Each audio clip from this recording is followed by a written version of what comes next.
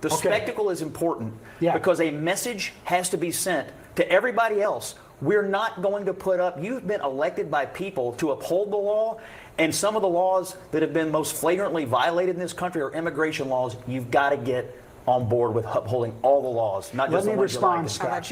You know what's going to happen? If this goes to a jury, and it's not, it ain't going to make it to a jury. If this goes to a jury, I've done 100 trials. You're gonna Unfortunately, that song right there will get me a copyright. I hate that they do that. Put it in. I watched part of this, but this guy saying it's not going to go to a trial. It's not going to go to a trial. Not going to go to a trial. Well, guess what? It went to trial, and she got found guilty. Maureen Hooper says, "Nice to see you all tonight. Hope all seems well. Hey Jim, I tried to watch you on FFS, but man, those guys cuss a lot. They cuss a lot on FFS. They do a lot. I just pop on there occasionally, but you can't hear me? What? Hello. Wrong mic. Are you serious? Oh man. Oh yeah, wrong mic. Thank you. Wow. I had it all set up. It's like Charlie Brown's teacher. Unfortunately, can't hear me. All right, yeah, wrong mic. It was the wrong mic. I'm starting to get pissed. Anyway, so yeah, those guys cuss a lot over there, and I was only on there for a minute. I pop in and out over there. But Brian Ogden's here. What's up, Brian? Let's see who's here tonight. Let's see. Sorry. Tuckwheat. Every time it tells me I'm not a subscriber, makes me dang mad. I'm sorry to hear that. I don't know. That's YouTube. I don't know why they're doing that. HJ Remy's here. Hello, everyone. Great to see you. Saxon Rainey's here. What's up? Howdy. How you doing? None of your business is here. Renee Collins is here. How you doing? Steve says, what's in the news today? A few things. Pat Hacker's here. Great to see you, Pat. Brian Ogden. How you fine humans doing? Great. Maureen Hooper's here. Good evening, friends. Good to see you, Maureen. Woodtick Mike's here. Hello. Yes, they swear a lot over there. They do. Audio. Okay, wrong mic. Yeah, I got it. Thanks, Brian Ogden. I appreciate it. Colfie's here. What's up? Wrong mic. Thank you. Good to see you, Jim. Wish we could hear you. Okay, none of your business. I can't hear you, sweetie. Wow, wrong microphone. It's like Charlie Brown's teacher. All good, better. Here, yeah, there you go. Jonathan Mosley's here. What's up? How you doing? Much better. Thank you, Catherine K. Great to see you. Kelly J's here. Good to see you too. Audra's here. Great to see you.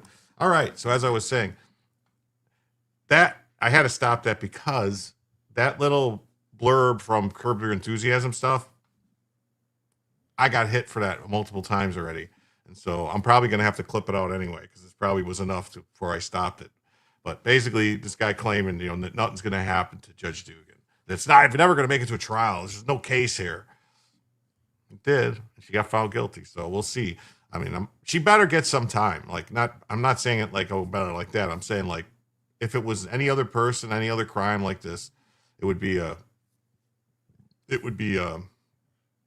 year, a year to 12 months or something like that, maybe a little more.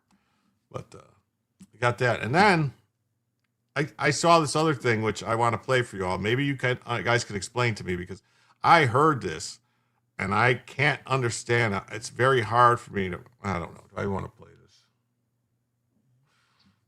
We'll see. I don't know. I hope this doesn't offend anybody.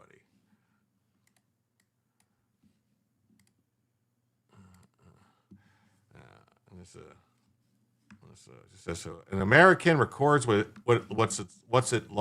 it's like ordering food in Atlanta, Georgia.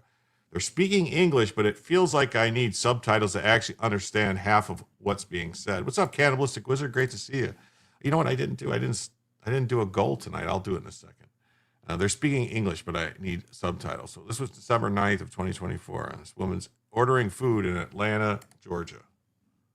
I'm going to turn it up just because I want to make sure that everyone could hear it. I'm sorry, this ain't no McDonald's show. This have it your motherfucking way, and I'ma have it my way. I bet. That's what I thought. All Okay. right. So cheeseburger plain. Alright. Exactly. And then add me some onion rings on there. Also, onion ring, small, medium, or large, y'all. Let me get that little medium type shit. A little medium, okay. So you want that little zesty song, or you want to cut? You feel me? Or you want to substitute that bit? What? You lost me. I say you want this so with your onion ring? Or you I want that. I want that. Bet, say no more. That's all you got to do something else. I'm done. Alright, $7.93, sorry, nice good price. You understand? Alright, put that discount on there. Alright, I got you. I'm sorry, this ain't no McDonald's show. Does anybody understand what the hell just happened and what they were saying? It's 2025 Ebonics. I don't know. I mean, I think she ordered a hamburger with cheese, maybe, and maybe onion rings, but I wasn't sure if she wanted onion rings on the burger or if she was getting onion rings. And something about putting something that sounded like something. It's a setup. I don't know. Sounds like Jim in the beginning of the show. Okay. Great to know. Awesome. I need to know where that other, Pat, what's up? I need to know where that other mic is that was picking stuff up, because I don't know where it is. So anyway, I did shut the ads off, so there should be no ads running. Yes, the ads are off.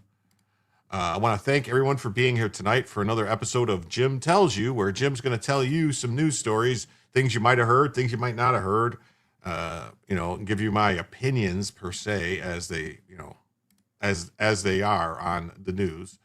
And as always, there is a goal, as there is every night, where what happens is all donations, tips, whatever you want to call it, that come in across all platforms, Rumble Rants, YouTube Super Chats, gifted memberships on YouTube or Rumble, or people becoming members on YouTube or Rumble. We add that all up along with any donations that are most appreciated coming in on PayPal, Cash App, or Ko-Fi, whatever it is. Those links are pinned in the chat, and also there's QR codes. We add that all up, and we hit 100. We add an extra hour to the show, and for every $100 that comes in total, we add an extra hour, so that could be a 3-hour show, 4-hour show, 5-hour show. You name it, you figure it out. However long it wants to be, that's how long the show will be. And then as an added bonus, when we hit $50 in donations total, we activate the Bella-Vision for the evening. Or if a single individual donation comes in, of $25 or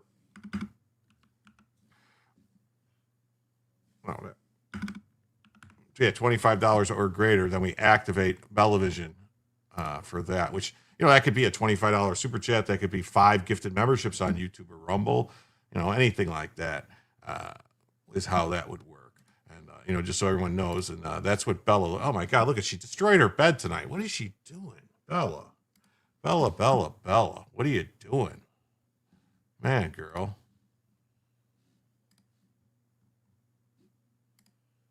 What are you doing, Bella? What are you doing? Man, there she is. She screwed her bed all up. Anyway, so there's Bella. That's what she looks like. If she's alive. Plain cheeseburger and medium onion rings, nothing to drink. Okay. All right, cool. Good to know.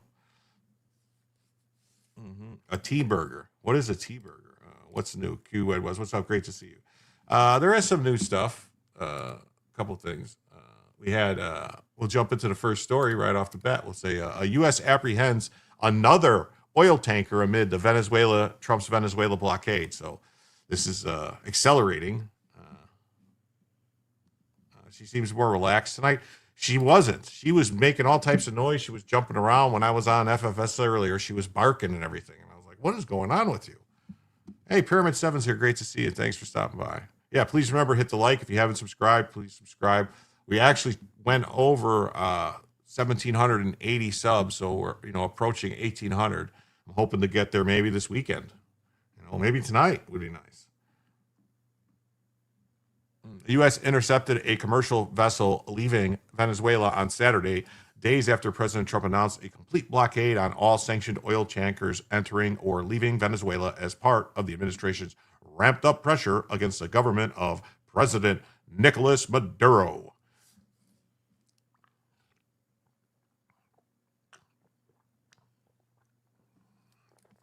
Oh, Q-Ed wants to know what happened to the Venezuelan Navy.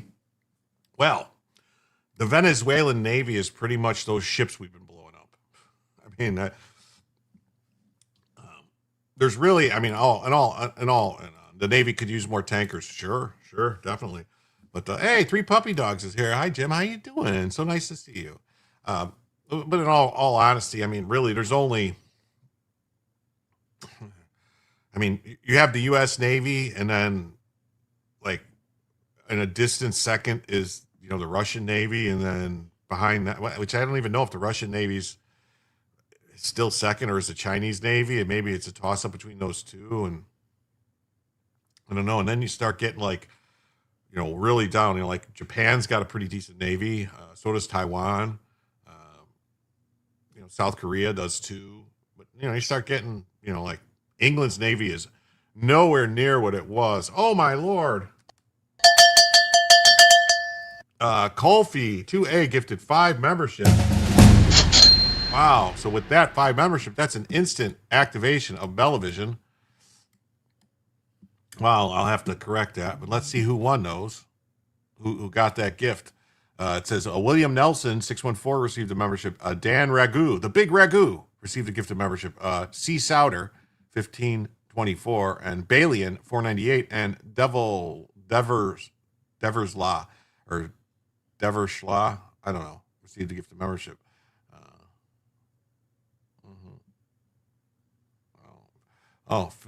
Philip Coggins says, depending on how you count, the U.S. Navy is smaller than the People Liberation Army's Navy. Well, I don't count all those ships that aren't really naval ships. I mean, we have more aircraft carriers than them. We have more submarines than them. We may have more, destroyers. They have a bunch of ships that I don't know. Like, maybe they might have more. We have more cruisers. I don't know. Maybe they might have more destroyers than us, or frigates, or small ships and different stuff. But Sal from What's Going On with Shipping is an incredible source of information. Okay, cool. Let me fix Bella's camera.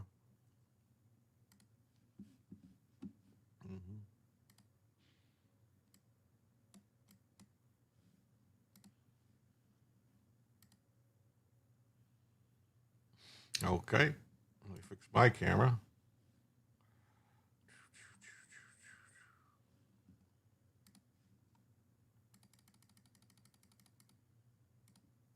All right. I feel better now. Now I feel all better. Thank you, Kofi. That's great. We have the tonnage by like a factor of 30. That's what I'm saying. Like our ships are a lot bigger. Like they've got a bunch of smaller ships. Like they've just started getting like a blue water navy. You know, like their navy was like basically like ships like our, you know, like not really our Coast Guard. But let's see. So let me fix the banner. Then we have Bellavision, and now we have. So we are now 70 away. Because 5 gifted memberships is $30, so we are 70 away from the first additional hour of the show. So thank you very much.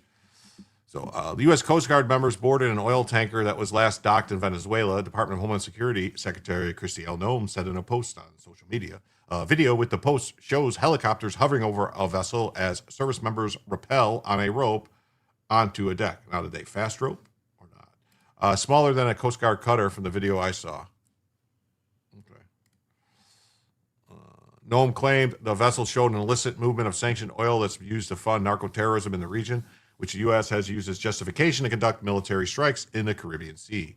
A person familiar with the Venezuela oil industry told the Washington Post that the tanker apprehended was carrying oil from a China-based trader with a history of taking Venezuela crude oil to Chinese refineries.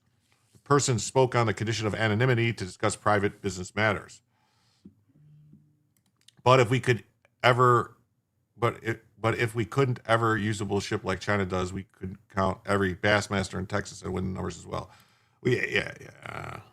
What did they do with the last tanker? I believe, if we count them, I believe that tanker is in, U.S. custody now. I don't know if they're going to sell it or if they might auction it off. I don't know if they'll use it or whatever. I don't know. I mean, I'm sure we'll sell the oil and stuff. I mean, it's been confiscated, so I don't know. Reuters and the Associated Press reported that the operation took place off the coast of Venezuela in international waters. Does California have any refineries running? They did. I don't know if they shut them down. They used to have, I thought that California had 3 refineries. The last time I remember looking, there was one in Southern California, one in Central, and one in Northern California. But last tanker is 2 days out of Houston refinery. Okay. Yeah, because Venezuela is is in the Atlantic Ocean. Venezuela doesn't touch the Pacific Ocean, as far as I know. I don't think, right? You got, right? That's what's it called? Chile, right? And what's Ecuador? I think, right? Anyway, I don't know. I'm not a geographician, or whatever, geographer. The operation was conducted with support from the U.S. military. And 2 U.S. officials said, who spoke on the condition of anonymity to provide details that have not yet been announced. The U.S. military has at least 11 warships patrolling the area, including the aircraft carrier Gerald R. Ford. The Coast Guard is an armed forces branch under the Department of Homeland Security. You are correct. That's what I thought. U.S. forces in the Caribbean last week seized a sanctioned vessel loaded with oil after it left Venezuela. Since September, the military has conducted 27 strikes that have killed more than 100 people on small boats in the Caribbean and the Eastern Pacific that the U.S. said were carrying drugs. As of last week, there were more than 30 tankers in the Caribbean designated by the Treasury Department as sanctioned that could have been affected immediately by the blockade. Yes, that's what I said, a geographicist. I'm not one of those.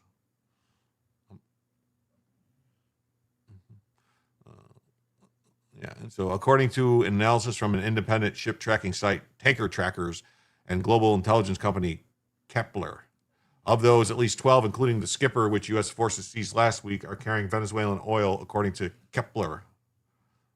The Post U.S. apprehends another oil tanker amid Trump's Venezuela blockade, appeared first on the Washington Post. Oh, look at J.D. Vance seems happy about it.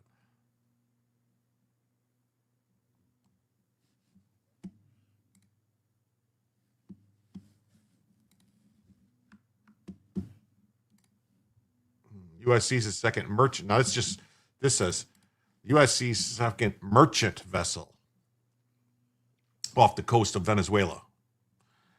U.S. military forces intercepted a second merchant ship in international waters. Other reports said the ship was an oil tanker.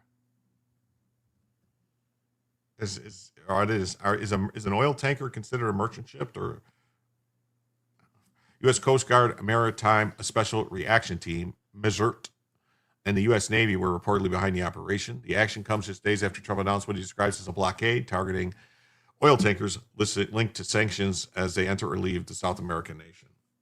Details about the latest interception, including the vessel's destination and cargo, were not immediately disclosed. Noam says Trump administration has located more than 129,000 unaccompanied children. Wow. That's a lot of children. And this just says U.S. seizes ship off the coast of Venezuela. So I think there's a wee bit of video with this, so we'll watch it.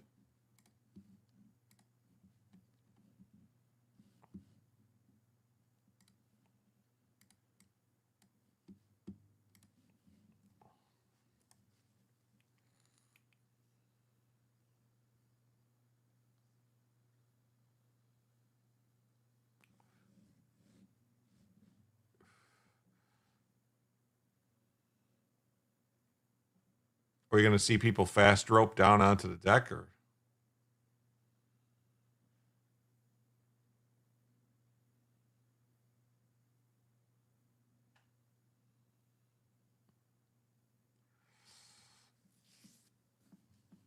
Hey, Vince is here early tonight. Hello, Jim, and everyone in the chat. Happy to see you here tonight. That's great, man. Happy you're here too.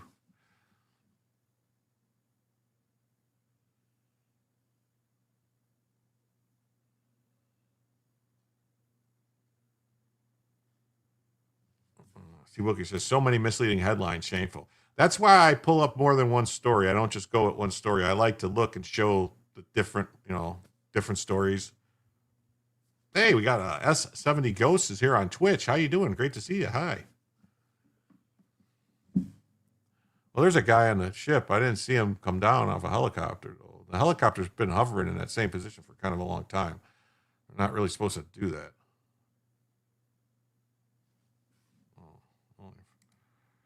From the UK, you were wondering how many my fellow neighbors across the sea feel about Trump. Well, it depends. Opinions vary. Some people love him. Some people hate him. Some people are indifferent. Some people say that he's the greatest president we ever had. Other people say he's the worst. I personally think he's the man we needed to do the job that had to be done. We've got 100 million illegal aliens in the country that got to get out. And, there's been rampant fraud and theft and politicians stealing, and we're massively in debt, and something's got to change. So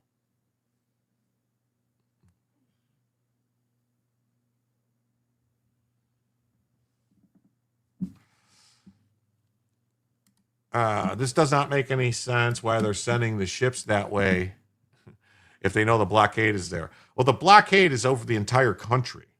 So basically they have radar and their ships are sitting back in international waters, and any ship leaving Venezuela, they're tracking, and there are any tankers that they know the tankers, and they have ways to monitor them through satellites and stuff. They know where they all are. So they know where they're moving. It's not like you can't sneak around. When it comes to believe it or not, they say like the ocean's a big place. It really is. But when the U.S. Navy is looking for a vessel, a ship, especially a larger ship, like anything larger than 100 feet in the ocean, they're going to find it pretty quickly. Just saying. They have their ways. There's no way to get around them. There's no escaping it. They're probably 20 to 100 miles off the coast, out in the ocean. And these ships don't move really fast. Like a tanker like that probably tops out at about 15 knots, maybe 18 knots, maybe.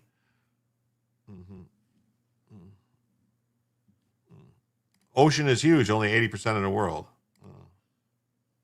Oh, you're from the UK, but you like Trump? Well, you'll find a lot of people here in this chat that like Trump. What does sanctioned means? It means that sanctions were put on, basically, why different governments put sanctions on them. I don't know if these are UN sanctions. I think these might be US sanctions because of election irregularities. I believe these sanctions have been on since before Trump was president the first time. I believe. Many ships have been U-turning. The ones in port are kind of stuck there.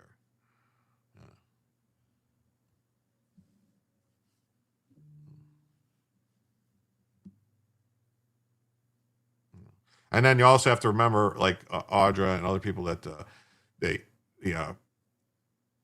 there's only certain shipping routes which ships take because you're going somewhere. And when it comes to shipping, fuel usage is the most important aspect. Not even less than, like time is, is important, but using the least amount of fuel to travel is what it's all about.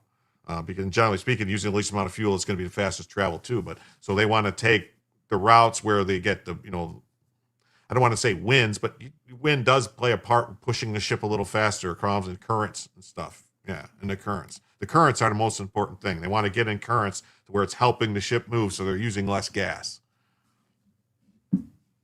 And all that stuff's on maps and charts and stuff like that, and they know which way to go. So.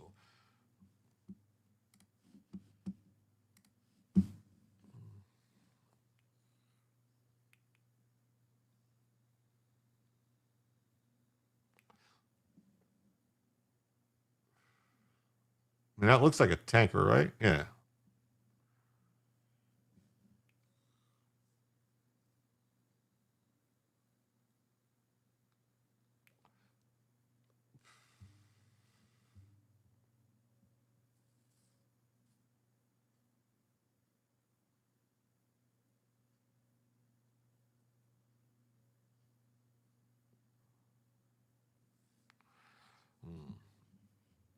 Who do I think has a better training program? The UK Special Forces, the SAS, or Special Boat Service, or the American Delta Special Forces? I'm kind of I'm a biased opinion. I would have to say that the Navy SEALs have the best training program. Just saying. U.S. Navy SEALs. But, I'm a Navy man, so.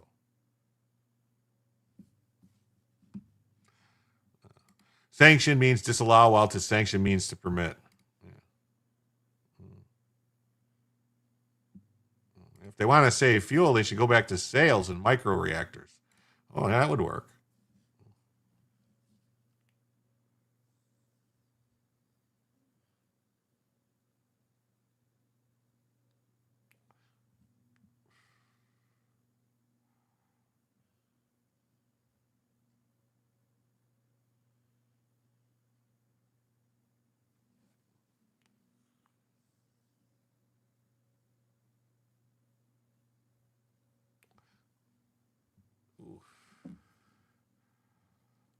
To get to Delta, you have to go through most special forces in the U.S. Yeah, I know, but I was just, God, do we have to be so technical, Brian? I know if you're getting a Delta, you're going to be airborne, you're going to be a Ranger, you're going to be probably a parish. What else? Probably you got to do what, like Hilo, high altitude halo jumper, all that stuff, right? I think so. And plus Delta does a lot of other stuff. They're Green Berets, so they get other training and stuff. But I'm just saying, like, I wouldn't want to fight with any of them. How's that? They're all better men than me. My favorite band. That's a tough one. I like a lot of music. You can see behind me all the albums and the CDs and different stuff behind me. I like a lot of music. I mean, I don't know my favorite band. I mean, Phil Coggin says, my experience with SEALs is they're a bunch of roided up asshats who fuck up operations, mostly because JSOC tries to use them like Army Rangers or MARSOC. Oh man, now Phil Coggins, you're tiptoeing on that line, buddy.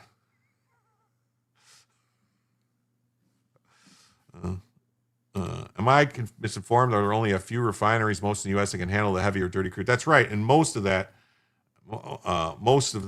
is being used to process the oil from Canada, the tar sands. It's a cool shot. Yeah, it is. It's a cool shot. It's great. I think in terms of technology and numbers, Delta are more advanced, but in terms of like basics of being a soldier, the SAS, SBS are the best in the world. Maybe I'm also slightly biased. Everybody's slightly biased. I mean, I'll put any of the SAS guys I've ever come across were not to be trifled with. That's all I'll say.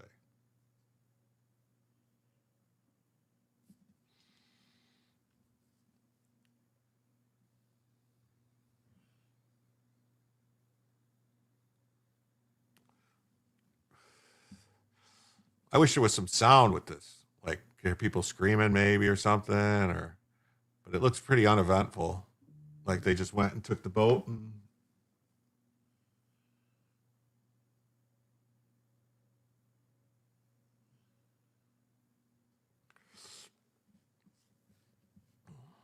it's a long video.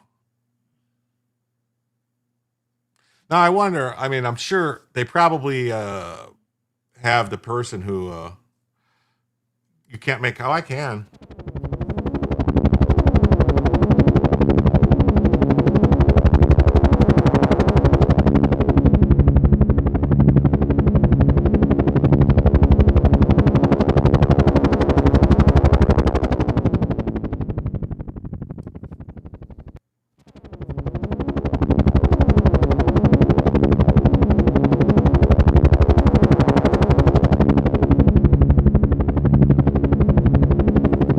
Being there, right? Yeah. I should have thought of that. I should have thought of that earlier. Yeah. Oh, look at this. Very educational tonight. Thank you. Thank you so much. And with that, that brings us now $5 closer. That means we're just $65 away from adding an extra hour to the show. The first extra hour to the show.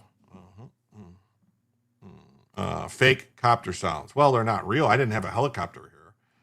They definitely went in and corrected the ship's captain's course. Yeah. That was oddly perfect. It was, right? We have lots of tar sands here in Utah at the Utinian Basin. Really? I didn't know. Are we? But I don't think we have the sulfur problem that Canada has. I see, hence the blockade. Yeah, that's why. That's why where we're at here. So I think China has built a few. Yeah, China has, and that's why there's a blockade. That's because they were sending it to China and other places, and so that's why the blockade. And so I don't know if what China's gonna do. So in a pre-dawn action earlier this morning on December 20th, the U.S. Coast Guard, with the support of the Department of War. Oh, yes. Yeah, so thank you very much for the 5. And I did take it off the goal, right? I think I did. Yeah. Yeah, we're down to 65. All right. The U.S. Department of War apprehended an oil tanker that was last docked in Venezuela. The United States will continue to pursue the illicit movement of sanctioned oil that's used to fund the narco-terror regime. And Reuters, same thing. U.S. has interdicted a sanctioned vessel. I don't know. Goodham Zig says, sorry for being late. We were watching a long clip of Mike Benz looking at Epstein's financial ties, as bad as expected. Yes. No, thank you. Honestly, this show is run on your guys' energy, on your guys' generosity, and you guys make it happen. I'm just here to read and talk to you and hopefully entertain you and maybe get a laugh here and there. But thank you. Coast Guard is currently interdicting a sanctioned vessel off the coast of Venezuela. Breaking news. U.S. is seizing another ship. The Epstein Files memes are pouring in, and they're hilarious. Well, that looks good. Big brass balls on those U.S. servicemen. Well, yeah, I mean, it is risky going on there and doing that, but if someone was to do something like start firing back, like, you don't want the oil, someone starts shooting on an oil tanker, ooh, you're just asking for trouble, big trouble. Big trouble.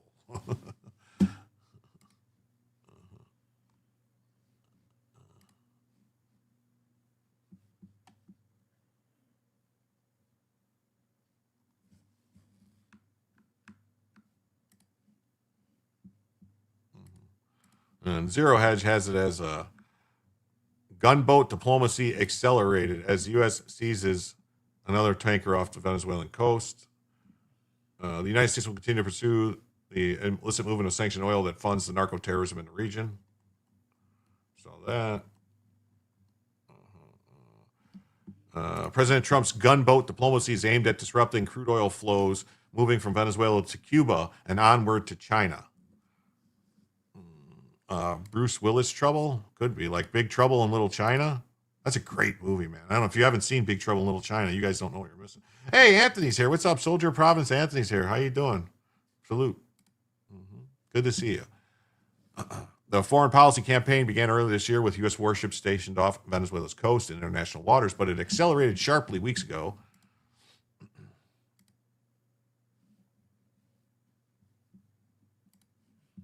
With the U.S. seizure of a sanctioned oil tanker in the Caribbean.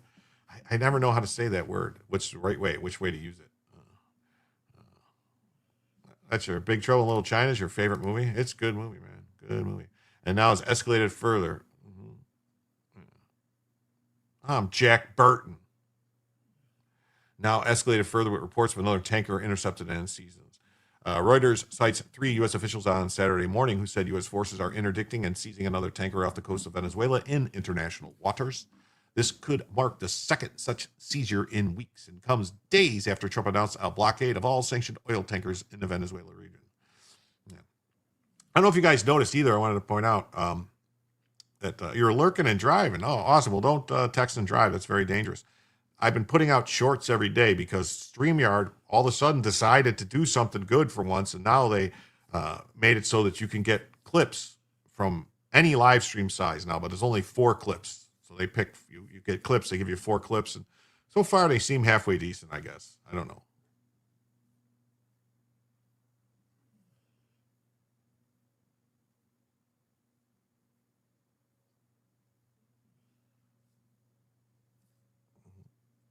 So, Kim Cantrell as well as hot. Oh yeah, the woman who, what was her name? The reporter, Lacey? No, God damn it. Apparently, U.S. Coast Guard teams are leading this operation amid the broader U.S. military buildup in the region.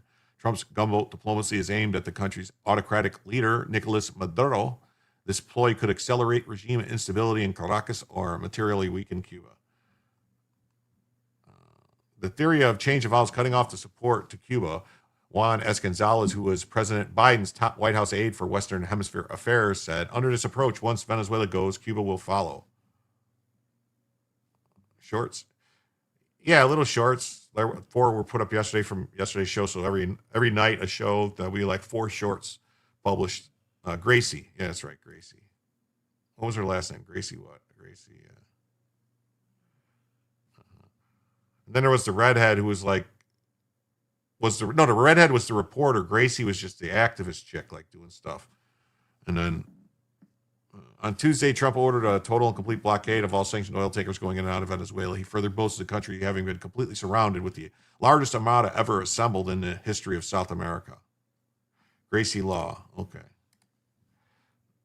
He then warned that the blockade will only get bigger and the shock to them will be like nothing they've ever seen before. Venezuela's oil exports. 81% goes to China, 17% come to the... sorry, I'm European.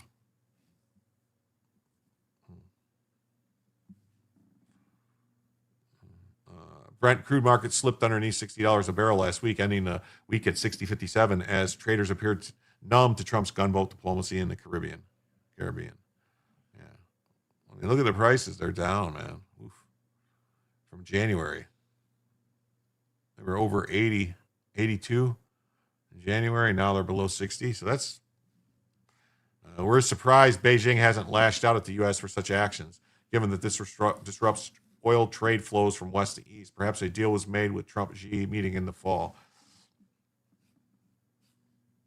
I don't think China's ready for an all-out, full-blown, tussle with the U.S., as they say. I don't think they're in a position they're ready yet, especially not with this president. All right. On to the next story now, which I hate that this is news, but it is. So here we go. The DOJ releases 2 more tranches of Jeffrey Epstein files, including sickening details on teenage victims.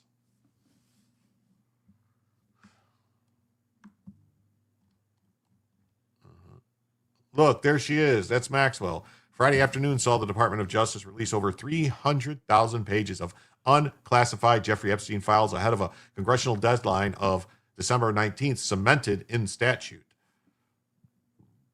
The legislation was signed into law by President Trump shortly after that vote.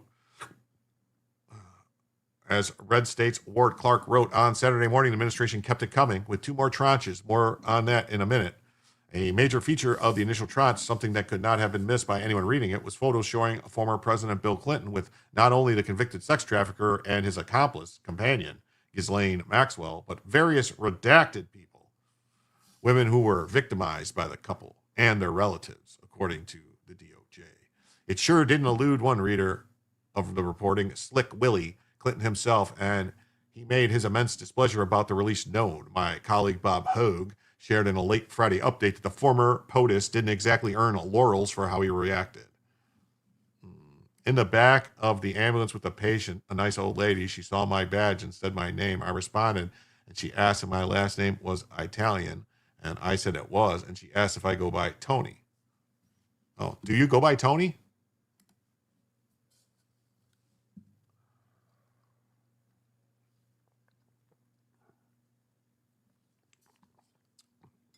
Do you know the urban legend about why so many Italian people are named Tony?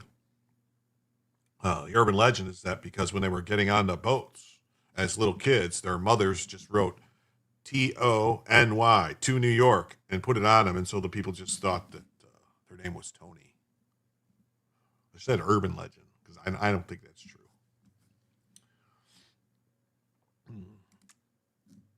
I said, as a matter of fact, I do. She asked me if I knew why, and I said no, and she told me my mom wrote to New York on my forehead before putting me on a boat.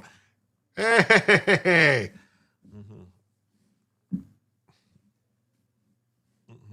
Hillary's going to cut Bill off now. I don't think so.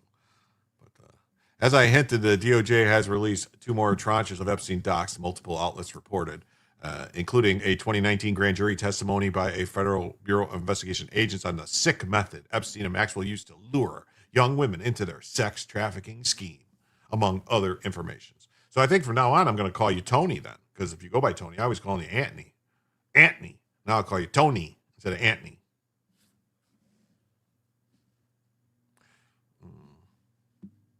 Still one of my favorite jokes to this day. Some of what CBS News has found so far. An FBI agent told a 2019 grand jury in New York that Epstein used his victims to recruit other young girls. Testimony released on Saturday shows. Now I want to point everybody out to this too, that the FBI agent talking to the grand jury, he's repeating hearsay, which you can use hearsay in grand juries for some reason, but you can't use hearsay in a trial.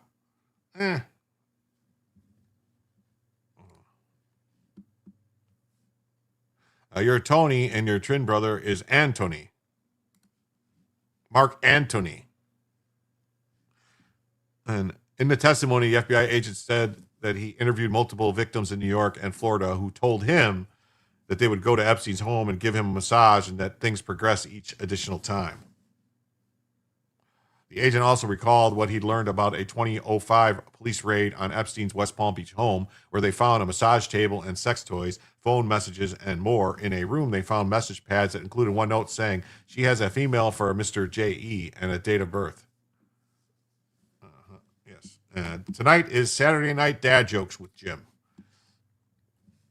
The testimony and docs included intriguing details from victims, survivors of Epstein, on Maxwell's role in the CBS Live blog linked above. Ghislaine Maxwell was like a cool older sister and made comments like, "This is what grown-ups do," a survivor of Epstein's abuse said, according to an FBI agent who testified before a 2019 federal grand jury. The agent described interviews with 3 different women who, as teenagers, were abused by Epstein. The agent said the women described Maxwell being either present or waiting outside as Epstein sexually abused them in massage rooms at his residences in Palm Beach, New York, and New Mexico, as well as another location in London. Oh, jolly England in London. There was also info on messages left for Epstein that the grand jury saw, most of which had redacted names. Over a dozen handwritten messages left for Epstein were showed in what appears to be a 2019 grand jury presentation. Several similar messages for Mr. J.E. reference females being available or asking if they are, while 2 others focus on whether a female can work. Another message appears to be from a girl trying to talk to J.E. about college. Another message seems to be from a female trying to get in touch with Epstein and includes the note, please call her. Now that sounds almost like these girls were willing participants in some kind of exchange.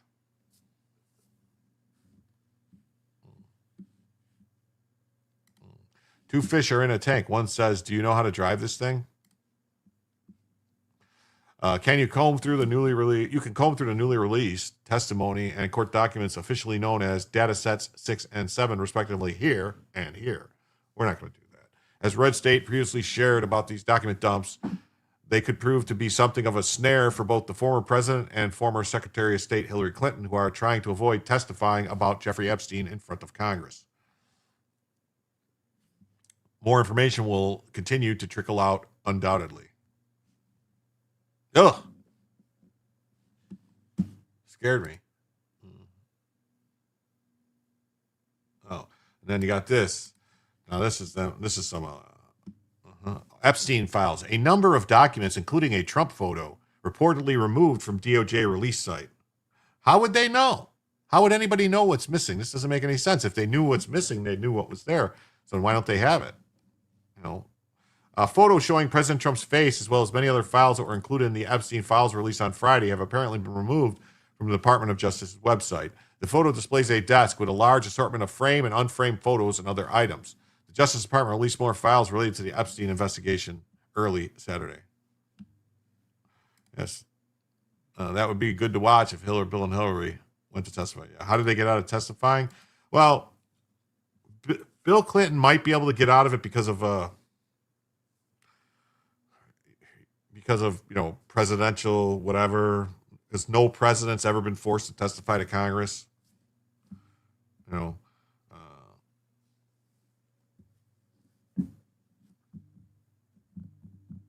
Hillary, though, on the other hand, I don't see her being able to get out of it. I really don't. She doesn't have any immunity per se. While it might be bad to run with scissors, it's usually worse to scissor with runs. Oh, definitely. Joe's here. Please feel free to restart the show. I'm here now. Well, thank you.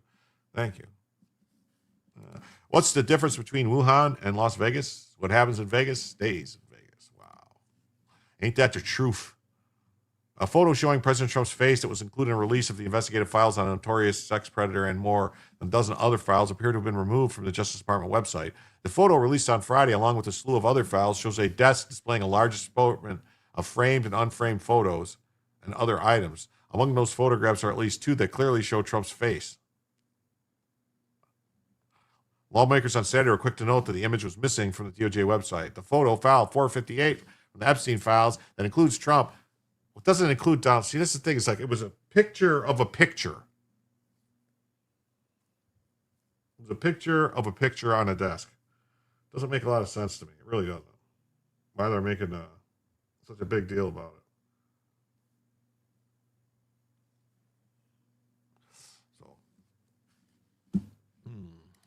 I am sure he will get on that for you. Good to see you. Yes, I'm right on it. How much does Santa pay for parking? Nothing. It's on the house. That's right. Oh, these are really going to keep coming tonight, aren't they? Democrats on the House Oversight Committee said, A.G. Pondy, is this true? What else is being covered up? We need transparency.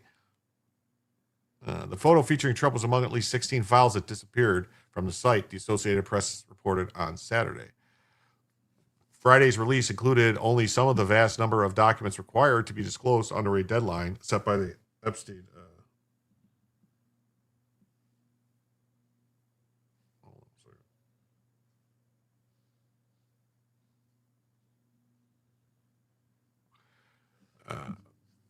Under a deadline for the Epstein Files Transparency Act, which mandated the DOJ's divulge all the files. The DOJ continued in a partial release with more files tied to the investigation early Saturday. Congress is considered holding impeachment hearings. Of course they are. Of Bondi and Deputy Attorney General Blanche, if the documents that weren't released don't comply with the law, said Ro Khanna. Oh, okay. Wow, there's what we need is a clear timeline of when the rest of the documents will be released and an explanation for why they didn't release all of them today. Did they actually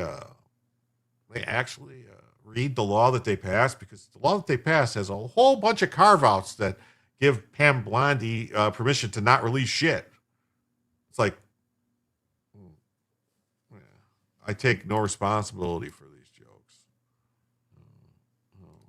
Yeah, why is Santa's sack so big? Because he only comes once a year. Yeah, that's right. He's got the big old blue bow. What was the tiger looking for in the toilet? I don't know. Tom Massey, who co-sponsored the bill that ordered the Justice Department to release the files, accused the DOJ of openly disregarding the law. Compare the language of the Epstein Files Transparency Act directing the DOJ to provide internal communications regarding their decisions versus a DOJ letter to Congress asserting privilege to omit materials. Oh, thank you, Jules. I just got a tenner from Jules on the old Cash App. Thank you, Jules, very much. So with that, we are now $55 away from the first additional hour of the show. Moving right along tonight. Yeah, I got it, Jules. Thank you so much.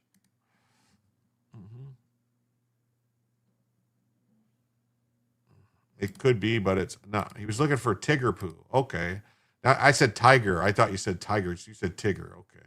So Tigger was looking for Tigger poo. Yeah. What's up, Eastwood Farms? No Christopher Robbins jokes. Okay. Yes. Thank you, Jules. Thank you, Jules. 1 second.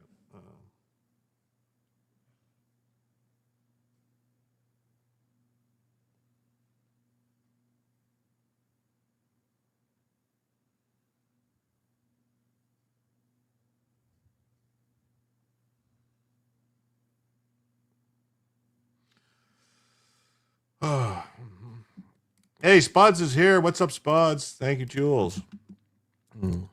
Because they weren't specified by law. Okay. Well. Donald Trump and his girlfriend and future wife, former model Melania Knauss, financier and future convicted sex offender Jeffrey Epstein, a British socialite, posed together at Mar-a-Lago Club in Palm Beach on February 12, 2000. While Trump is a former friend of Epstein, the president had not been accused of wrongdoing. He has also denied his awareness of his sexual abuse of underage girls and women. The appearance of Trump's name and image was noticeably scarce in the files made public Friday. Recently, however, Trump has been shown in a number of images that were released by the House Democrats who obtained photos directly from Epstein's estate. Yeah, some of them photos were fucking news clippings. What? Jeffrey Epstein took a fucking news clipping of Trump at a public event, like, oh, here's Trump with these girls. Diminished Jeffrey Ghislaine briefed. The DOJ said in a post on X that it wasn't redacting the names of any politicians and cited comments made by Blanche reiterating such. The only redactions being applied to the documents are those required by law. Consistent with the statute and applicable laws, we are not redacting the names of individuals or politicians unless they are a victim. Blanche, who previously served as a criminal defense lawyer for Trump, echoed the sentiments on an interview on ABC News on Friday, saying that there has been no effort to redact any mention of the presidents in the files. Oh, Brian says, K, bedtime, got to get my legs to work at 7 a.m. Oof, that's rough. That's rough. That's rough.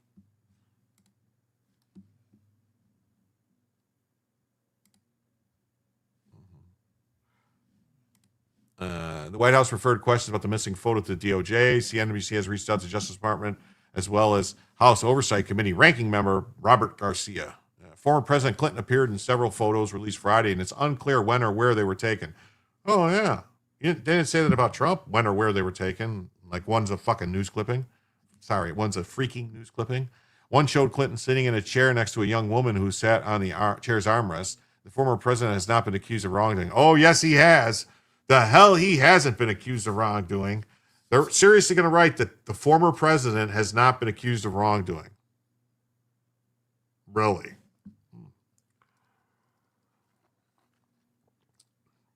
Does the name Juanita Broderick mean anything to anybody? He's been accused of wrongdoing. What about Monica Lewinsky? Oh, he's been accused of wrongdoing.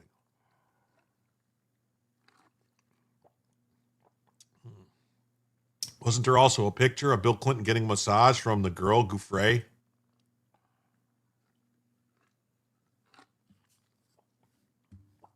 He's been accused of wrongdoing.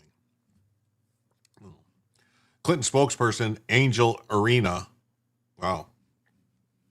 Man, Paula Jones, too. Yeah, I forgot about Paula Jones, right? Paul, was that her name? Paula Jones? The White House hasn't been hiding these files for months, only to dump them on a Friday to protect Bill Clinton. This is about shielding themselves from what comes next, for what they'll try to hide forever, so they can release as many grainy 20-plus-year-old photos as they want, but this isn't about Bill Clinton. Well, I'm going to listen and pretend to sleep till I fall asleep. Well, that's awesome. Hope you get to Monica's humidor, Bill's luggage. Dr. Meganaut says, but why is this the third time they failed to release them all? Binder Gate, the files are on my desk. Now we can omit some. Something doesn't add up for self-proclaimed most transparent administration. Yeah. I personally think they should, whoever is doing this is making Trump look bad. Just release it all. Who gives a fuck? Who gives a freak? Damn it. I got to stop swearing. I really do. Misty Me for $10. Thank you so much. Wow. With that puts us now to be just $45 away from the first additional hour of the show. We are chugging right along to an extra hour, I tell you. Who is it about? Only Trump? No, there's a whole bunch of people in there, but that's what I'm saying. Just release everything, and whatever happens, let it happen. Whatever. Who cares? Anybody did anything wrong? They go to jail. I don't care. I don't care who it is. Honestly, if it came out that Trump did something to one of these young girls, I'd be like, he got to go to jail. He's someone, that's what I don't care. Whoever. But I've been lied to enough by the press to know that, the whole Russia thing, Trump's a Russian spy and all this stuff, and he did his things, and it was like, oh crap, okay, well if he did do something, but it was all lies. So I mean, why it wouldn't have came out already on Trump after, like during the 2016 run, during the 2020 run, during the 2024 run, but it's never come out. Dr. Cosby treated Jeffrey, did he? Dr. Cosby and Jeffrey were friends. Problem is for the Dems is that it makes everyone else look bad except Trump. Okay. There are two types of people here. The first group knew nothing and cut Epstein off before his crimes came to light. The second group continued relationships with him after. We're in the first. Oh, I don't know about that. I'm pretty sure that he was at the White House after with Bill Clinton. Yeah. Just $45 hairs. It's doll hairs. Rally, y'all. Rally. I'm not claiming Trump is in them, but release them and stop protecting his associates. Yeah, I don't know who it is. I don't know who's getting protected. I really don't. I did see a list that said, meant to say doll hairs. No amount of stalling by the people in the second group will change that. Everyone, especially MAGA, expects answers, not scapegoats. Well, here's the question: Trump was not in any way, shape, or form hanging out with Epstein after any of this stuff. And Bill Clinton was. Bill Clinton was flying around on Epstein's plane after he left office, which was after the year 2000. So that's, that's kind of like a key. Cosby's pills compliant Lolitas. Oh, it's possible. I didn't think about that. I don't think Trump did wrong or it would have come out. Well, that's what I'm thinking. Like, there's been rumors about Bill Clinton for years. Let's be honest about the Lolita Express. I mean, this stuff has been out there. So the fact them trying to claim like, oh, it's not nothing to do with us. I don't buy it. I don't buy it. Let's see. Top DOJ official denies there's any effort to redact mentions of President Trump from the Epstein files. Let's hear it. We got this short video. Looks like Bill Clinton spent more time with Jeffrey than he did with Hillary. Okay.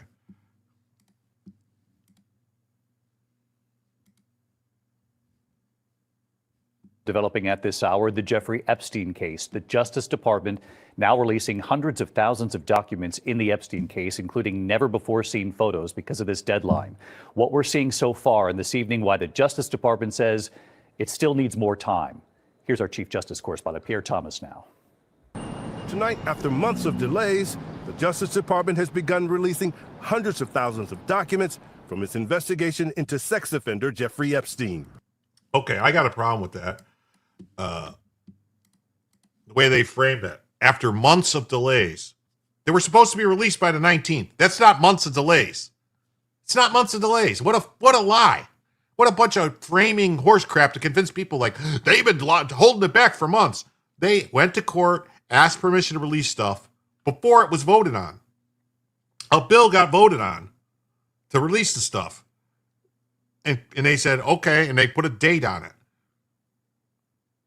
It doesn't make sense. I mean, why would you frame it like that? After months of delays? Well, who delayed it?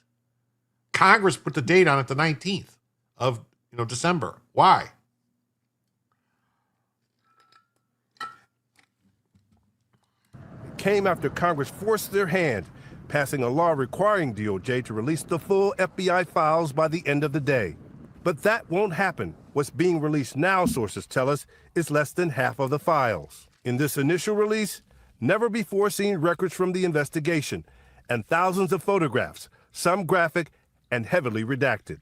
But without context about what any of this means. The big question, will the files reveal a list of powerful men who took part in Epstein's sexual abuse of teenage girls? The FBI insisted there was no list, that there was no evidence that could lead them to charge anyone else with crimes. President Trump had a long friendship with Epstein, White House Chief of Staff Susie Wiles describing them as sort of young single playboys together. Trump says he and Epstein eventually had a falling out.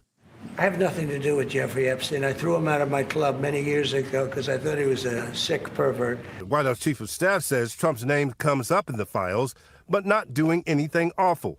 I sat down with Deputy Attorney General Todd Blanche, who was also the president's criminal defense attorney. Well, every document that mentions President Trump, every picture of him, every video, every bit of information related to him in these files be released today or at some point in this process.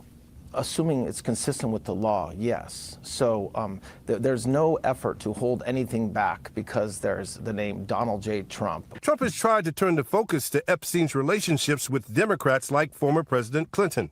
Today's release includes some never-before-seen images of Clinton. Okay, I want to remind everybody, too, let's remember, at this time, when Trump knew Epstein, and Trump was a Democrat. These were all Democrats. Epstein was a major Democrat donor. Trump was a major Democrat donor. Trump was at the Clintons were at Trump's weddings. They were all Democrats. That's all. The excuse the Dems would have released it if Trump doesn't hold water. Discovery would expose everyone. Is Trump a pedo? Who knows? But he does have a ton of allegations. Okay. Media lies, scandals. They said they were going to release it before the vote. Remember folder 1, the nothing, it became a hoax. Well, they were saying that they needed permission, that the stuff they had was protected because of, like non-disclosure agreements. What's weird, too, is all these judges refused. They went to judges and tried to get permission to release stuff. And the judges told them no. And then all of a sudden now, after the election just happened, in November, there was an election, remember? They were like, oh, well, now all of a sudden those same judges say, yeah, now you can release the stuff. Now it's okay. So, I don't know. Is it all political? I don't know. The vote in Congress was delayed by the Schumer shutdown. That's right. Yeah. You were a teenager. What's up, Senor John L? Great to see you. Oh, Jim, you and the facts. Well, sorry. I'm just saying. Now so much of nothing, they have to break the law and not release it. I'm so sick of all of Washington. Yeah, well. Yeah, just another part of the Sheedy Shite show. Oh, what is going on with is that a beard or is that a vagina on your neck? I don't know. I'm kind of trying to see what that is. That's weird. Or informant, maybe. Maybe. He was a state witness or informant. That's what some people are saying. Let's see. Let's finish this. And Epstein together. This picture of Clinton in a jacuzzi. In this one of him swimming with Epstein's accomplice, convicted sex trafficker Ghislaine Maxwell. But Clinton has not been accused of wrong. There was someone else in the pool, too. Another female in the pool that was blacked out. You notice how that guy, the reporter, didn't say, he just said, oh, he was swimming with his accomplice and convicted person, Maxwell. Not that there was another girl in the pool that was blacked out, because clearly that other girl was a victim. That's who they blacked out, as the victim. So you notice how in the media they don't say like, oh, it just was Clinton with this woman swimming and that's another convicted person. But there was a third person in the pool. We'll back that up. That's what we're going to do. We're going to back that up. Together, this picture of Clinton, former president. Today's release includes some never-before-seen images of Clinton and Epstein together. This picture of Clinton in a jacuzzi. And this one of... Oh, but see, they don't point out in the jacuzzi, there's somebody blacked out in the jacuzzi. You see the black square? That's a victim in the jacuzzi with Clinton. The media is saying nothing about the blacked out picture. They just don't see that. Is that a black hole where all information goes to die? That they don't notice that there's someone else in the hot tub with Bill Clinton? Boy, if the media wasn't lying to you, they wouldn't be saying anything. Him swimming with Epstein's accomplice, convicted sex trafficker Ghislaine Maxwell. But Clinton has not been accused of wrongdoing. Yeah, he has. In fact, the White House chief of staff told Vanity Fair there's no incriminating information about Clinton in the files, saying Trump was wrong about that. David, we should note that DOJ is deciding what to release and when to release it. What we're seeing tonight is... Wait. So you're telling me that the Clinton DOJ didn't put any incriminating evidence against Clinton in the files, and neither did the Bush DOJ or the Obama DOJ. None of that. No Clinton stuff in there. Oh, okay. Backed up the pool shot, blacked out face there too. Yeah, that's what I'm saying. In the pool shot and in the hot tub, there's a woman with a blacked out face. Don't know who it is. Don't know which victim it was, but clearly they said they only blacked out. And what is Susie Wiles running around telling these people there was no incriminating evidence against Clinton? Why can't she keep her mouth shut? What is her problem? Who does she think she is? Yeah, the Wicked Witch of the West, that lady. Yeah. Or did he create the world in 7 minutes? We'll never know because of the cover-up. Yeah.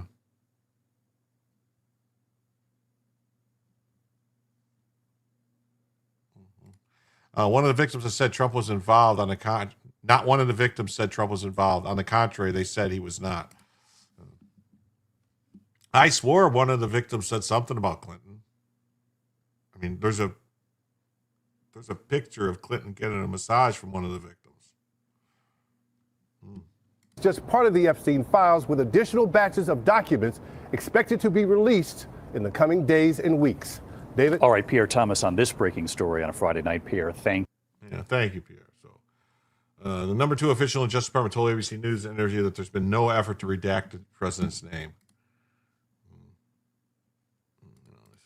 House Democrats question disappearance from files. What disappearance of files? What a great distraction by the Dems and the idiot Republicans. We have too many problems to worry about this bullshit. The girls will never get justice because the coward killed himself. Move on. Okay. AP says at least 16 files have disappeared. They're talking about 16 pictures? I mean, what are they talking about by 16 files? It was a mostly peaceful swimming grape. Yeah. The media will milk this dry, and people like MTG are responsible for the deviation. Oh, yeah, she is. She's an idiot. She is literally one of the stupidest people, I think, to ever sit in Congress. Like, I don't know. I mean, I'll be shocked. Not you, move on, Jim. I mean, we need to move on from this. Okay.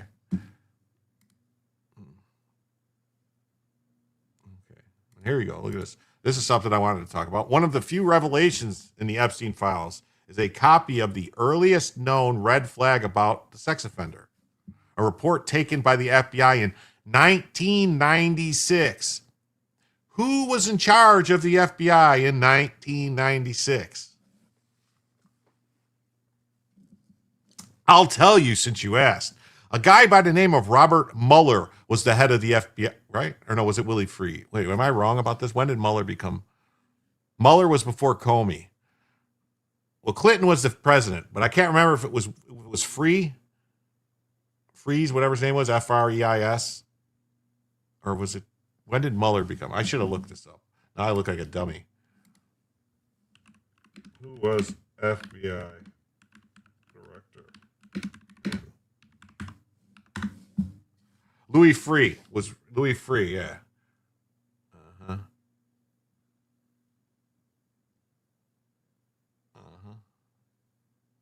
He was FBI director from 93 to June 2001.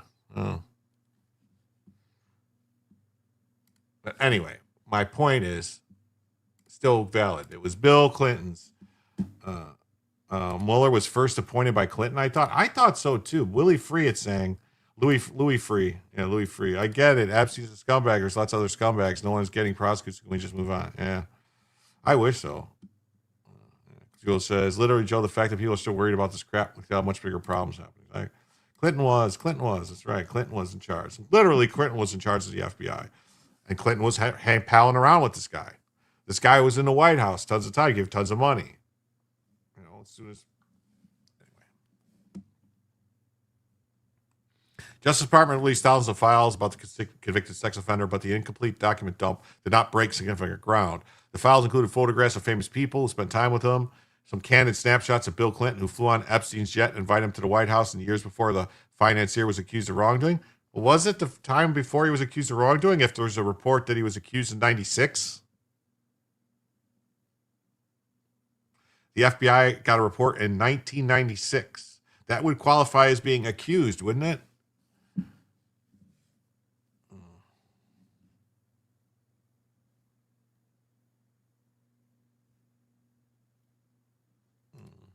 I always give credit to the Dems. They can sell a pound of turd as gold, and the rhinos never troubles will go along for the ride. Dr. Megawatt says, as of late 24, at least 27 women have publicly accused Donald Trump of sexual assault or misconduct, according to a tally from Axios. Wikipedia lists at least 28. Yeah, okay. Any list that has E. Jean Carroll on it isn't worth the paper it's printed on. And that's the bottom line. That's the fact, Jack. Mm-hmm. Monica was too old for Billy, so he moved on to younger women with Jeffrey. Oof. Dems, Republicans, they're all the same. Yeah.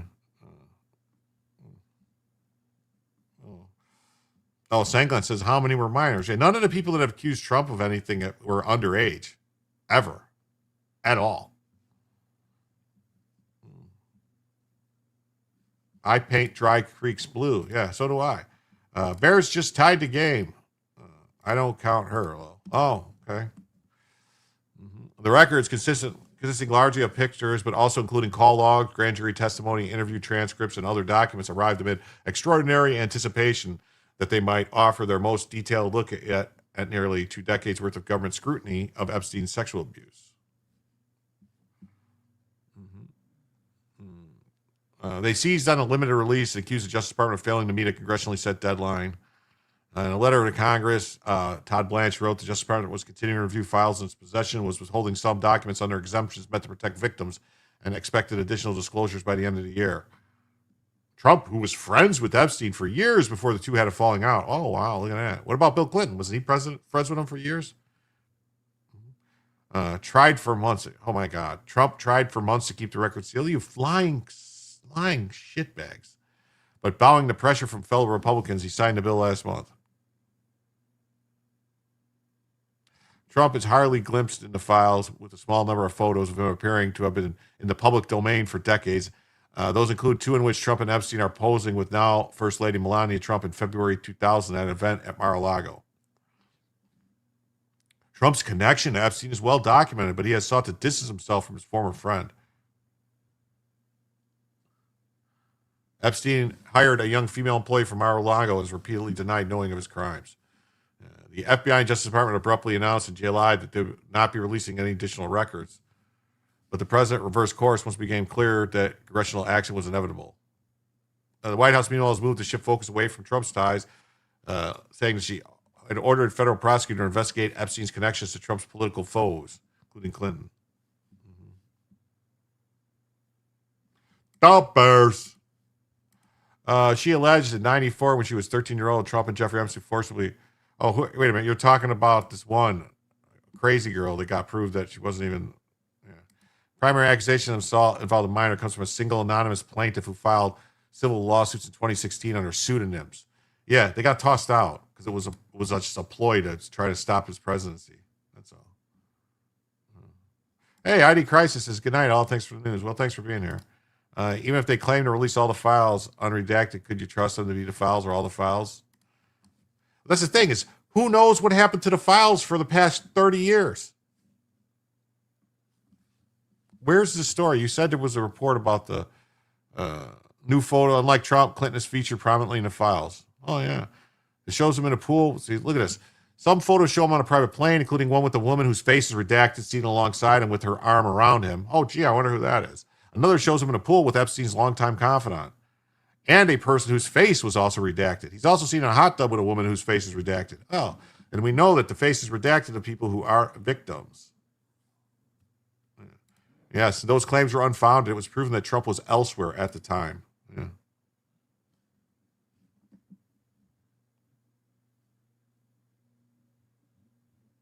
Oh, some accusers were teenagers when they participated in Trump-owned beauty pageants and alleged he walked into the dressing rooms while they were undressed or partially clothed.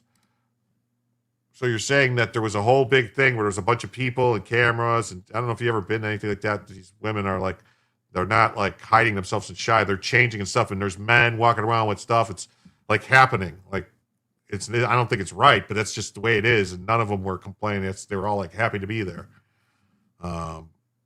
Bella's dreaming. Trump has always said we have it all. Well, we'll see what he's got. Senior Trump White House aides took to X to promote the Clinton photos. Oh my, and added a shock face emoji and release of Clinton in the hot tub. Well, yeah, it should be. That's why releasing the files don't mean shit. Those who didn't believe before won't believe now, but it takes time away from Trump. That's the dumbest play, and they're winning. Yeah. It's just a distraction. Hey, what's up? How you doing, Tim? United Space Alliance. This is my buddy Tim. He's got a channel called United Spacers Alliance. He's does some great work covering pop culture stuff, like what's the news, latest with movies, Warner Brothers, stuff like that, the theaters, stuff with TV and TV shows and stuff like that. If you're ever interested in stuff like that, go ahead and check it out. Good guy. Epstein investigators. After nearly 2 decades of court action, a voluminous number of Epstein records have already been public before Friday, including flight logs, address books, email correspondence, police reports, grand jury records, and other stuff. Besides the public curiosity, Epstein accusers also sought answers to why federal authorities shut down the initial investigation and allegations in 2008. My Scourge of Tyranny channel on Rumble will go live tomorrow night to take down Islam. Well, that sounds like something I'd like to participate in.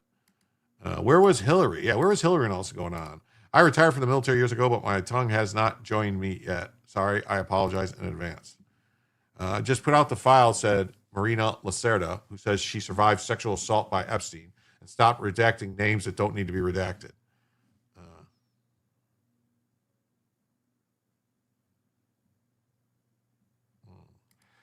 Miss New Jersey, who became a traffic reporter, said that Donald J. Trump always told the girls ahead of time that he would visit, and his walk-ins of them partially clothed never happened. She was fired. Oh, Hillary was in the lesbian wing of the party. I'm giving out. I had my family Christmas and these kids. I tell you, I'll be glad when they're grown up. This is relaxation time. One of the few revelations was a copy of the earliest known concern about Epstein's behavior, a report taken by the FBI of a woman in 1996 who believed photos and negatives she had taken of her 12-year-old and 16-year-old sisters for a personal art project had been stolen by Epstein. The documents don't show what, if anything, the agency did about the complaint. Police and how would he get these people? But the reporter got a job with a competing station in Philly because she was good at her job. The FBI joined the investigation. Police in Palm Beach, Florida began investigating Epstein in 2005 after the family of a 14-year-old girl reported being molested at his mansion. The FBI joined the investigation. Authorities gathered testimony from multiple underage girls who said they'd been hired to give Epstein sexual massages. Ultimately, prosecutors gave Epstein a deal that allowed him to avoid federal prosecution. He pleaded guilty to state prostitution charges involving someone under 18 and was sentenced to 18 months in jail. Epstein's accuser spent years in civil litigation trying to get the plea deal set aside. One of those women, Virginia Giuffre, accused Epstein of arranging for her to have sexual encounters starting at 17 with other men, including billionaires, famous academics, politicians, and Andrew Mountbatten Windsor, known as Britain's Prince Andrew. Mountbatten Windsor denied ever having sex with Giuffre, but King Charles III stripped him of his royal titles this year. Prosecutors never brought charges in connection with Giuffre's claims, but her account fueled conspiracy theories about supposed government plots to protect the powerful. Giuffre died of suicide in April. That's right. Give the scourge of tyranny a follow on Rumble. Here it is. And federal prosecutors in New York brought new sex trafficking charges against Epstein in 2019, but he killed himself in jail after his arrest. Did he?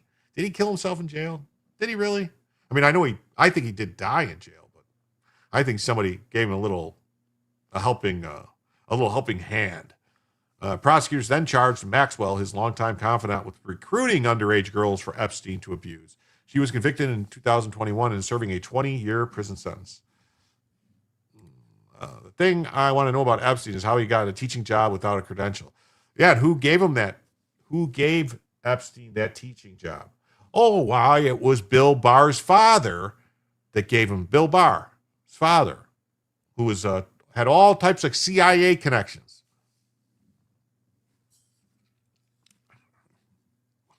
How can you explain this stuff? Doesn't make sense, does it?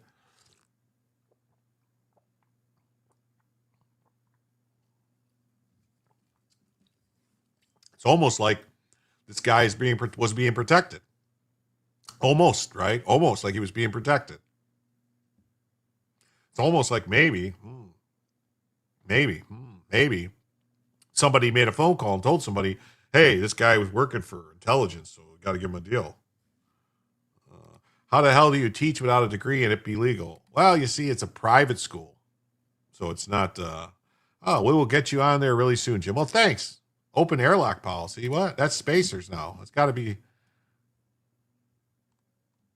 Oh, that must be that's his Rumble channel. Open airlock policy. Okay, I get it now. Now I get it. That's still spacers, but in Rumble.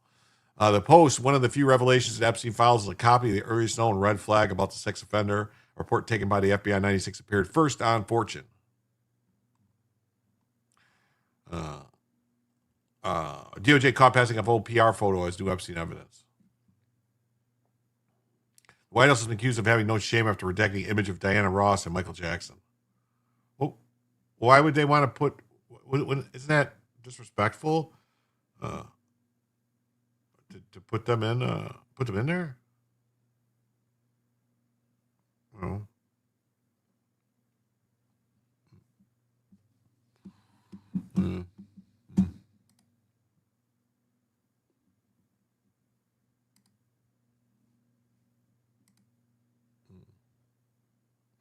All right, here we go. Boom, Scott Jennings is spot on. The reason Bill Clinton's picture is in the Epstein files is because this has always been a story about Bill Clinton and not Donald Trump. We should call it the Clinton files, not the Epstein files.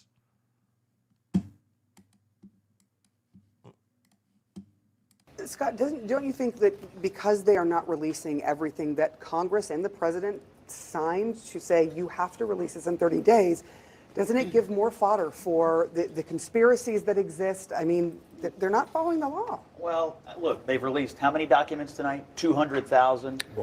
More? 400? 10% of that's Okay, about 5% so a good faith effort is being made to release files tonight. Really? They're obviously doing that. And I think as it relates to redactions, I mean, my impression is that there's a whole lot of names of victims in there and minors and other people that you probably wouldn't want to release, and they do need to be redacted. Regarding Bill Clinton, I'm sorry to tell you, the reason that Bill Clinton's picture is in the Epstein files is because this has always been a story about Bill Clinton and not Donald Trump. We should call it the Clinton files, not the Epstein files. That's what we're learning tonight. This is the Clinton files. This is the blowing up in the face of the Democrats over this. It's Bill Clinton. This is a story about Democrats and Bill Clinton, and it's always been that way. Pictures of Donald. Oh. Yeah, Bill Clinton just didn't party with Jeffrey Epstein on Epstein Island. The man worked close with Bill Clinton, says he was laundering money, making huge payoffs, doing illegal favors for campaign support, signing off on massive cocaine deals, and more. Wow. Epstein is constantly referred to as a financier, but nobody has ever disclosed how he financed deals, what the deals were, etc. How did he get rich? Was he on the CIA payroll to gain his wealth? Yeah, was he managing the CIA's money? You know, the CIA had... Okay, fuck, man. The CIA had a whole bunch of stuff that they did to get money to fund the stuff that Congress wouldn't pay for. The whole Iran-Contra thing, you know, Barry Seal, yeah. You know, we know that Epstein was involved in the Iran-Contra stuff because he was the person that was working with the Israeli guy to get the deal with the Iranians. So that's the thing. Yeah, great question, Vince. Yeah. But yeah, Epstein was involved in all that stuff. He was, you know, was he moving money? And the rumors are that what he would do is he would get working for somebody, he would get some dirt on him, get him in a compromising position. But now why they don't want that exposed, I don't know. I don't know why they don't want that exposed. Let me fix Bella's camera. I just noticed she's hanging off the edge. She definitely turned her bed somehow. How did she do that? Green Bay is conducting a clinic on how to lose a game. You get a little wood on the ball once in a while. That's good. I was literally sitting in the middle of Bill Clinton's political machine. It was where he made payoffs, where he repaid favors to people for campaign support. I was in an interesting seat, and I knew it. In that particular board meeting, I was sitting at the end of the table. James Brannion, who was the chairman of the board at the time, was sitting at the head of the table. James Brannion stood up.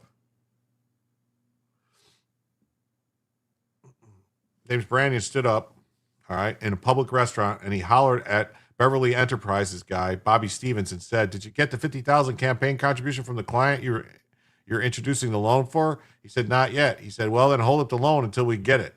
In reality, millions of taxpayer guaranteed dollars were being channeled to Clinton's election campaigns, to his inner circle of friends, and to his wife, Hillary's law firm. Uh-oh. You're watching at the VAW, huh? VFW, yeah. Oh, let's see. I think we got a gifted membership. Open Airlock was gifted a membership by Spuds. Let's see. Yeah, share this tab instead right here. Gifted one membership from Spuds, and it was gifted to Open Airlock Policy. Well, thank you. With that, we are now $40 away from the first additional hour of the show. That's right, just $40 away. We're moving right along. I'm just checking no rants. No rants. Thank you so much, Spuds, for the gifted membership. In reality, yeah. This may explain why ADFA has been drafted in such a manner as to keep its decision-making procedures secret. If you need $1 million, you can't get your application handled by the Rose Law Firm. Pay them. If you need $1 million, you had to get your application handled by the Rose Law Firm. Pay them $50,000. Your president, the president of the United States, not only was part of his system that was laundering millions of cocaine dogs, the president signed off on it. You can't deny that he did. There's much more damning evidence in this video. Uh-oh. Really? Should we watch this? I think we're going to watch this. I think I've got enough background on this that we can start marketing it. Now, what is the criteria for loans? It's whoever Bill wants to get a loan.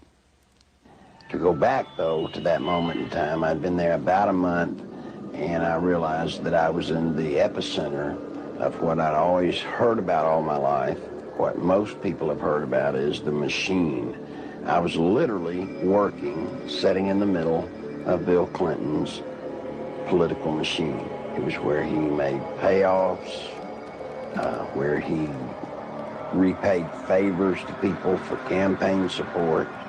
I was in an interesting seat, and I knew it. In that particular board meeting, I was sitting at the end of the table. James Brannion, who was chairman of the board at that time, was sitting at the head of the table.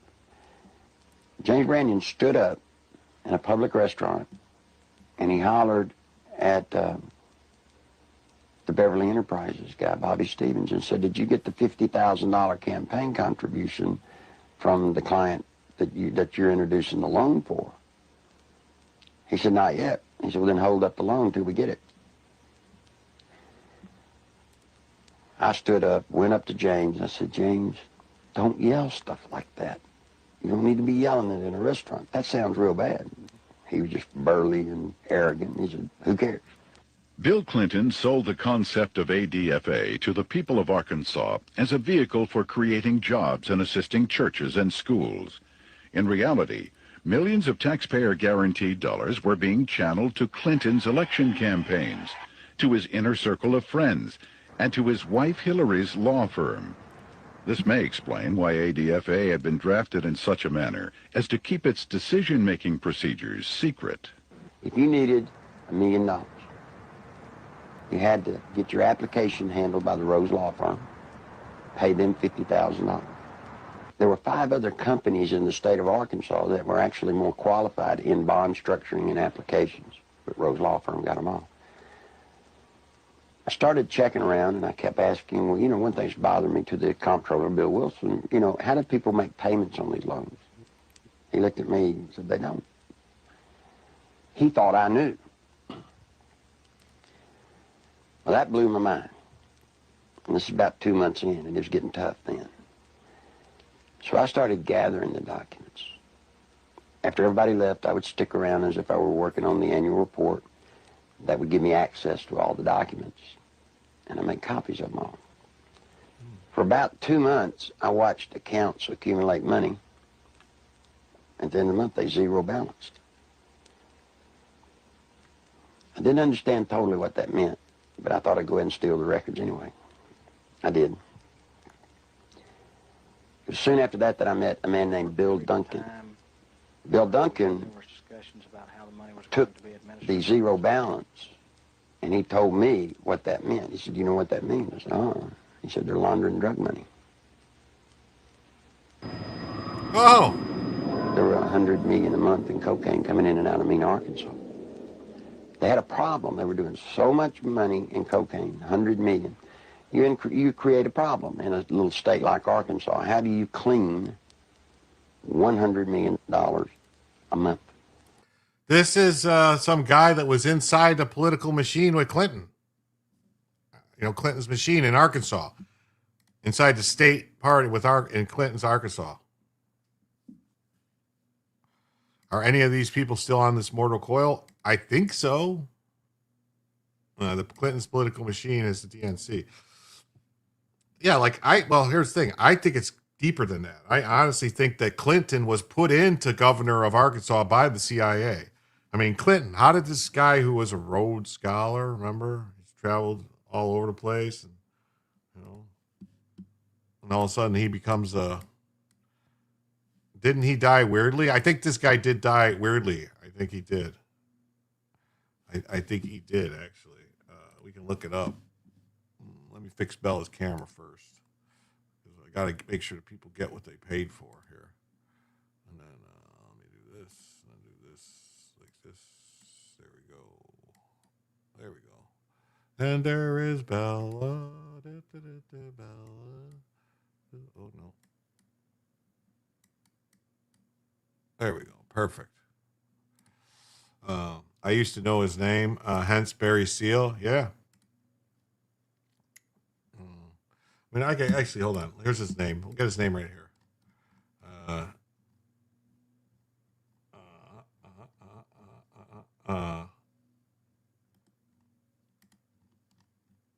Bill Clinton.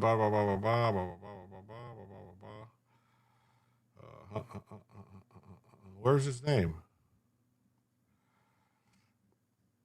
I don't know. Did it say his name in the beginning? Where are we at here? 411. Let me look and see. It's right here. Wooten Epps? No, that's not him. Wooten Epps?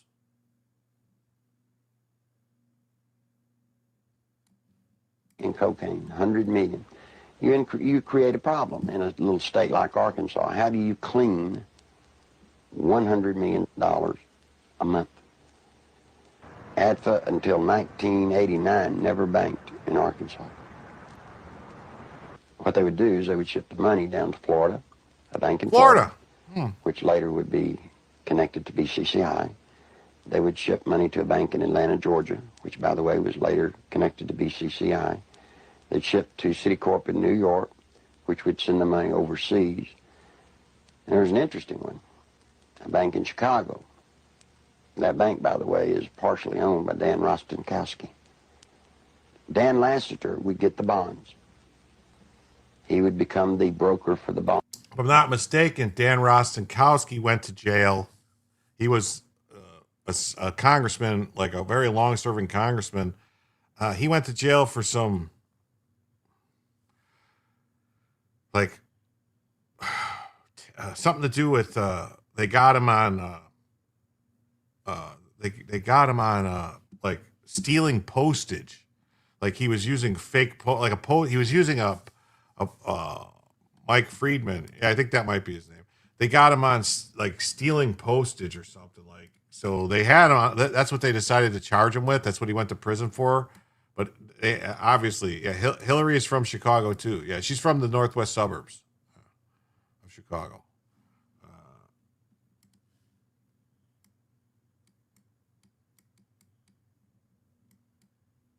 Yeah, so I just want to point that out. Rostenkowski was a crook too. He went to prison.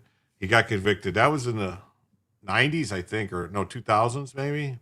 Dan Rostenkowski. He went away. And it was something to do with like theft of postage or fucking with postage meters or something like that. Postal meters. Something stupid. Like, it's like, what? What was he doing? What? Like he had something where he was like free post, like he had like a postage thing because of Congress or something. They have a thing where they don't have to pay for postage, I think, or something like that. And he was using it for other stuff. Very, very odd thing to get arrested, get caught up for and go to prison as a congressman. He would transfer money back to ADFA. He never sold a bond. The money then would leave ADFA, go into one of the various banks for the specific bond loan, and they would zero it out. When they zeroed it out, they were giving it back to Lester, less their handling fees.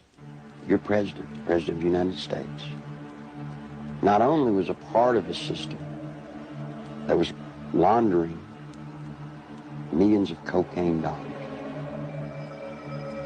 your president signed off on it. He can't deny that he did. You see, because of that, there's one little catch. Every loan that ADFA made, Bill Clinton himself had to sign off on it. More than Bill Clinton. You better identify the people in the loop of the drug running. You better identify the people in the loop for money laundering. And what you'll find there is those people go straight to Washington.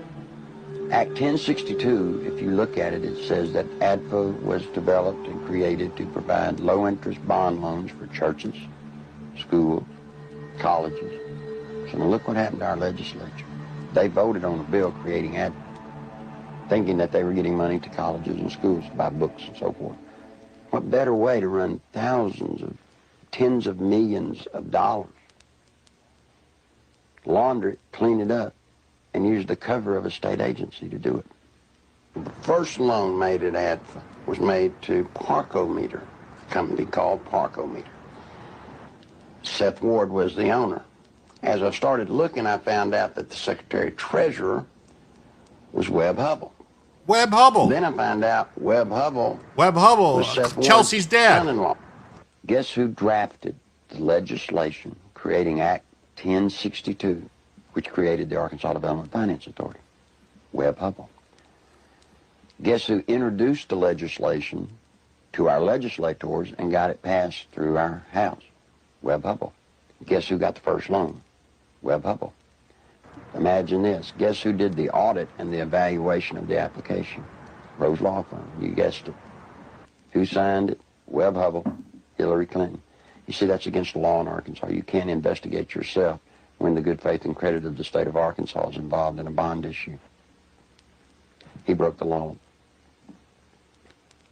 Good Lord willing, creek don't rise. Mr. Hubbell will be serving some time in the pen for that one.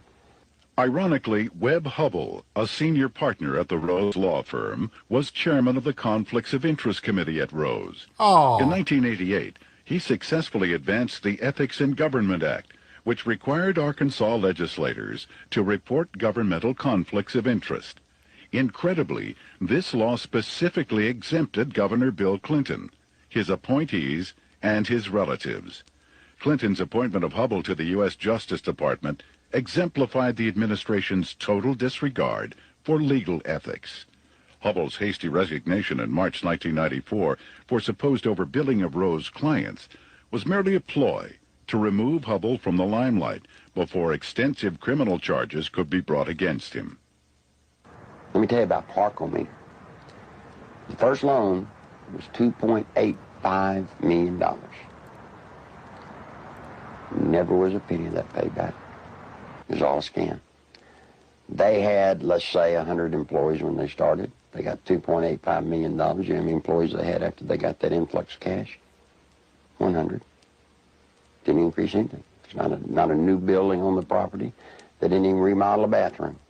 As the newspaper people started inquiring about the Parkometer loans, what they found was that instead of making parking meters, Parkometer was actually building retrofit nose cone compartments that were being shipped to MENA. We find out that the nose cones were actually being used to smuggle dope back into the country.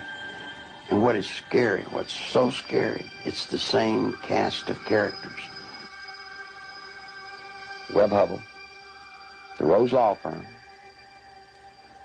are guilty, I say to you, of conspiring to defraud the state of Arkansas, the federal government, and conspired to solicit the sales and the laundering of money for illegal drugs.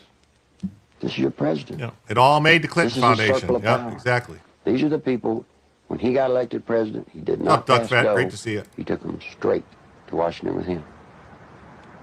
And by all things holy, I think he was planning to set up and do the same thing in Washington. That's right. Did the same thing in Washington. What do you know? Wow. Wow, wow, wow. The fact remains that Epstein was one of the founders of the Clinton Foundation. Billionaire sex offender Epstein once claimed he co-founded the Clinton Foundation. Well, sure. That's what I'm saying is that Epstein financier money is all this drug laundering money from cartels and different things and moving money for other, gun running, because people don't realize attorneys for convicted defense senator touted his close friendship with Bill Clinton, even claimed the billionaire helped start the Clintons' controversial family foundation in a 2007 letter aimed at boosting his image during plea negotiations. Yes. It's like a lot of people don't realize, that the illegal arms trade dwarfs the illegal drug trade. Dwarfs it. There's way more money selling, because it's not just like rifles and pistols and stuff. You're talking about, like rockets, grenades, missiles, all that stuff, tanks, planes. That's what is getting sold when we talk about this stuff. His name was Larry Nichols. On the video, I saw him first on UHF stations. He sold VHS tapes talking about working as a Clinton enforcer and a cleanup man. Oh my God. Well, thank you, Constitutional Freedom, coming in with that from Kick. I greatly appreciate that. We weren't sure. I thought he was maybe the guy from that they said it was Epps or something like that was his name. But Trumpinator's here too. Says, hello, everybody. Epstein funded a Clinton Foundation, also known as money laundering. Catch some of Johnny Vedmore's writings. Okay, Matt Guyver. Thank you so much. Yeah. Wow, we've been going an hour and 45 minutes. I want to remind everybody, please hit the like button. And if you haven't already, please subscribe, please follow, please do whatever you got to do. Hit the notification bell. These shows happen just about every night, pretty much every night, at either 9 o'clock Eastern time or 10 o'clock Eastern time. Maybe once in a while, 11 o'clock Eastern time. But during the week, 9 o'clock. Weekends, usually 10. But and that's about every night. They go for at least 2 hours, 2.5 hours, unless we hit the goal, which is for every $100 in total donations, including Cash App, PayPal, Super Chats, Rumble Rants, memberships, gifted memberships, all that stuff gets added up. When we hit 100, we add an extra hour to the show. And Right now, we are just $40 away from adding the first extra hour. So we got about 45 minutes to get that $40, and then we will add another hour to the show.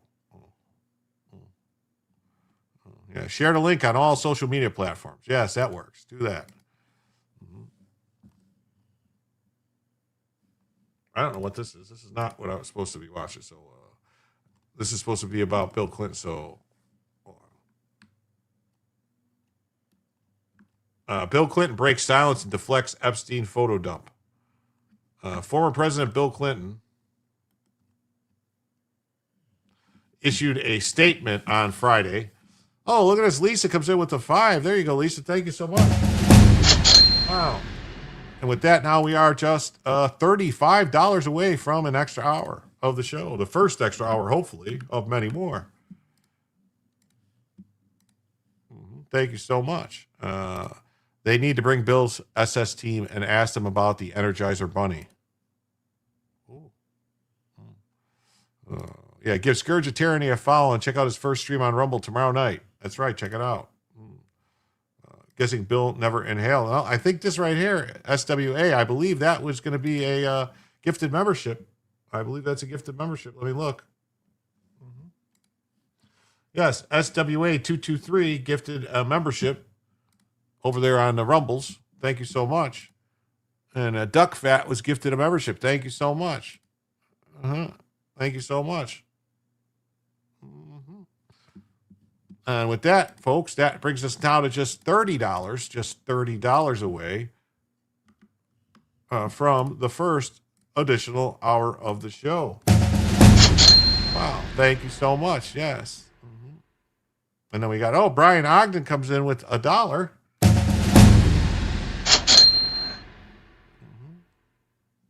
Thank you so much. Oh, and then Trumpinator comes in with 10. Thank you so much, Trumpinator. So that means we are now, let's see, 29, and then minus 10 is $19, right? Yeah, $19 away from the first additional hour of the show. Thank you so much. Ryan says that's his last dollar because he's walking to work now. Oh.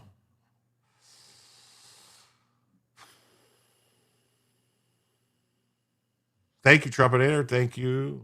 Thank you, Trumpinator. Thank you, Brian Ogden. Yes. And say what? Thank you, SWA 223. So, former President Bill Clinton issued a statement Friday after appearing in the first tranche of Justice Department files tied to convicted sex offender Jeffrey Epstein, accusing the Trump administration of deflecting scrutiny. Several photographs of Clinton, a Democrat, appeared among the thousands of Epstein-related documents released by the Justice Department. Department of Justice, they say. What is going on here? I'm getting like blips on my phone.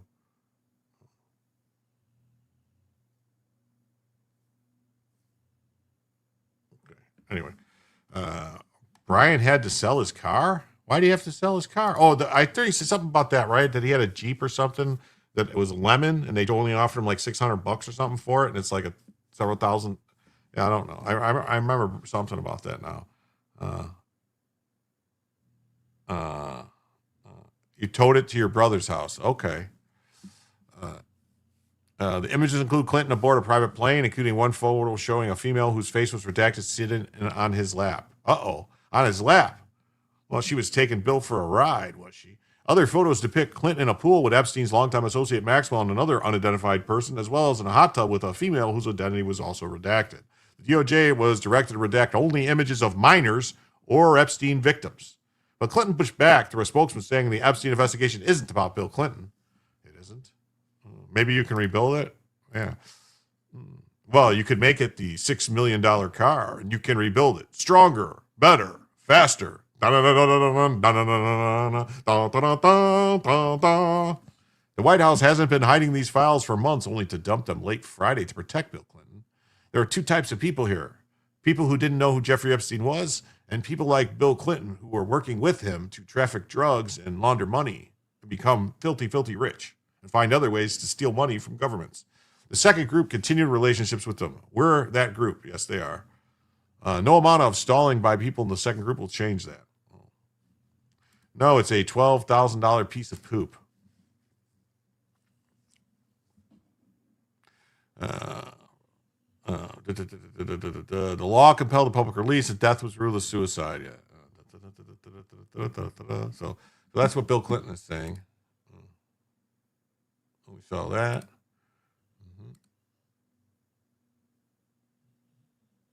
This is just from Reuters. It says U.S. Epstein files release highlights Clinton makes scant reference to Trump.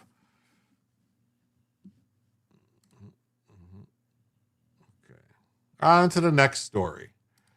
The DOJ just filed a notice of appeal in the Letitia James case.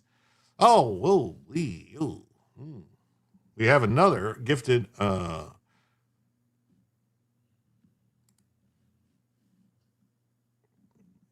looks like we have another gifted membership over there on the Rumbles.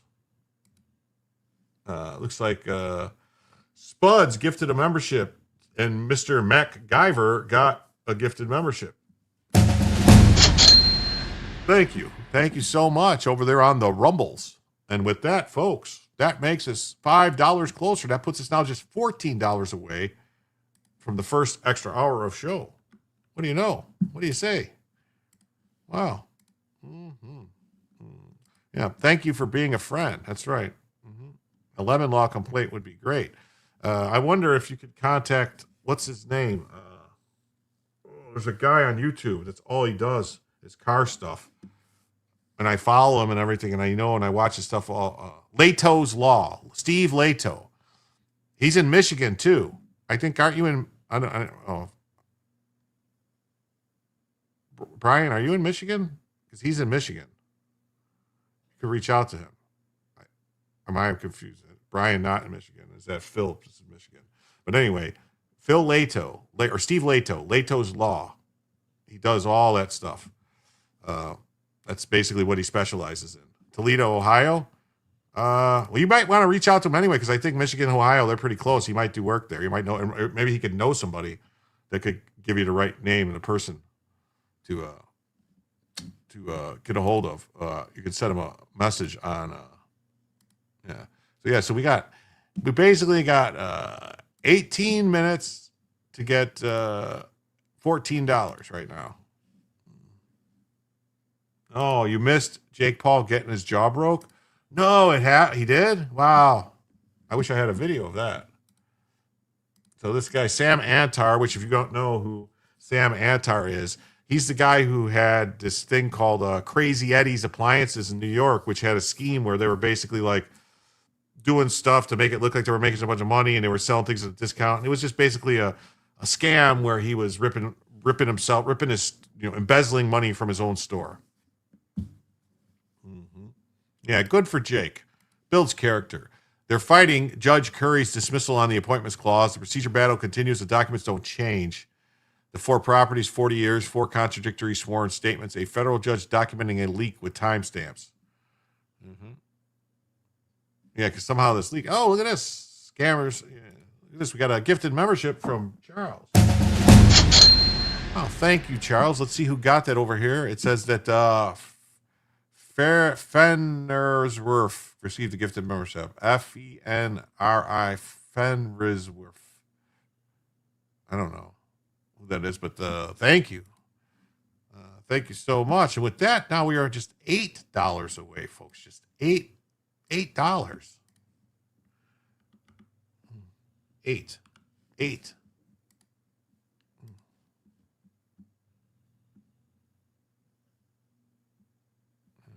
You guys know why? Constitutional says, "Hey Jim, I donated a sub. Take it off the 1 hour amount, please." Oh, okay. I don't even know how much is a sub and kick. Constitution, I donated. He said it. Constitutional Freedom gifted a sub to Collusion. Well, he did. Is that $5? Is that what it costs for a sub? What does a sub cost?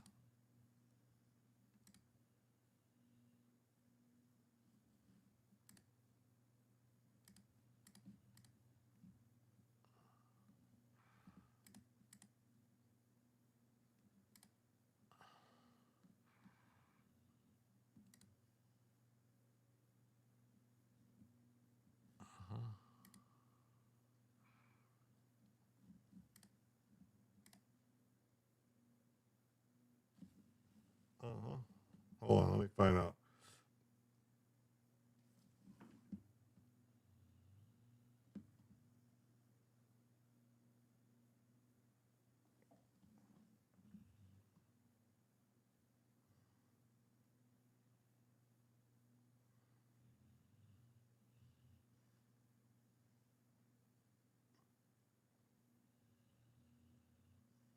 Oh, $5. Okay. So $5. My bad. It took me all that to try to figure out how much it costs. I had to try to give one myself. So that's $5 to come off.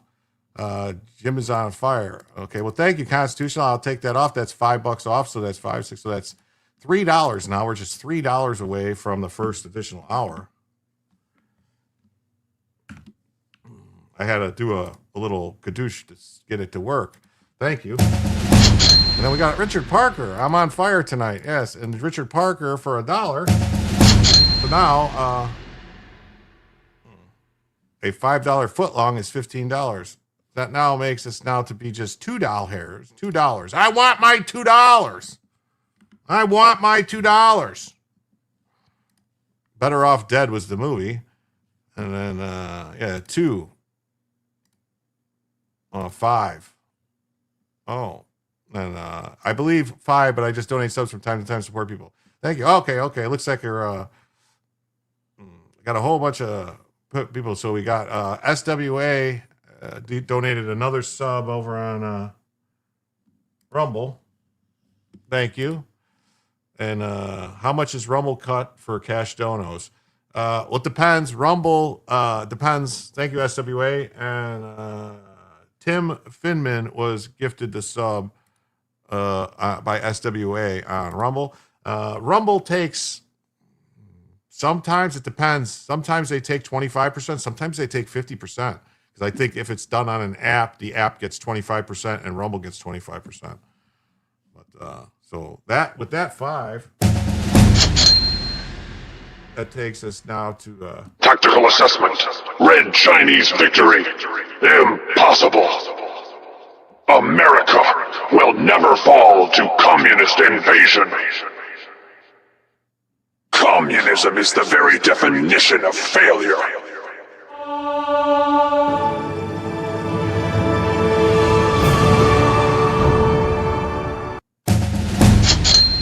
Wow, thank you guys so much. With that, we got our first extra hour. Wow, I think it's 25% on locals, and then I got to do some math here because with that, the gifted membership, the 5, that takes us to $97 away from the second additional hour.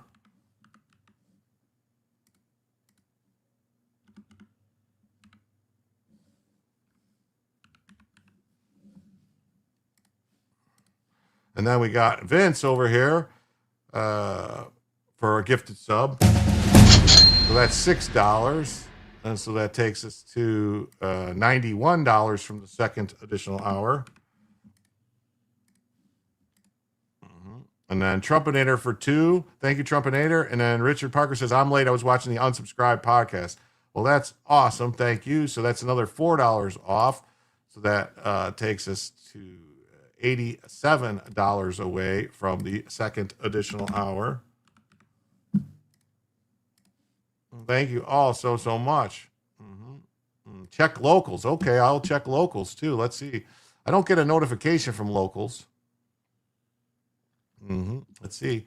It says, Sanglat tipped you 20 coins on the Schumer shutdown. What is 20 coins? What is 20 coins? I don't even know. What is 20 coins? Is that?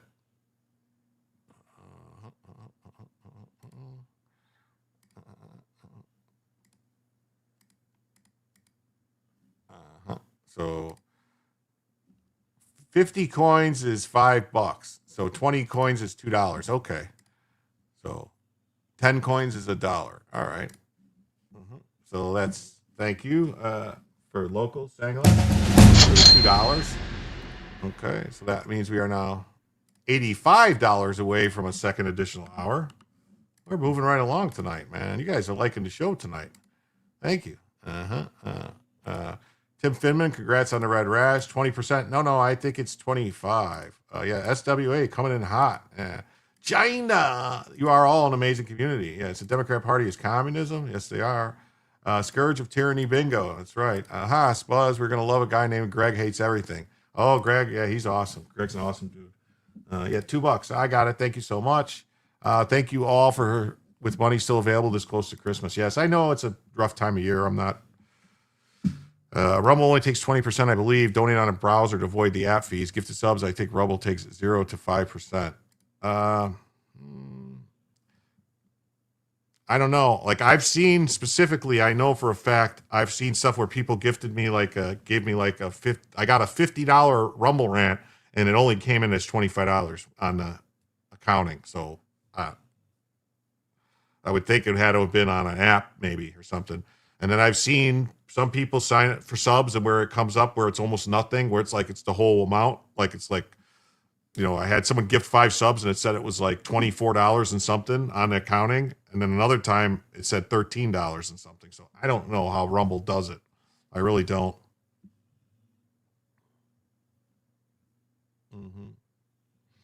Rumble is a way forward for people like us. Well, I'm trying my best to see, I've knock on wood.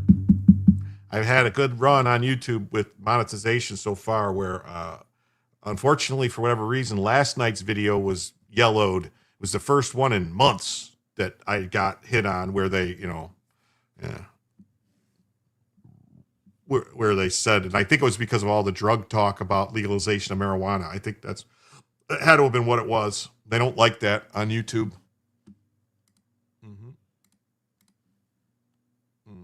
Notice hereby given that we're gonna appeal. So F Commie Tube, Rumble robs you.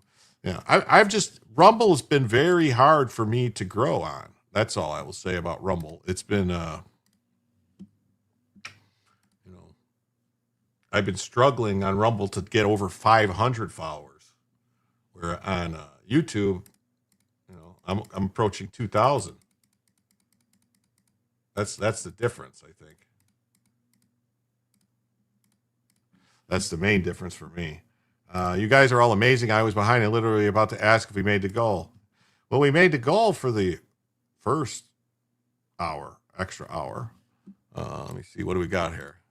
We got 8 minutes left on the goal for the first hour, but we already made it, so it doesn't really matter now, does it?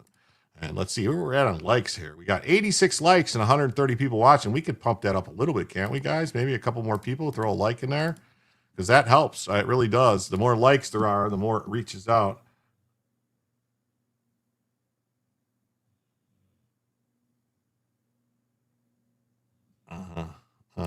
Reach out to me on some tips. Haha, a guy with maybe 150 at most. I just started in earnest last month. Yeah, it's been what's Hamburger Helper saying? 24. What's 24?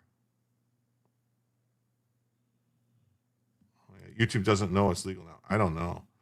DOJ appeals controversial ruling that disqualified Trump-appointed U.S. Attorney Lindsey Halligan, resulting in the dismissal of charges against Letitia James and James Comey.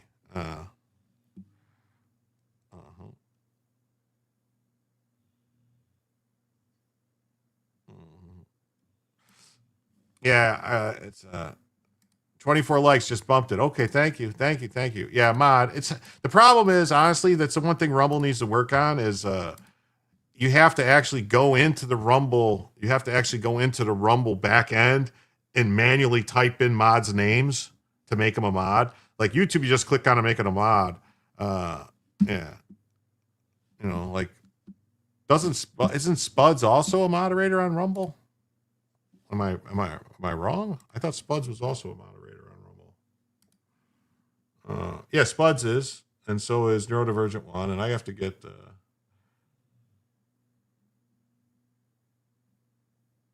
I have to get Scourge of Tyranny. I got to get Scourge of Tyranny here.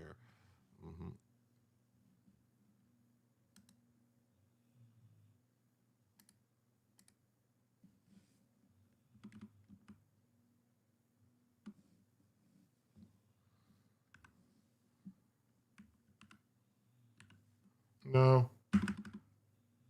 There's no way to do it. Yeah, I don't know how. I thought there was a way to do it in the chat without having to go into the back end. But anyway, there's not. You're gonna have to go in the back end. You got to go back in the back end and actually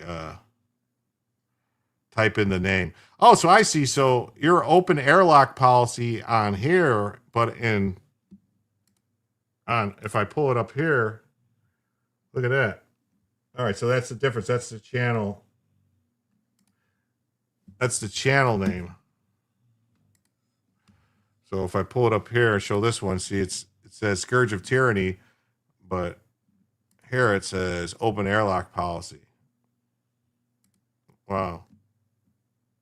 You have like username. Yeah, for whatever reason, your username is what comes up on StreamYard. I don't know why. User versus channel. Yeah, I know. I have the same problem. I was just saying. I was confused. I was confused. I'm old. I get confused. Lindsay Halligan's kind of cute. You know, she might be a little older, but I mean, never mind. The Department of Justice has formally appealed a controversial ruling that disqualified interim U.S. Attorney Lindsay Halligan, a decision that directly led to the dismissal of federal charges against James Comey and Letitia James. According to a notice of appeal filed on December 19th, the Trump-led DOJ is asking the U.S. Court of Appeals for the Fourth Circuit to overturn a lower court ruling that declared Lindsay Halligan's appointment unconstitutional and voided every prosecutorial action she has took while in office. The district court's order went far beyond a technical dispute. It set aside the indictment of Letitia James, granted her motion to dismiss, and declared that all actions flowing from Halligan's appointment were unlawful, including securing and signing the indictments. According to Politico, a U.S. District Judge, Cameron Curry, concluded that Halligan should have never been in the role in the first place because her predecessor, Eric Siebert, had already filled the interim position for a legal maximum of 120 days, and because Halligan was the only prosecutor who signed the Comey and James indictments, Curry concluded that the indictments were defective and had to be tossed. Rebecca says, I don't have money, but I'm making Christmas cookies. Too bad I can't pay you in cookies. What's this? It's the streaming software. Yeah, it's the streaming software. Yeah, for those who care, Chicago beat Green Bay. Just saying. Awesome.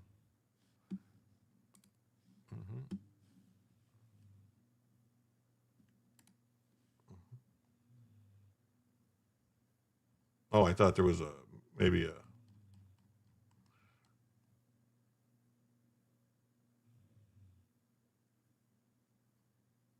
You need the user to mute people. There's a way to change that so channels come up. StreamYard defaults to user. Is there? Oh, okay. I see it now. NDO. Now I see what you're talking about. I don't know how that works though. I don't know how any of that works. I really don't. I don't. For the reasons set forth above, it is hereby ordered and the judge as follows: the appointment of Halligan violated 28 U.S.C. and the Appointments Clause. Well, it didn't violate the Appointments Clause of the U.S. Constitution because the Appointments Clause doesn't say anything about a time limit. The Appointments Clause says that the president gets to appoint and there'll be, consent, advise and consent of the Senate. That's all it says. It doesn't give a time limit. This statute, 28 U.S.C.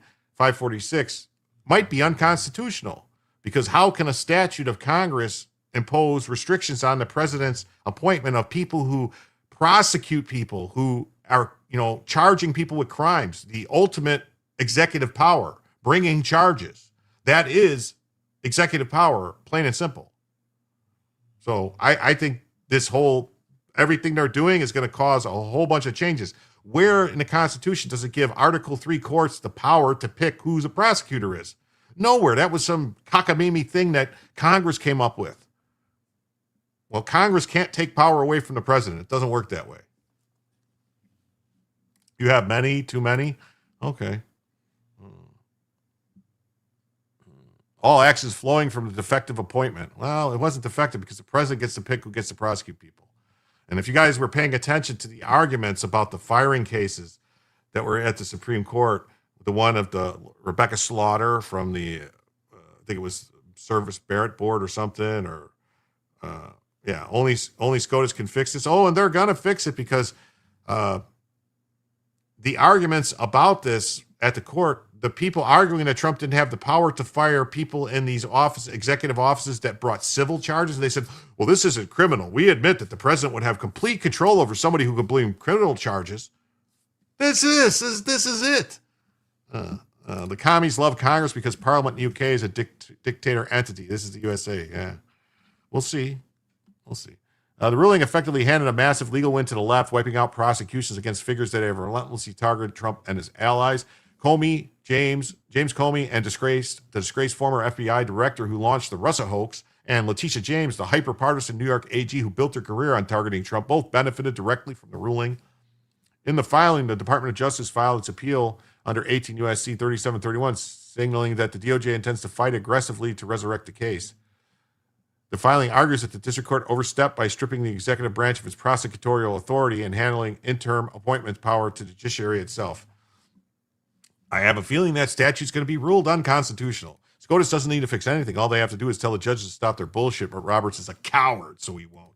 That's right, he's a coward. Just in, the Justice Department has appealed the disqualification of Lindsey Halligan as U.S. Attorney, a ruling that led to the dismissal of charges against James Comey and Letitia James. That's great. That's just great. Let's see here. Did we hit goal ended? All right. So I'm going to start another goal on YouTube. Because that's how we roll, is with another goal. And it's going to be a live chat. Do this, start another goal for 20 super chats, $5 or higher for 1 hour. We are $85 away.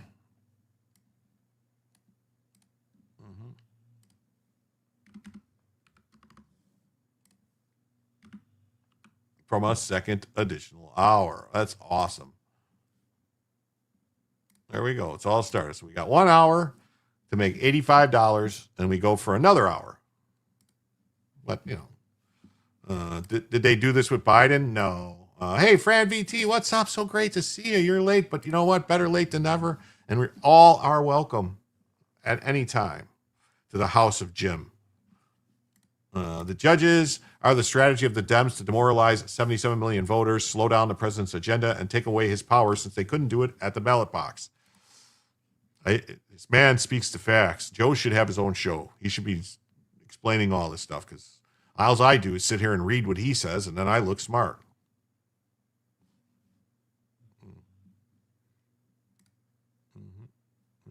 And then Epoch Times, Epic Times. I call it Epoch Times because to me that's what that says. Epoch, EPOCH. To me is the epoch.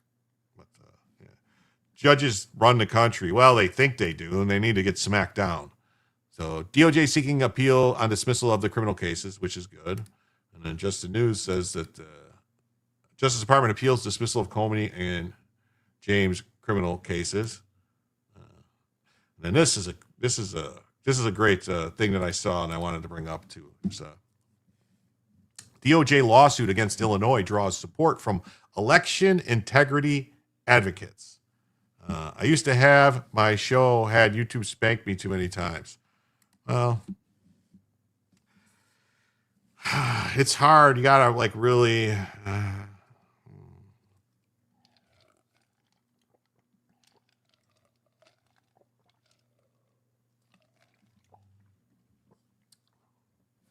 Got to really walk the line with YouTube. I've discovered it's buddy, it's a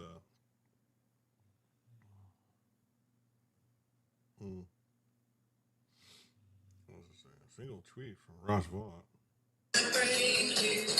Oh, never mind.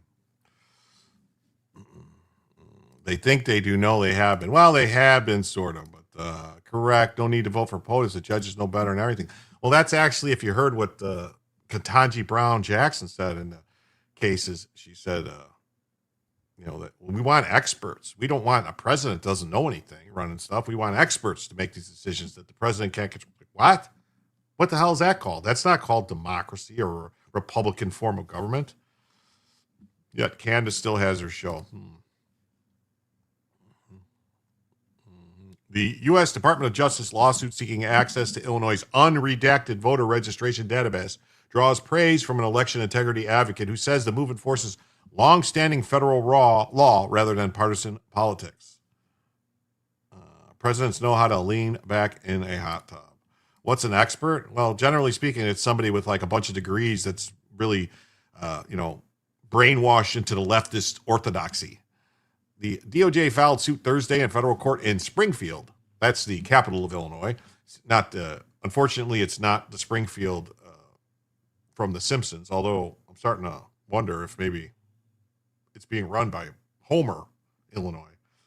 Maybe JB Fat Slob Prickster is actually Homer Simpson. The DOJ filed suit in Springfield seeking access to Illinois' voter rolls, making Illinois at least the 19th state sued as the federal government enforces voter list maintenance laws under the National Voter Registration Act and the Help America Vote Act. D's get degrees. No Stanford or Harvard ever impressed me.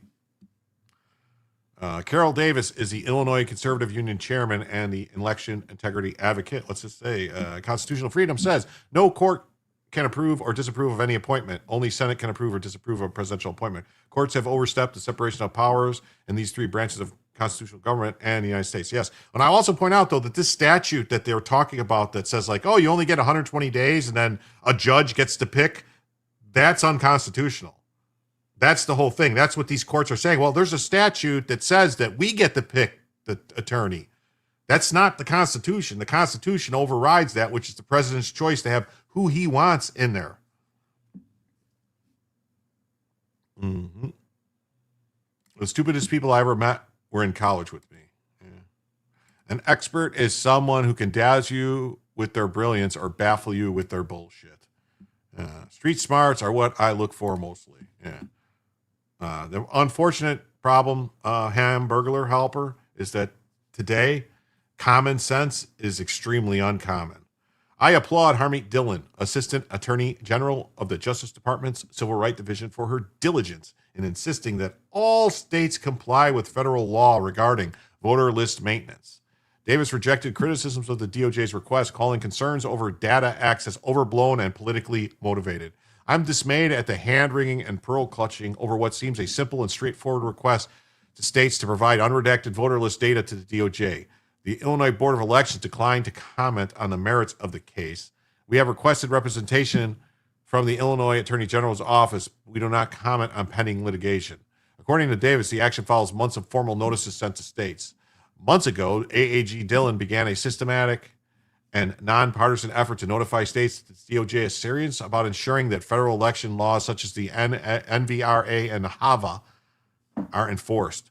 Davis emphasized that the laws cited in our lawsuit were enacted with bipartisan support and not new. Keep in mind that this legislation was crafted, voted on, and passed by legislatures on both sides of the aisle. Some states, including Illinois, have raised concerns that providing unredacted voter data can expose sensitive personal information, like their names. Some states are using the lame excuse that the data contains sensitive information such as social security numbers. This is ridiculous considering the federal government is the entity which assigns the numbers. After states declined to comply with the DOJ letters requesting the data and citing federal authority, Davis said litigation was the next logical step. After states were notified via letters from the DOJ requesting the data and citing the laws which enable the request, now the DOJ is taking the next legal step, filing suit against those states which have not complied. The most recent lawsuits were filed against the District of Columbia, Georgia, Illinois, and Wisconsin, which this is beyond retarded. The District of Columbia is an aberration. It does not exist except for Congress creating it, which is kind of unconstitutional, giving it the authority. But Congress is, the District of Columbia is subservient to the federal government. So if the federal DOJ is saying we want this data from the District of Columbia, they get the data. They have no legs to stand on to say no. They should just go take it and tell them to go pound sand. We need the fake voter names. Yes, we do. Yeah, government would run like products where the engineer never used the product or like it. Yeah.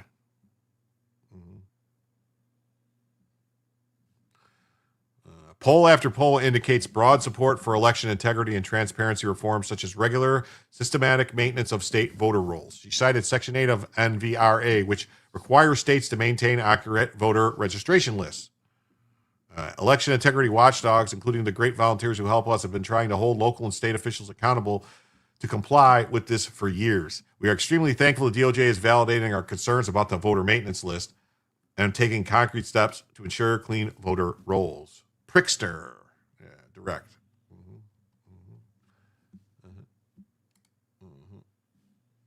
And then Chicago Sun-Times just says Trump administration sues Illinois officials for sensitive voter data. See how they say sensitive voter data? It's not sensitive voter data. It's just voter data. We need to know if they're citizens or legals. You know, but of course, the Sun-Times being a wildly liberal rag in the city of Chicago. Justice Department say it's about preventing vote dilution, but privacy advocates argue effort could eventually be used to disenfranchise people. People that shouldn't be voting. People that shouldn't be voting.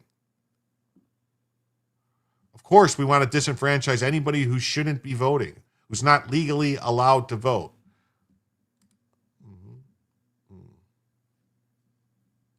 We got this story. Ecuador launches joint U.S. military operation to fight narco terrorism. Bum, bum, bum. Ba, bum, bum, bum, ba, bum.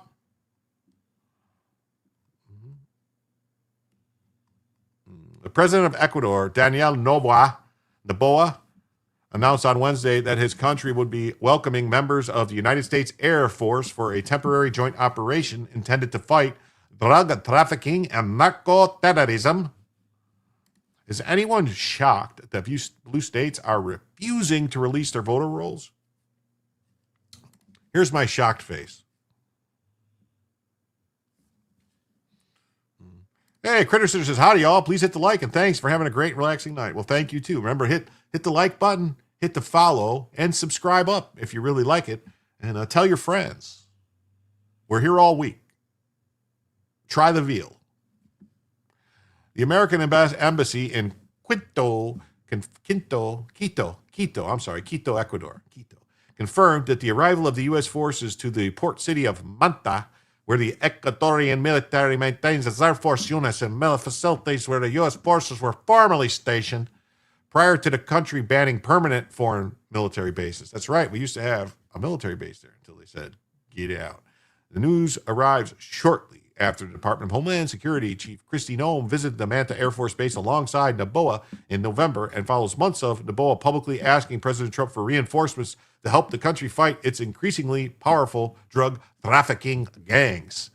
Trump has prioritized Latin America in his foreign policy during his second term in office, approving Operation Southern Spear, a military mission in the Caribbean Sea intended to destroy or otherwise neutralize drug shipping vessels operating illegally in the area. Jim has an army of mods. No, I don't have an army of mods. I have like three or four mods on Rumble. I think I have 3 or 4 mods on Rumble. It's probably just one guy and it's his account, so it keeps. Anyways, our presence in Manta would expand these operations to the Pacific Ocean, located strategically on the coast across from the country's Galapagos Islands. So now we have Ecuador on board as a U.S. ally power. Chile was on board earlier, if I'm correct. Argentina too, right? Yes, Argentina is. That's why I lulled. Well, yeah, it's one guy. I think he's got like 6 accounts. So every one of them, once you mod somebody on Rumble, all the accounts will be modded, I think is how it works. Noboa offered few details on Wednesday regarding the operation, stating only that would help limit the scope of illicit drug trafficking. Yes, Neuro is shape-shifting. He does that. Trumpeter says, I'm in Jim's army. With the backing of the United States, we activated a temporary operation alongside the Ecuadorian Air Force in Manta as part of the bilateral long-term security strategy. The president announced this operation will allow the identification and disarticulation of drug trafficking routes and to subdue those who believe they could take over the country. Hey, Margie's here. What's up? up? Nice to see you. And Constitutional Freedom over there on Kick says Monroe Doctrine must be enshrined into America's Constitution immediately. It pretty much is, kind of. If you look at the preamble and stuff like that, it kind of is in there. It's just not the. Well, I don't. Con el respaldo de Estados Unidos activamos una operación temporal junto a la Fuerza Aérea del Ecuador en Manta como parte de una estrategia bilateral de seguridad a largo plazo. Okay. Florida illegal alien 12 arrested and set for removal after 2 armed robberies in one day. Wow. Wowzer. Wow. Mm-hmm. In a separate statement, the American Embassy in Ecuador confirmed the operation, also referred to it as a temporary. I heard Meli of Argentina canceled 3 large construction contracts with China, 2 dams, and a radio telescope. Mm-hmm. Joe, how did Jim do? I don't know. You did so well into those last 5 words. I don't know. I took 2 years of Spanish. No, I didn't. That's what I call, because I dated a girl that was Mexican for 2 years.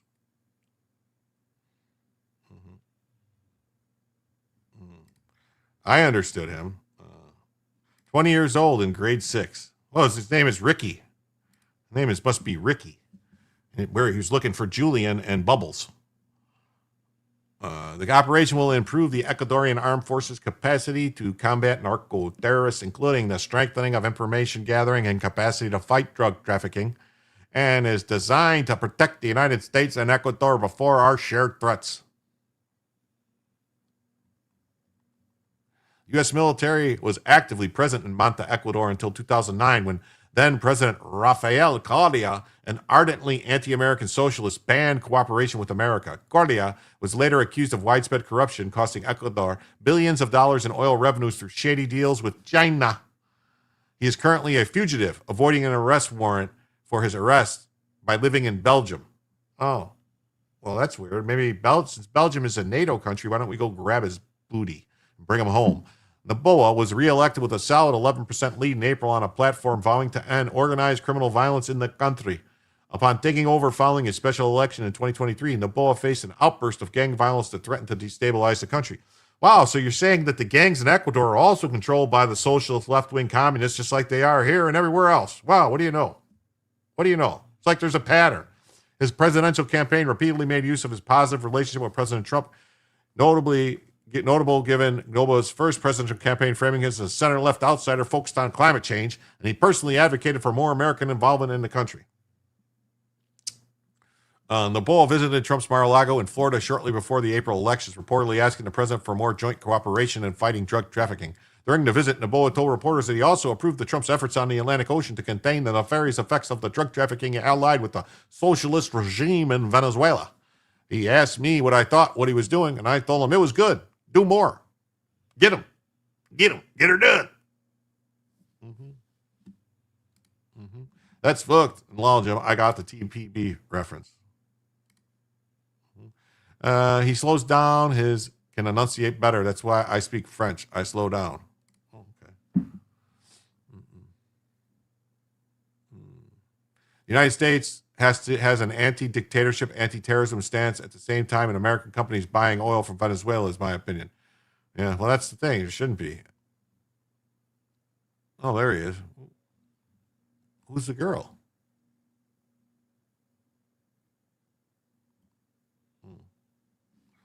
I goes, dang it, I missed all the Clinton bashing. I'm behind, but Roger and Bill were as deep in running, and I don't mean jogging.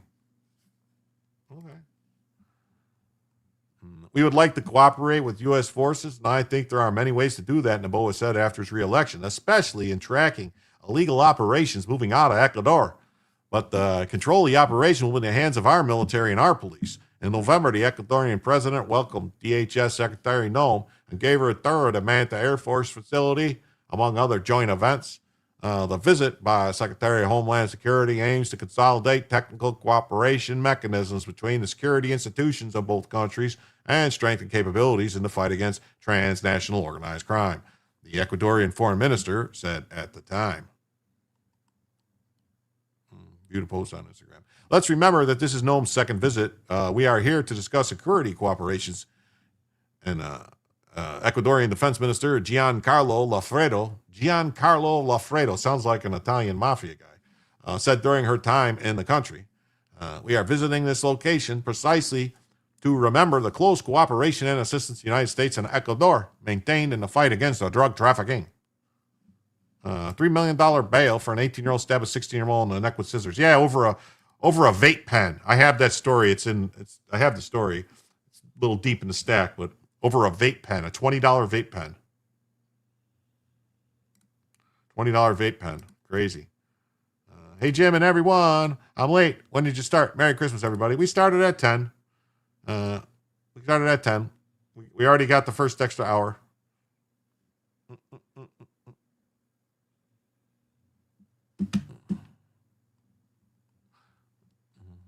The United States cannot restore its position in Manta to what it was before 1999, as it remains illegal for Ecuador to allow permanent foreign military bases. The BOA staged a referendum to legalize such bases, but the referendum failed in November. Yeah, stack them up like cardwood on the floor. Get them.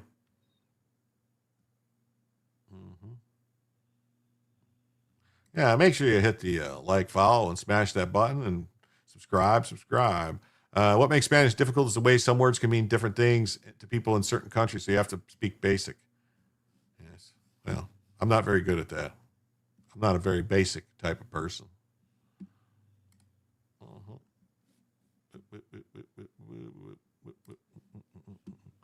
Ecuador.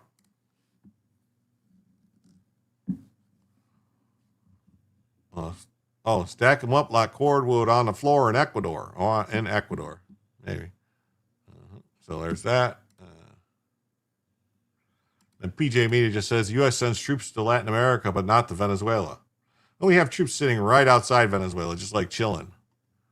Over the past month, Trump's talked a lot about having narco activity largely under control in the seas surrounding North and South America.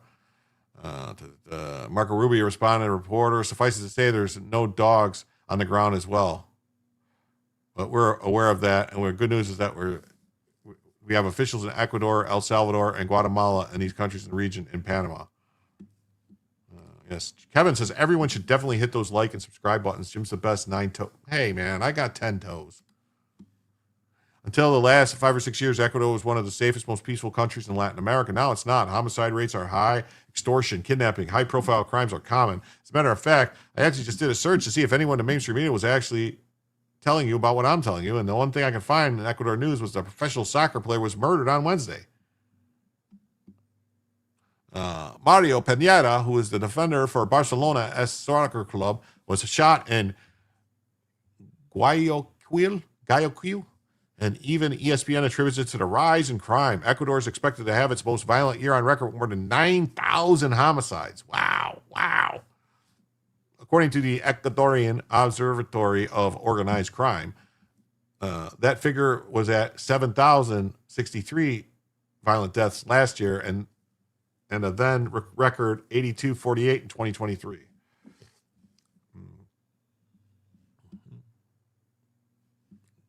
Don't listen to Kevin. He's making up these tales. The reason for this sudden crime wave are largely the same as the rest of the region. Drug trafficking. It's a major hub for getting cocaine from Colombia and Peru to the U.S. and Europe. Cartel crime, gang of violence, and mass migration from Venezuela, straining infrastructure and services. It's also causing many Ecuadorians to migrate to record numbers. This is one of many reasons why staying involved in the Western Hemisphere is important for our country. This is why getting rid of Maduro will have a positive effect on all of us. But I digress. Would it just be written by Karmic saying, but I digress? Ecuador's president, Daniel Noboa, is one of our closest allies. Marco Rubio and Kristi Noem have visited the country in recent months, and Noboa and President Trump are both extremely dedicated to stopping drug trafficking and cartel crime and cleaning up the countries and our hemisphere. Noboa made the following announcements on X, translated from Spanish. With the backing of the United States, we will activate a temporary operation alongside the Ecuadorian Air Force in Manta as part of a long-term bilateral security strategy. This operation will enable the identification and dismantling of drug trafficking routes and the submission of those who believe they could take over the country.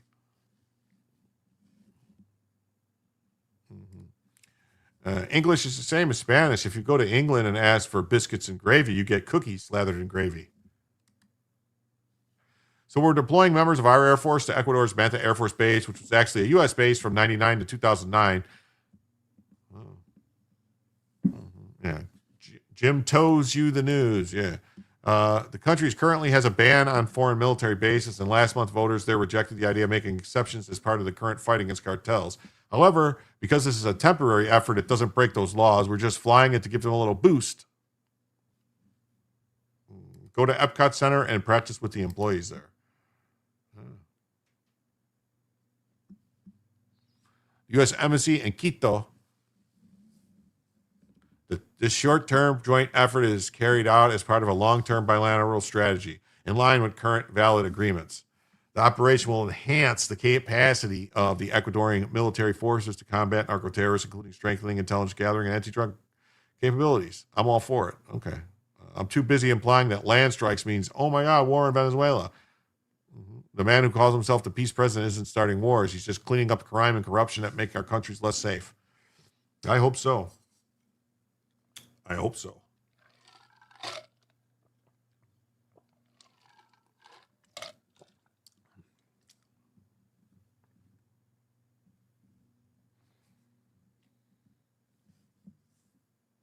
Look at this one. How many tickles does it take to make an octopus laugh? 10 tickles.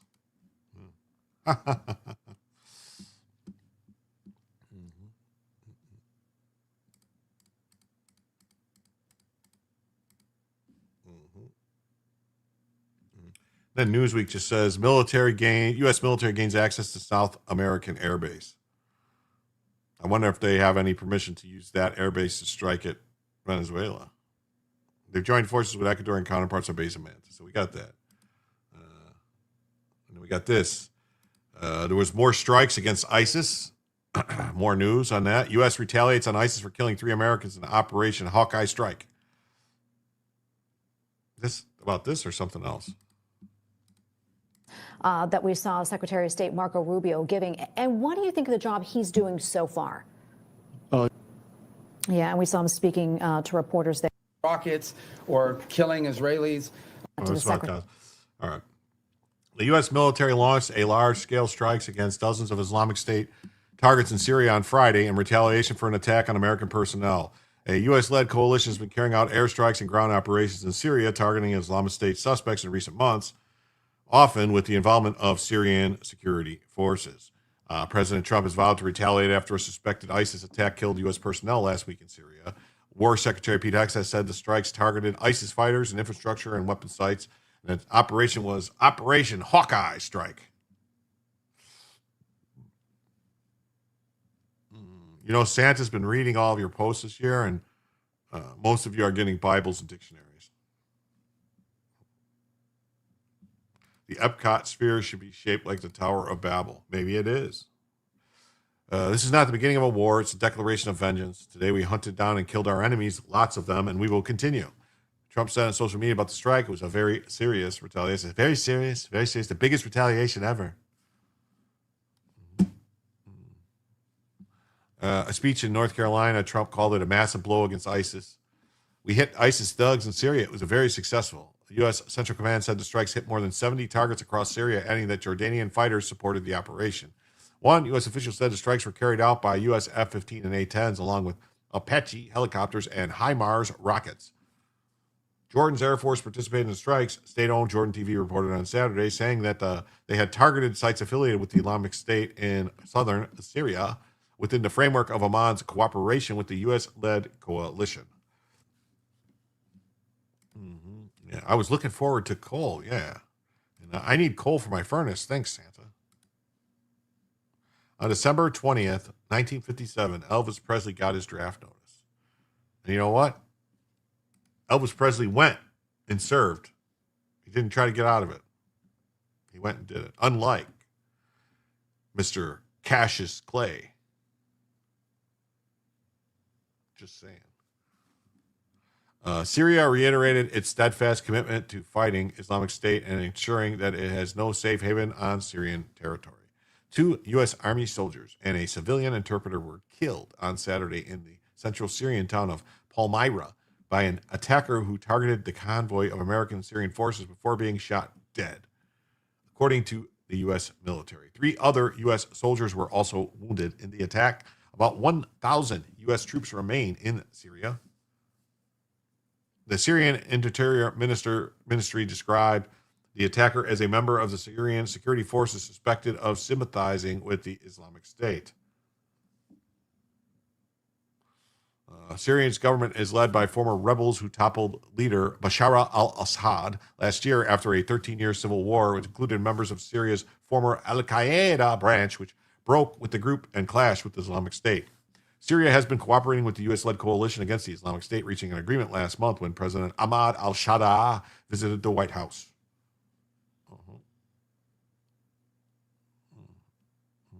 Anthony, what do you call a bear with no teeth? A gummy bear. Yeah. Elvis served, so to me, he's a badass. Yes, I know he got treated differently. Well, of course he got treated differently, but he didn't get, he didn't get like super special treatment per se. The thesaurus is better than a dictionary. Yeah. A gummy bear or mom. Fun fact, Walt Disney started the Epcot, Florida Disney Enterprise as an intelligence CIA base to spy on Cuba, Caribbean, with the extended Florida Disneyland to be cover for it. Oh, wow.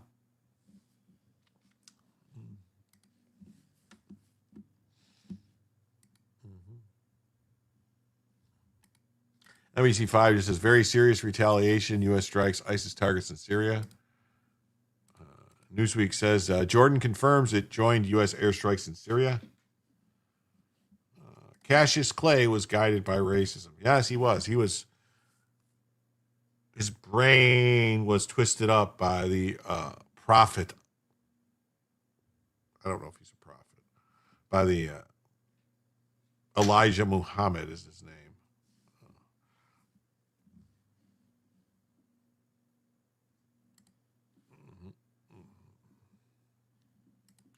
Let me fix Bella's cam. Bella Vision. Bella Vision. It's the Bella Vision. Bella Vision. Bella Vision. Bella Vision. There she is. Bella Elijah Muhammad. Yeah. Peace be upon him, as they say. So Jordan confirms it. Jordan confirmed its Air Force joined Friday's U.S.-led strikes targeting the Islamic State group in Syria. You ever watch the Fat Electrician story on the OG Cassius Clay? Great story. No, I don't think I saw that one on the Fat Electricians. Are you talking about him? I got Cassius Clay mixed up with Clay Shaw. Okay, Bertrand from the JFK movie.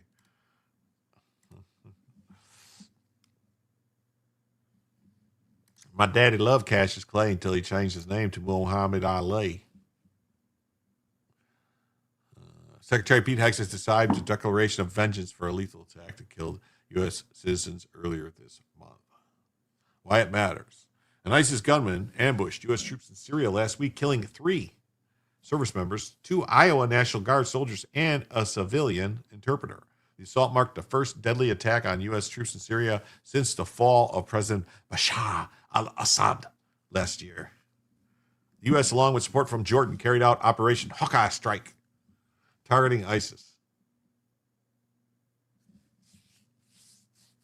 U.S. and partner forces conducted 10 operations in Syria and Iraq, resulting in the death or detention of 23 terrorist operatives. Good to know. Jordan and the U.S. are members of the global coalitions against the Islamic State and in partnership formed in 2014, with Syria recently joining.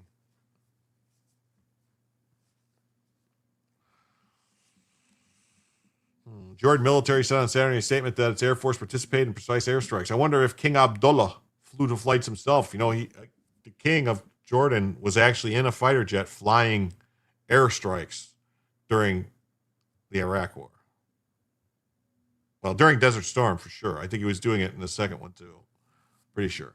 That he's a pilot. He loves to get up there and start using the planes and doing stuff. He doesn't just send people to war. He goes and fights himself. The statement continued to note that the operation aimed to prevent extremist groups from exploiting these areas as launching pads to threaten the security of Syria and its neighbors and the wider region.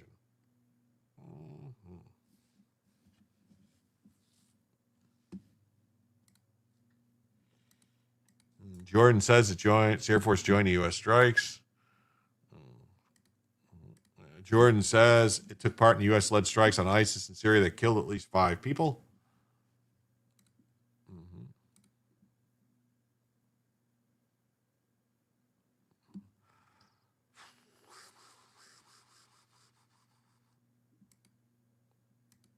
Got this story. Next story.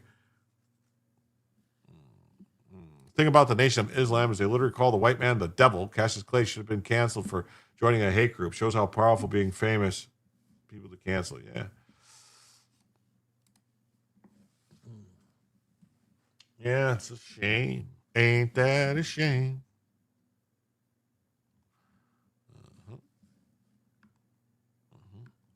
Oh, yeah, I forgot to say this story is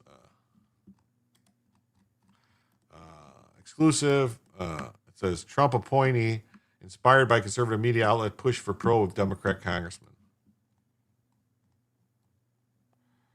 A mortgage fraud probe of Democrat congressman began last month after William Pulte, the Republican head of the Federal Housing Finance Agency, referred allegations from a conservative media news site to his agency's inspector general for a possible criminal investigation.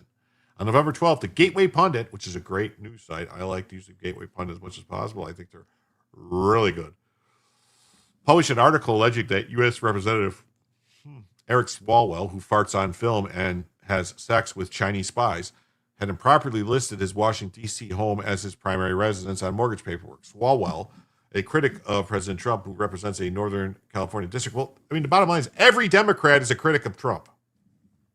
So are we just not supposed to prosecute any Democrats because they're all critics of Trump? Is now running for governor of California, an office that requires residents in that state, has said he is a permanent resident of California according to loan documents. However, Swalwell has listed his home in Washington as his principal residence.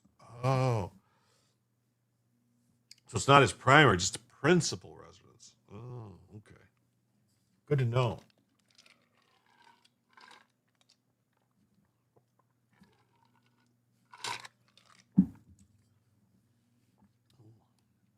An email review by Reuters shows Pulte sent the link to the article to the acting inspector general, including, if warranted, engagement with the Department of Justice regarding potential mortgage, tax, or other fraud related to representations made in these mortgage documents and other items in the article below.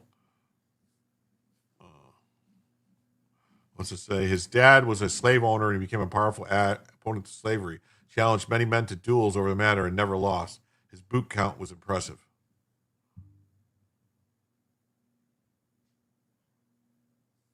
Oh, okay. You're talking about his body count. Okay.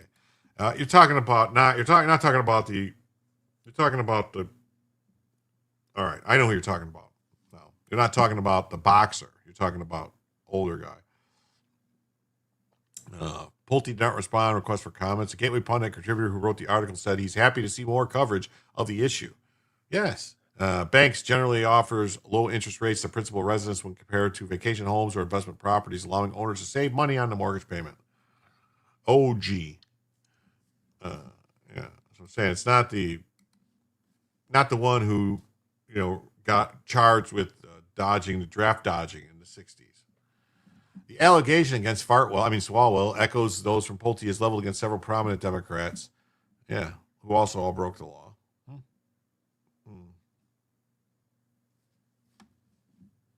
It's an ironic metaphor for they have no loyalty to where they reside. Yeah, it is, right?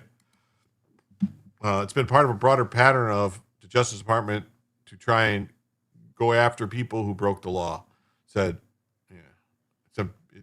People who abuse public office and lie on mortgage documents should be prosecuted. Wow, this is crazy. Congressional Watchdog this month said it would open a probe to examine if Pulte abused its authority. Well, no. The communications between Pulte and FHFA OIG were obtained by Democracy Forward, a left-wing organization has prominent demon rats on its board. It was reviewed by Reuters. Slawell in late November pushed back, saying Pulte and his agency had violated his privacy in receiving his mortgage document. Retaliating again for exercising his First Amendment rights. Did he file a lawsuit?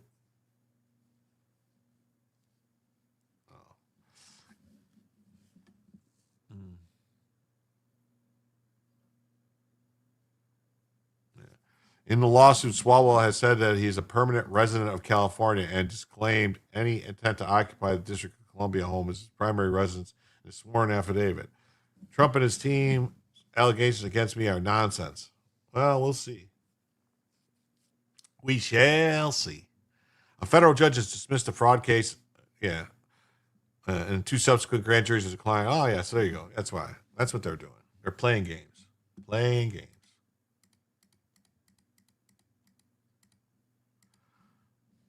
Then we got this story, which I thought was very interesting. It says Elon Musk becomes the first person worth $700 billion.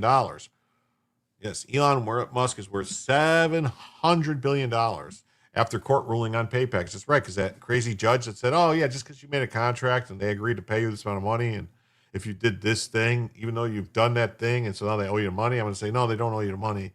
That money should go to other people.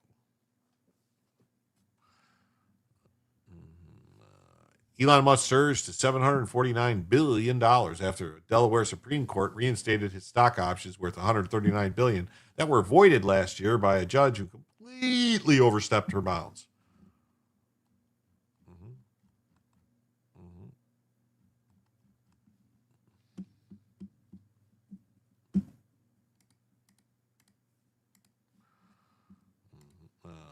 Elon Musk became the first person worth $600 billion. Well, now he's worth $750 billion.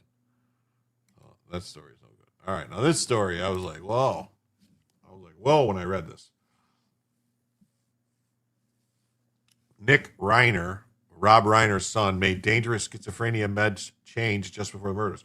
So they're already trying to seed it out there. Now, I don't know if this is true or not, that they changed his meds, and that's what made him do this. If that's true, then what meds are they? Because we need to really maybe not be prescribing them to people. If they're making people go crazy like this and kill their parents, that's nuts. That's nuts. How does a judge tell a company what they should or should not pay someone? Yeah, exactly. It was a contract. This judge basically said, I'm going to nullify the contract. What? Because that's too much money. That money should be going to other people. That's what the judge said. It was a female judge who was like, oh, no. That's too much money. You don't need that much money. The original Cassius Clay, white dude that later served in the U.S. Congress. Okay. Rob Reiner's son and suspected murderer Nick Reiner has been diagnosed with schizophrenia, according to a report from TMZ. Reiner, 32, was reportedly taking medication for the disorder that made him erratic and dangerous in the weeks before his parents' murder. You see, they're building the defense here right now. This is the defense. He had schizophrenia, and it was the medication. Maybe it was. I don't know. Nick Reiner attended a Christmas party hosted by Conan O'Brien the evening before the tragedy, where onlookers say his behavior was disruptive, culminating in a heated exchange with parents Rob and Michelle. Both were discovered with knife wounds. Working on the knife wounds. Gonna make his parents Ginsu too. Working on the knife wounds. I'm sorry, that's very bad taste. I shouldn't be doing that, but I just couldn't, because it's like, that's a song by Bob Seger, Night Moves, and Knife Wounds. To me, it was very similar sounding. I apologize for my uncouth singing.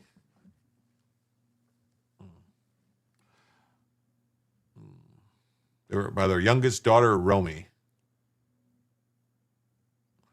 Sources told TMZ that Reimer had been getting treatment from a specialized facility to address his addiction and schizophrenia at the same time.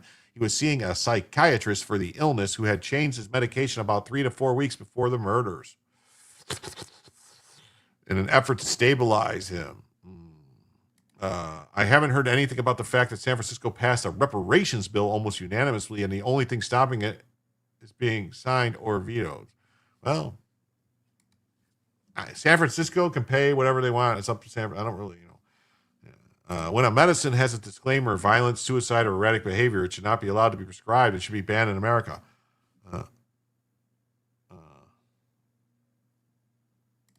That one wasn't a joke. Did you cover that yet? I did not see that. I can look it up.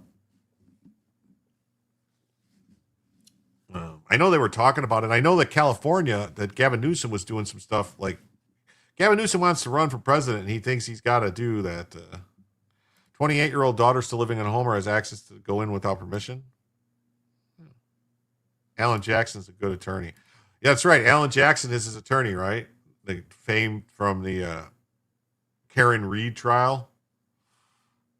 If this goes to trial and it's televised, oh, buddy, is this going to be a good trial? Like, trial-wise, not, you know what I'm saying, just like with stuff happening, a good end. One source told the site that Nick was out of his head after the medication change. Oh, they're going to put it all on the medication. That's what they're doing. This is Alan Jackson doing his job. Yep. If my child had a drug and alcohol problem, I would not be taking them to a party. I think I saw somewhere that it said that Rob Reiner had just got out of rehab too. Country singer, side hustle, maybe. I get in a tussle with my side hustle. Nick Reiner had seen for the first time publicly on Wednesday when he appeared in court wearing a suicide smock. Suicide smock! His attorney insisted he had not be photographed in it. Instead of entering a plea for the murder charges against him, Reiner's attorney asked for a delayed arraignment. He will remain in jail without bail until January 7th. They can buy property for $1 and guaranteed $95,000 a year. What? That's the reparations?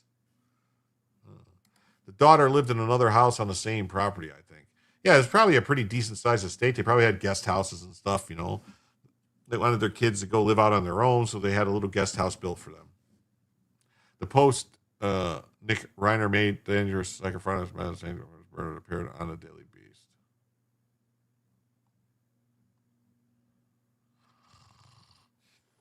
Wow, so the Providence mayor and police chief were honored at a basketball game after the Browns. Why? Why were they honored? What did they do?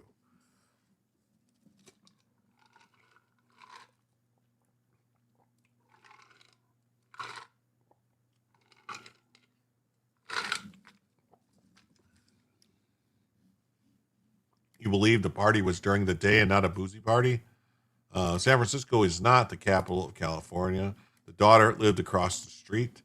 Cannibalistic Wizard said, I hate he's mentally ill excuse. If you own a pit bull and you know it's got issues and you don't properly cage it and it kills a kid, the dog gets put down. Yes, I would think in that case the owner should. Never mind. It was a Coke party. Clapping seals. They didn't do anything. The homeless guy solved it for them. That's right. Why? Yeah, why would they be getting? Why would they be getting any special treatment? Nick Reiner was diagnosed with schizophrenia, and new meds made him out of his head before parents' murders. So that's what they're going with. Or Reiner recap: a week of hell. Let's see. Nick Reiner appeared in court Wednesday for the first time since his parents, Rob and Michelle Reiner, were brutally stabbed to death. The 32-year-old was escorted into Los Angeles Municipal Court one day after he was formally charged with 2 counts of first-degree murder following his arrest over the weekend. With disheveled hair, Nick remained stoic and somber throughout the hearing, looking straight ahead. He was shackled at both hands and feet and wore an anti-suicide smock. Nick spoke only 3 words during the appearance to tell the judge, "Yes, Your Honor," confirming that he was sure he wanted to waive his right to a fast arraignment.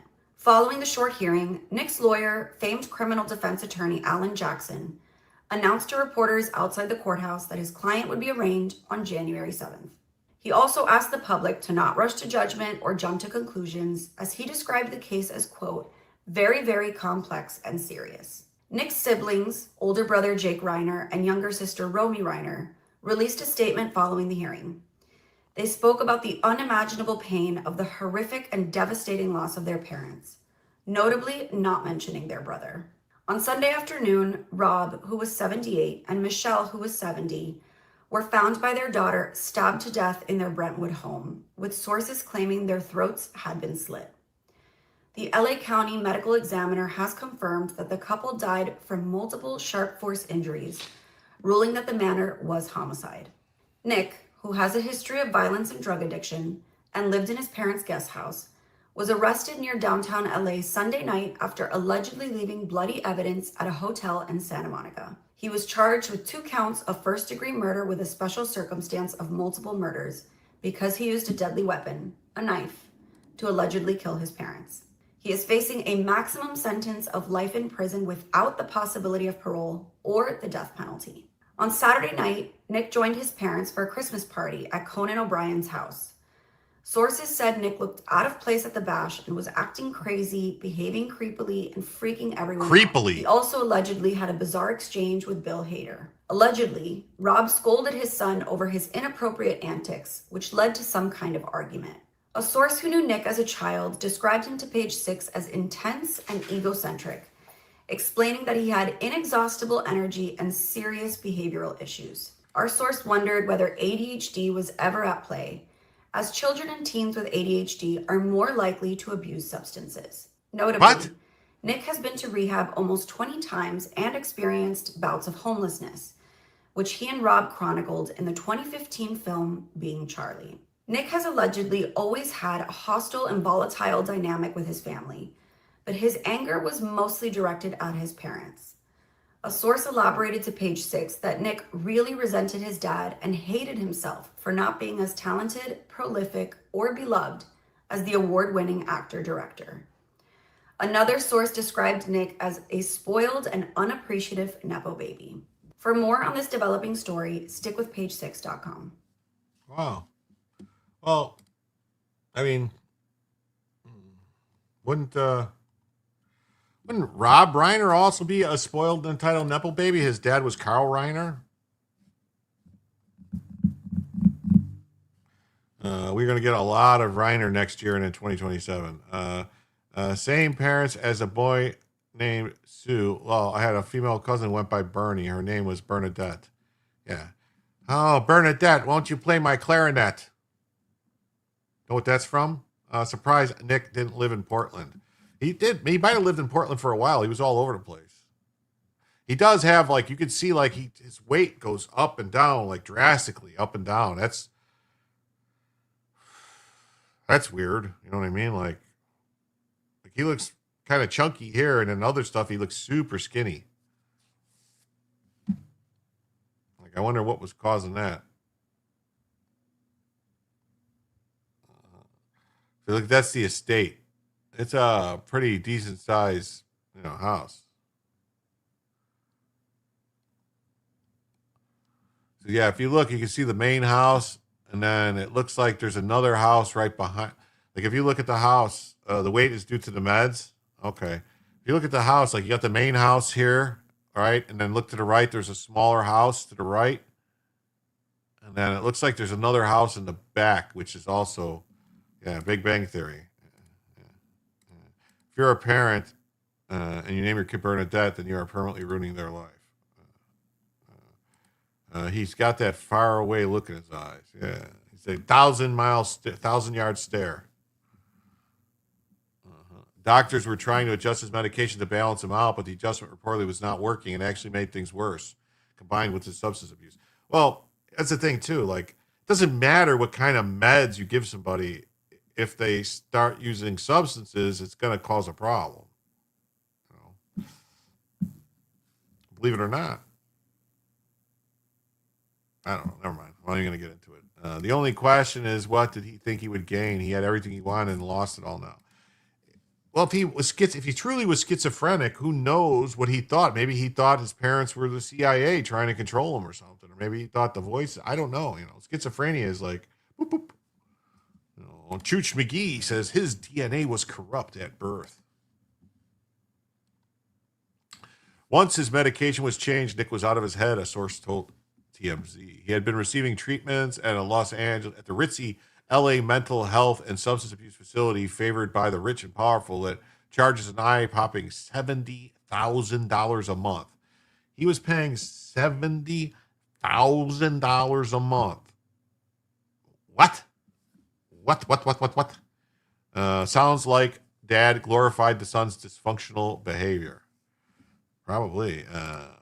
Big Bang Theory replaced MASH as my favorite comedy of all time several years ago. Hollyweird. His dad was. Yeah. Hollyweird. Third generation.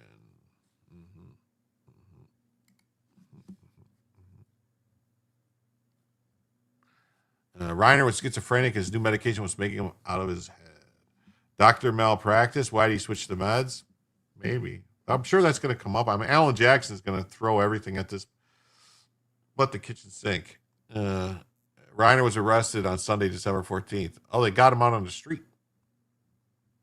Nick Reiner, who is in custody and charged with both of his parents' murders, had struggled with drug addiction for more than half his life and was in and out of more than a dozen rehab programs since he was 15.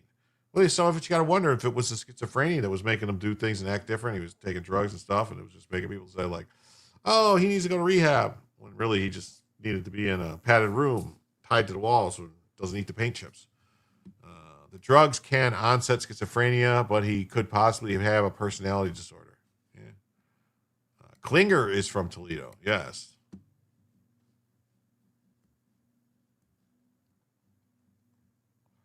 Yeah. The guy that I was thinking of, I just thought of his name. The guy from Toledo, that was from Toledo or whatever, or Ohio, Toledo, I think it was Toledo, that was the big bootlegger that owned all the stuff, that owned the factories for the medicinal alcohol. I think his name was George Remus. George Remus. Rob was near 50 when Nick was born. Bad idea to procreate that late for this very reason. Lobotomy would have fixed his issues. Or maybe he might be a murderer. Maybe. Yeah, he never had a chance.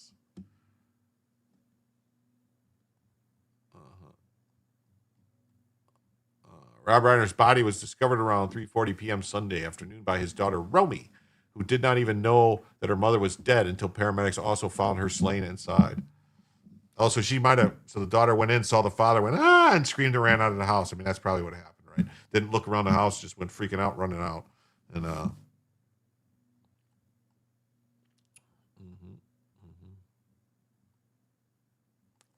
Meanwhile, the drug addict was seen walking the streets getting something to drink from a store and had checked in for a brief stay at Santa Monica Hotel, where investigators later found a sink covered in blood. Nick Reiner was finally collared at a gas station, the LAPD Gang and Narcotics Unit, around 9:15 p.m. Sunday, about 15 miles from his parents' home. A dramatic video shows his arrest. Well, we're going to watch that because I didn't see that before. I live 90 minutes north of Toledo. I have been there 100 times. Toledo Speedway, the zoo is awesome. The Mud Hens being a Tiger season ticket holder, and of course, Tony Pacos. Older parents are correlated with autism. That's what they say.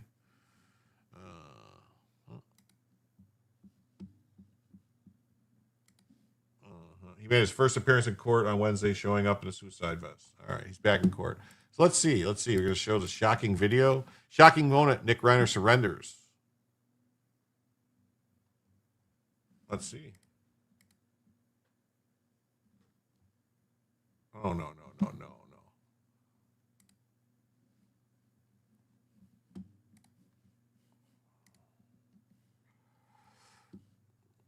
It's nice, though. There it is. Shocking moment. Nick Reiner's surrender to cops. No audio?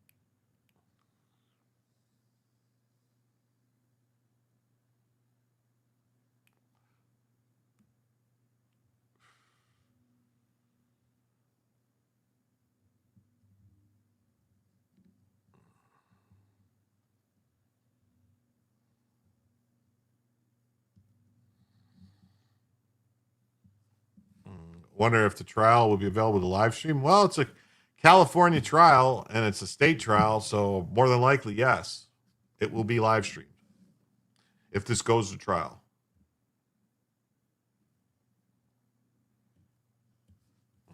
$2 Tony Paco Tuesday is the bomb.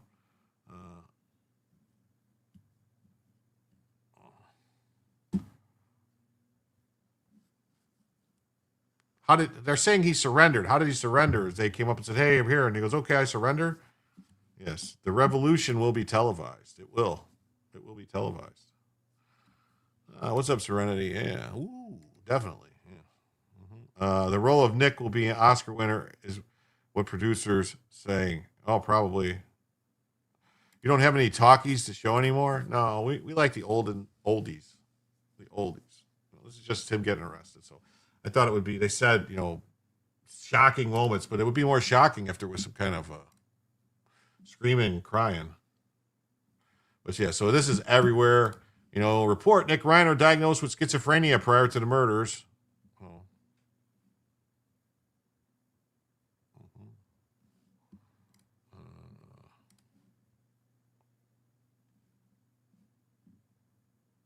Wait. What is going on?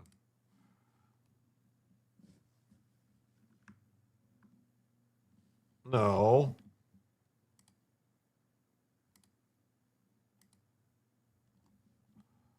What are you doing?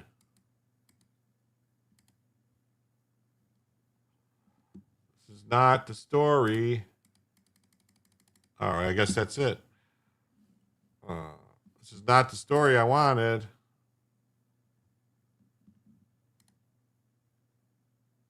All right, anyway. All right. I'm going to have to open some more tabs.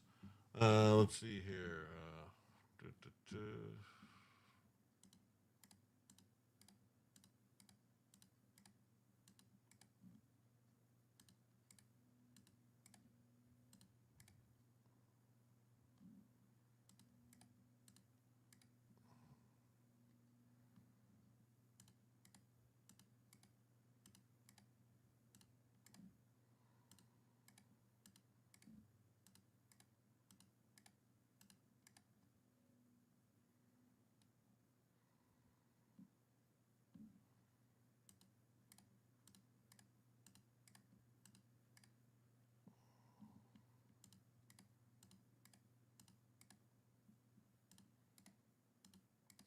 Just opening some tabs.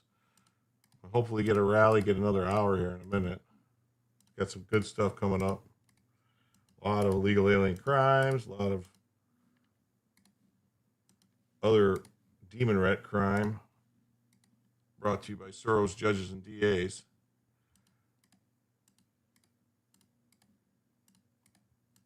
Almost got them all.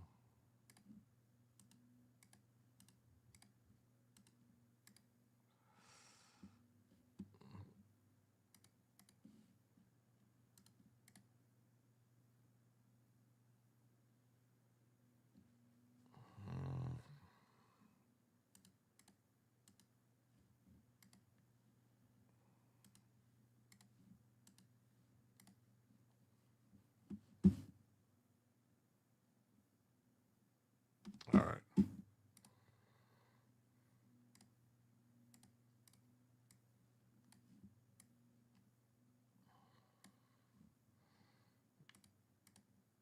Okay, sorry about that. Let's see. I looked it back up, and Giannis Remus graduated from Chicago. Yeah, he was a lawyer, but then he moved to Toledo, I believe Toledo, and opened up after he studied the Volstead Act, which was the constitutional amendment that outlawed alcohol, and he found a way to make tons of money. So he was the person that had the stamps for the medicinal alcohol.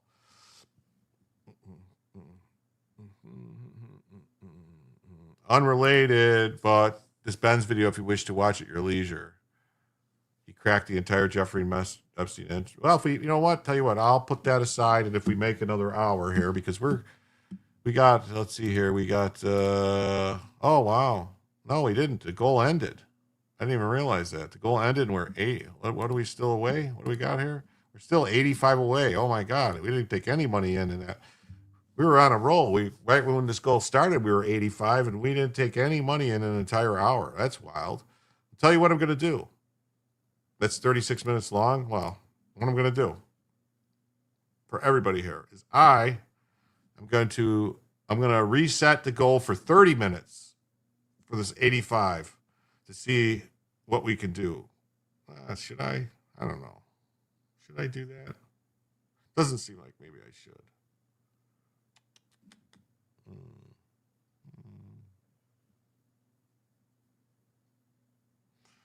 Oh no, Jim, we can pick up tomorrow. Okay. All right. Constitution of Freedom said I had an old relative who was a registered nurse. She had patients in her home after her husband died. One was a schizophrenic, and all the old time meds. All they did was watch TV and take naps. No problem at all, ever. Wow. All right. If you say so.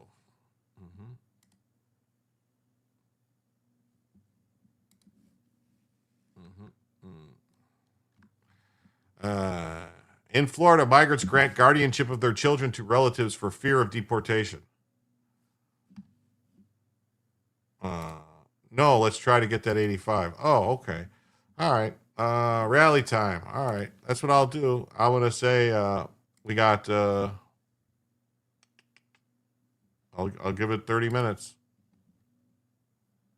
I'll start another goal. We'll try for 30 minutes.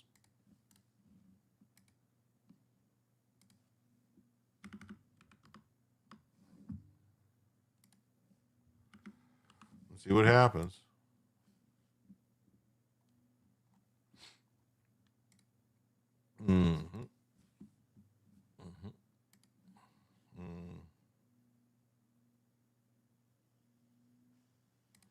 The son is on video standing next to his sister saying he wants to kill a nearby barking dog. That guy was not in any way okay, and the family knew it. All right, so let's go. In Florida, migrants grant guardianship of their children for fear of deportation. So these are illegal aliens, not migrants, and their kids. Are they illegal aliens too?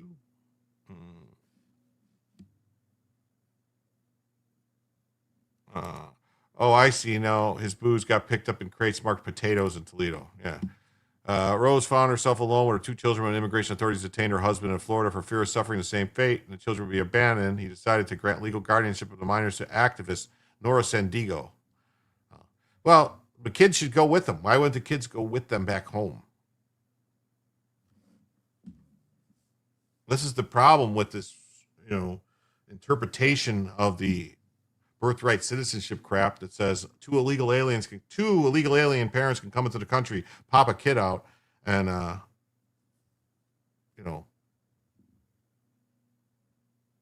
then they're citizens. I don't think so. Yeah, what we'll do is if we hit this goal in the next 30 minutes, I'll add another hour at that point, and we will get to the Benz video. We'll do that at some point.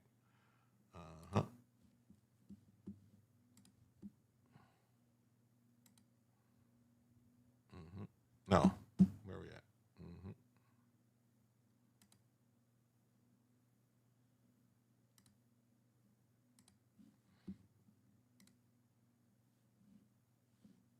So I got it there. All right. The Ben's video is excellent. The first half is complicated. It all comes together in the end. All right. So let's do this.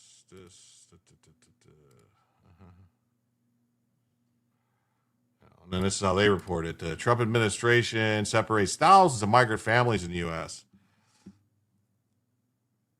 Yeah, if the booze was vodka, being labeled potatoes is not completely wrong, kind of like beer being labeled barley. President Trump's zero tolerance policy splits more than 5,000 children from their families at the Mexico border during his first term. What? Why would that happen? Images of babies being taken from the arms of mothers spark global condemnation. Well, they were saying take our kids. They were telling them take the kids, or crossing the border illegally with kids. What are they supposed to do? So yeah, so whatever.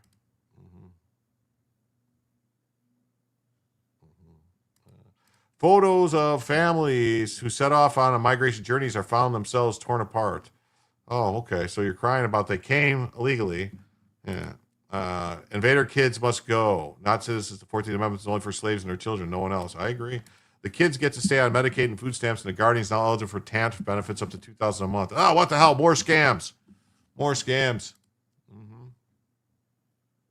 Well, 3 Rochester police officers were shot Friday night, and the suspect was killed. 3 police officers were shot and wounded Friday night after responding to a domestic call around 10:15 p.m. in Rochester, New York, and the man who allegedly opened fire on them is dead. Officers responded to a domestic incident in which a man said his girlfriend's ex-boyfriend was trying to break into the house. Yes, the DNA was tested, and many were not even related by DNA. Imagine the border if the Dems win in 2028. Yeah. That's why the activist wants the kids to fight the federal government for the benefits for the illegal kids. That's right. ABC noted the phone caller pointed out that he was armed and told law enforcement the ex-boyfriend was possibly armed. When police arrived, the ex-boyfriend allegedly shot 2 officers and then exchanged gunfire with the man who had called police. The caller was shot numerous times in the shootout, and the ex-boyfriend was able to flee the scene. What? The ex-boyfriend was soon located by another officer, and another exchange of gunfire occurred, resulting in the 3rd officer being wounded. However, the officer and the others with him were able to continue shooting. What do you mean? Wait a minute. Wait. Located by another officer, and another exchange of gunfire occurred, resulting in the 3rd officer being wounded. However, the officer and others with him were able to continue shooting at the suspect, eventually killing him. So there was a bunch of other, like a posse, a bunch of other people with him that had guns. Because they're not saying other officers. They're just saying others.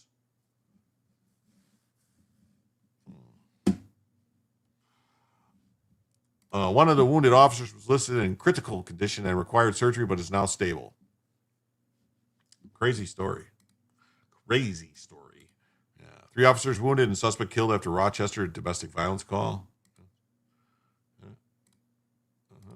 3 officers injured after being shot at close range.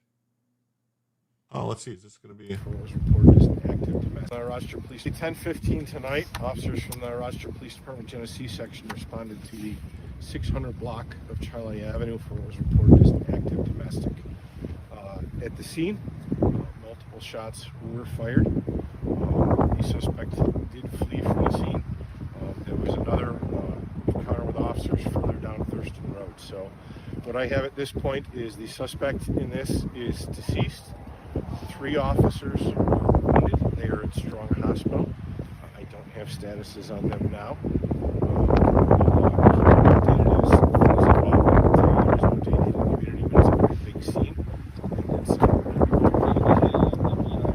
All I'll say is that this is always our biggest nightmare during this time of the year. These type of incidences, when they happen. But right now, I ask everyone to pray for these officers as they go through this. And also, please, we will have more information tomorrow. We don't want to speculate, but right now, our priority is the safety of our officers that are out here now in the cold, in this big scene. And it's cold. It's cold. It's cold out here. Our officers that Are they othering people? That's what I'm saying. You can't hear? Try to propose to this. So please pray for our officers, and we'll have more to say on this. It's the wind I hear. I don't know. We'll keep you up to date. Thank you, everybody. All right. I don't know. I mean, like, who were these other people? 2 officers responded. The caller stated his girlfriend's when officers arrived. Subsequent exchange between the suspect and the man who called in the report.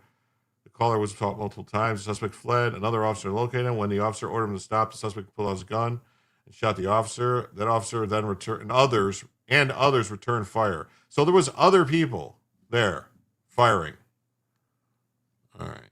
There was other people there firing. So I guess private citizens with guns actually helped defeat a bad guy who was shooting cops twice in this whole situation. First at the house, the guy in the house with his legally owned firearm for self-defense was able to shoot the guy and get an exchange of fire and, make him leave. And then when the second confrontation with police happened and that cop got in a shootout, other people also decided to join in and shoot the guy who was shooting at cops. So hooray for the Second Amendment. Why have an outside press conference? They ain't Trump.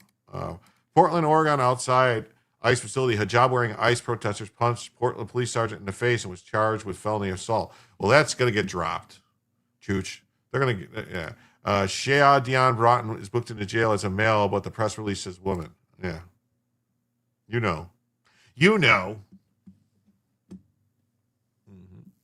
So look at this. A special election for new Supreme Court judges is likely to be next year. Now, this is a case which I am wondering how a federal judge is telling the state of Mississippi how they have to elect state Supreme Court judges.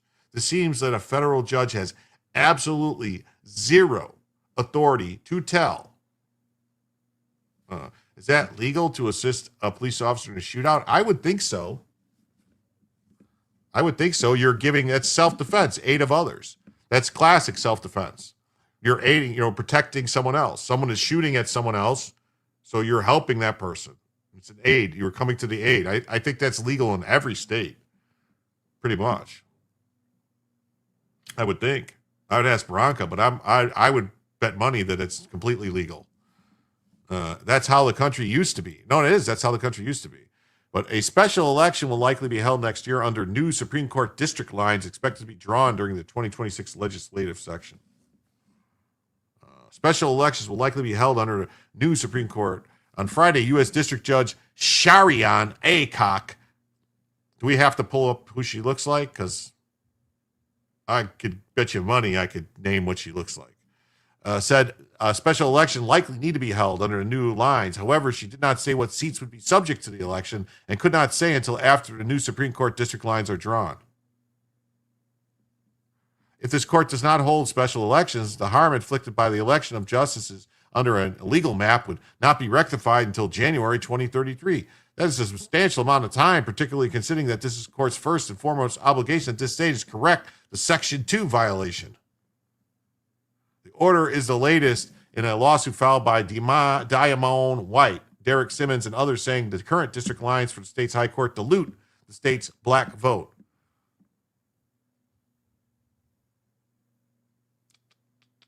In August, Aycock ruled that the plaintiff's favor, saying the state would have to redraw those lines and bring them into compliance with Section 2 of the Voting Rights Act.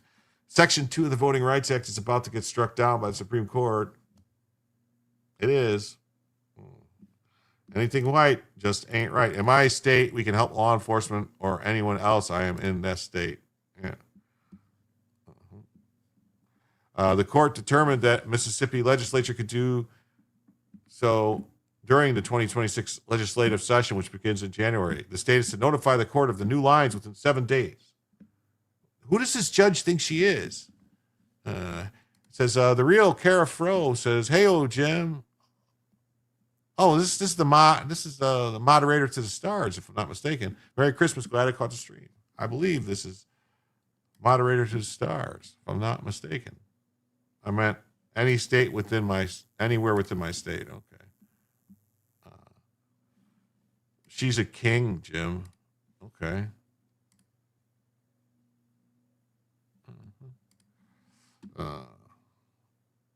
Yeah, the judge thinks she's a king. Tell them that. I mean, the Constitution lays out pretty clearly that the states decide how these elections are run and all these things. The state legislature. This federal judge this is not a federal election, so this federal judge has no business getting involved. The plaintiffs requesting special elections for at least 2 seats in District 1 held by Kenneth Griffiths and Jennifer Branning. Branning was elected to an 8-year term in November 24. Griffiths, meanwhile, was elected in November 21. His term runs until 2030. Branning run until 33, according to court records. The state, however, argued that special elections weren't needed and that no evidence was presented during trial that any judge on the Mississippi Supreme Court is biased. Aycock called that argument a non-starter. Taken into its logical conclusion, that would mean unless a witness testified that a judicial officer had acted in a biased or partial manner, special elections would never be ordered in such a case involving a judicial electoral map.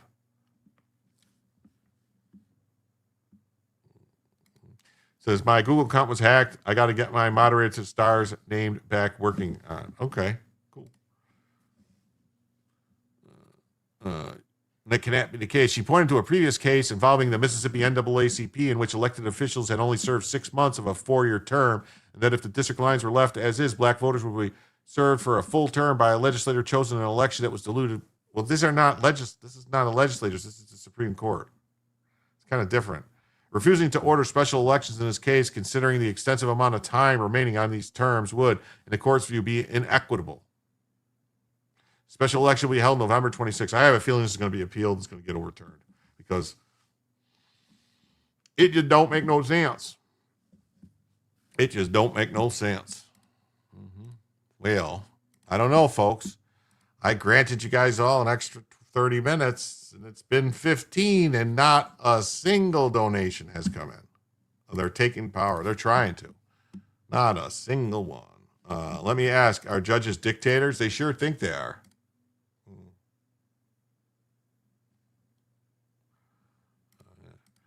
Judge orders special election for Mississippi Supreme Court after Voting Rights Act violation. Well, that case has actually been already, but you cannot draw seats based on race. My Google account was recently hacked by a Linux.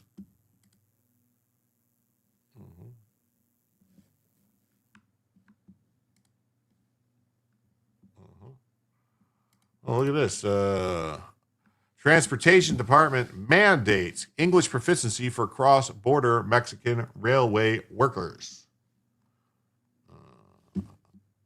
People still living in Mississippi? I don't know. Come on, everybody. It's rally time. The Federal Railroad Administration is cracking down on cross-border train operators from Mexico who lack basic English language proficiency in a bid to make rail operations safer in the United States. This past fall, FRA inspectors conducted routine regulatory oversight of cross-border operations on the Union Pacific and Canadian Pacific Kansas City Limited, finding that several inbound crews faced difficulty with interpreting general track bulletins and communicating safely requirements in English. I've got the Chinese flu dragging ass. This past fall, DOT highlighted that railroads can only certify locomotive engineers and conductors if they have the required skills. Since critical train documents and radio communications are in English, the potential language barrier observed for some of these crews raised safety concerns. Oh my God, read all the messages. What? I did. What did I not read? What did I not read? What message did I not read?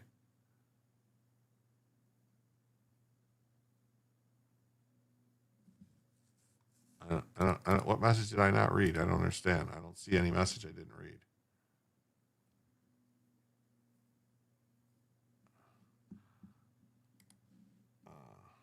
I don't know, Sunshine, which message I didn't read. I don't see any message I skipped.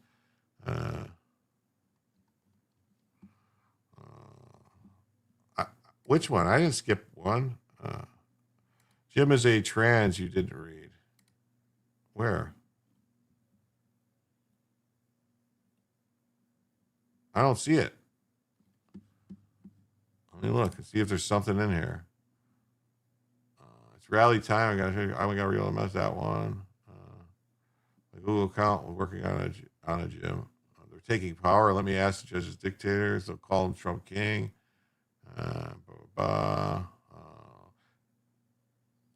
About the Shannon Dion Boughton is booked in the jail as a male, but the press release says woman. I said, go figure.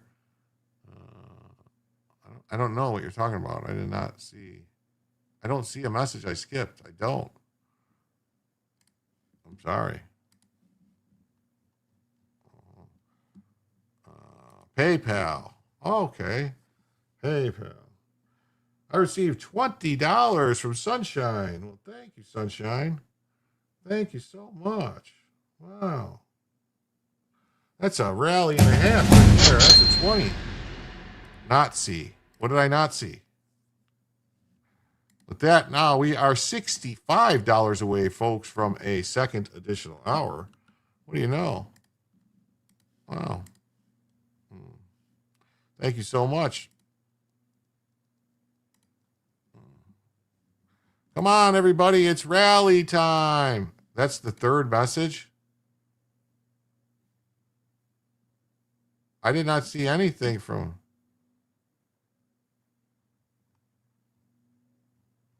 I don't see anything in here saying anything from PayPal. What? What is going on? That's the third message. There must be something going on. Because it's not in here. It's not in here. I don't see anything else in there. Unless I'm going crazy. Mm-hmm. In the letters, they clarified that certified crews from Mexico can only operate up to 10 miles into the United States from their point of entry. These crews must be capable of safe operations, which require that they are capable of reading and understanding documents, communications, and instructions in English. Mm-hmm. Well, that's good. That's good, yeah. You know, Trump administration wants to ensure Mexican crews operating trains in the U.S. can speak English. I think this is just a no-brainer. And then Fox News says, Trump administration restricts Mexican train crews over English proficiency and related safety concerns. And then got this story. Look at this. This is the next story. This is going to be good for clips. And it says, feds save dozens of kids from sex traffickers in massive multi-state sting. There's something going on in the chat. Everyone chip in, please. There is something going on in the chat. I don't know what it is. There's something going on. Something going on. We got 10 minutes. 10 minutes to make $65. I don't know. That's $6 a minute. I don't know if it can happen. We'll see.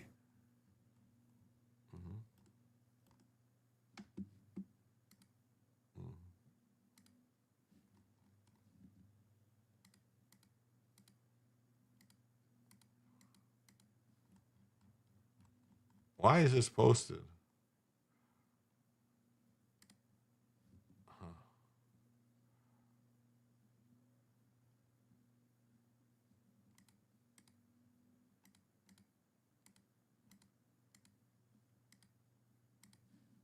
Fed saved dozen of kids from sex traffickers in massive multi-state sting. Only dozens.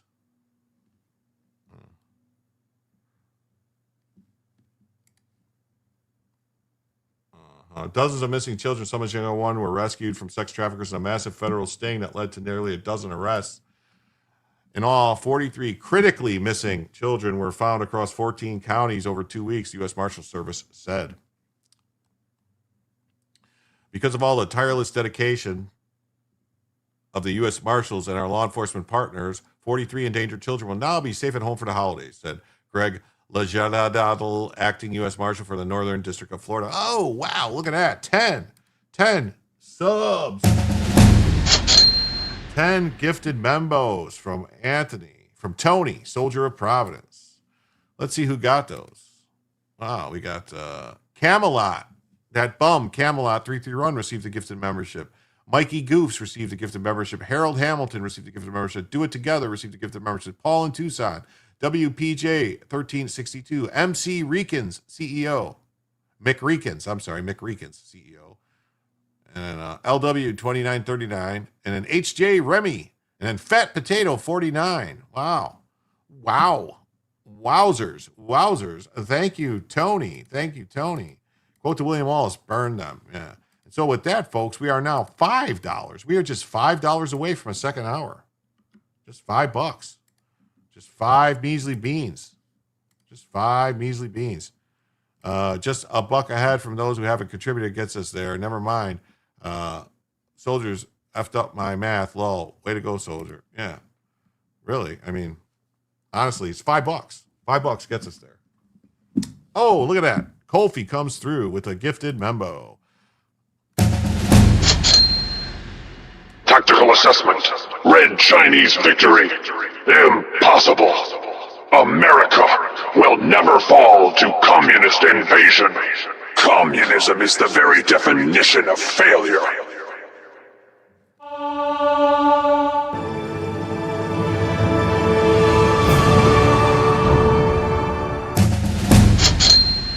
Where we are, folks. Kofi got us another one. That gives us the extra hour right there. And that was Tuckwheat received a gifted membership. What do you know? Tuckwheat got a gifted membership. There you go, Tuckwheat. All right. Well, let me correct this.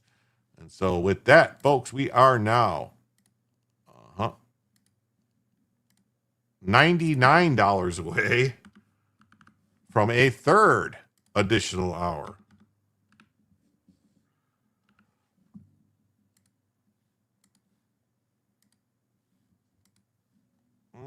Yes, thanks, chat. Thanks, Kofi. We are there. Yes. Thanks, Tony.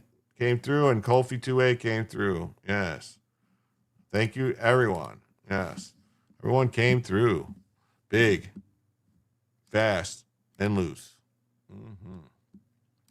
All right. Because of the tireless dedication of U.S. Marshals and law enforcement, 43 endangered children will be home for the holidays. You'll drink this Reverend Jim's Kool-Aid too. That's right. And Jim, don't be a doubter. I'm not a doubter. I just was like, whoa, because it was like almost an hour and a half without a single anything came in. So I was like, I guess we're not going to make it. That's all.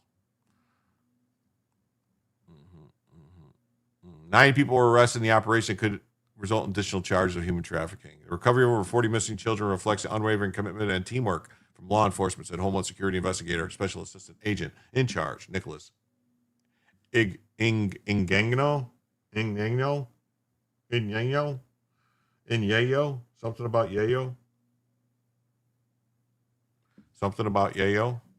Ooh, while I'm thinking about it, I'm going to have to end on Instagram because we're up on the 4-hour limit on Instagram. So I will do that. People love the especially abled. I don't know what that means. You did doubt, but I probably would have too. Well, I'm just,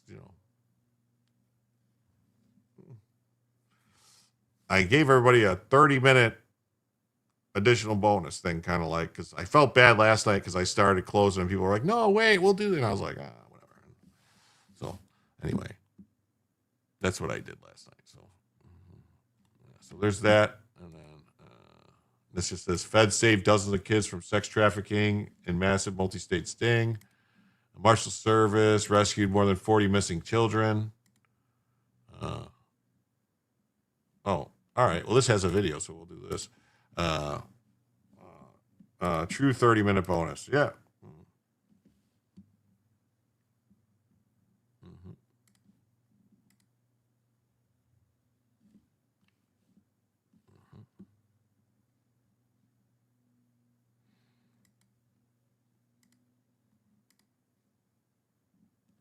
Okay. And now I will restart the goal for 20 minutes for 1 hour.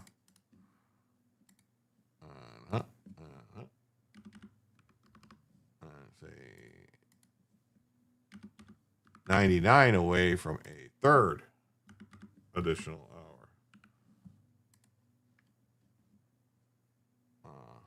hour. There we go. Oh, Sunshine goes, yes, I was logging into PayPal last night when you ended. Well, we were 8 runs going into the bottom of the ninth. The Chats offense came through. Thank you, folks. Yes. Ben's is deep. Saw a 6-minute clip earlier. Well, we're going to get to it. Just give me a minute. We're going to watch this real quick. What is this? Which video should we watch? This one?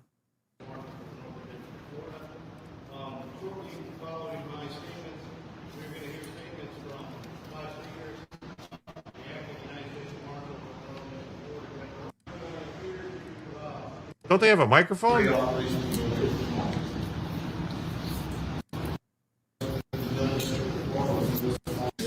Hold on. Magnitude has not been undertaken in northern Florida until this month. Over 80 personnel with 5 different agencies.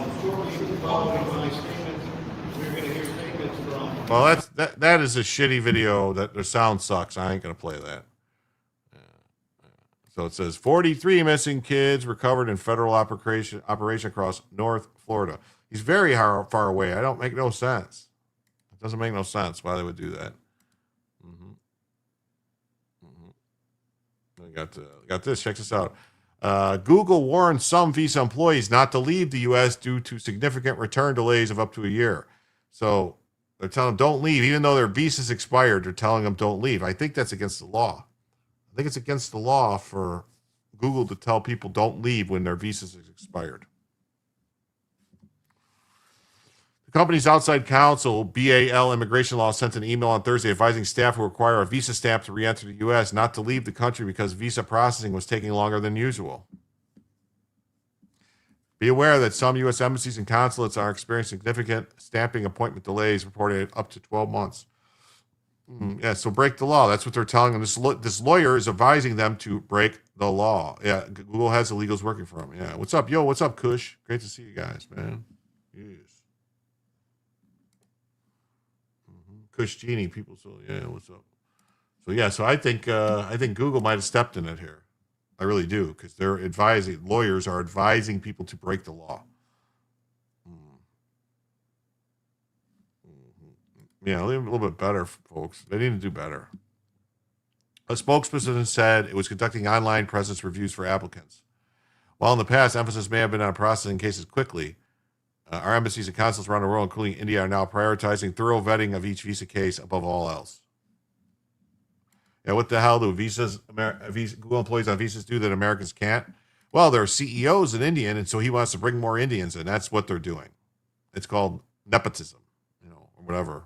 Yeah, nepotism. Google's lawyer said the memo that delays were affecting the H-1Bs, H-4s, Fs, and Js and Ms. The advisory did not specify that anyone on a visa already outside the country with a postponed appointment should do. Spokesman declined to comment. Well, DOJ should be right now asking to see all the communications, because that's they're have a lawyer advising someone to break the law. I think the crime fraud exception exists for a reason, and this would be it. Yeah.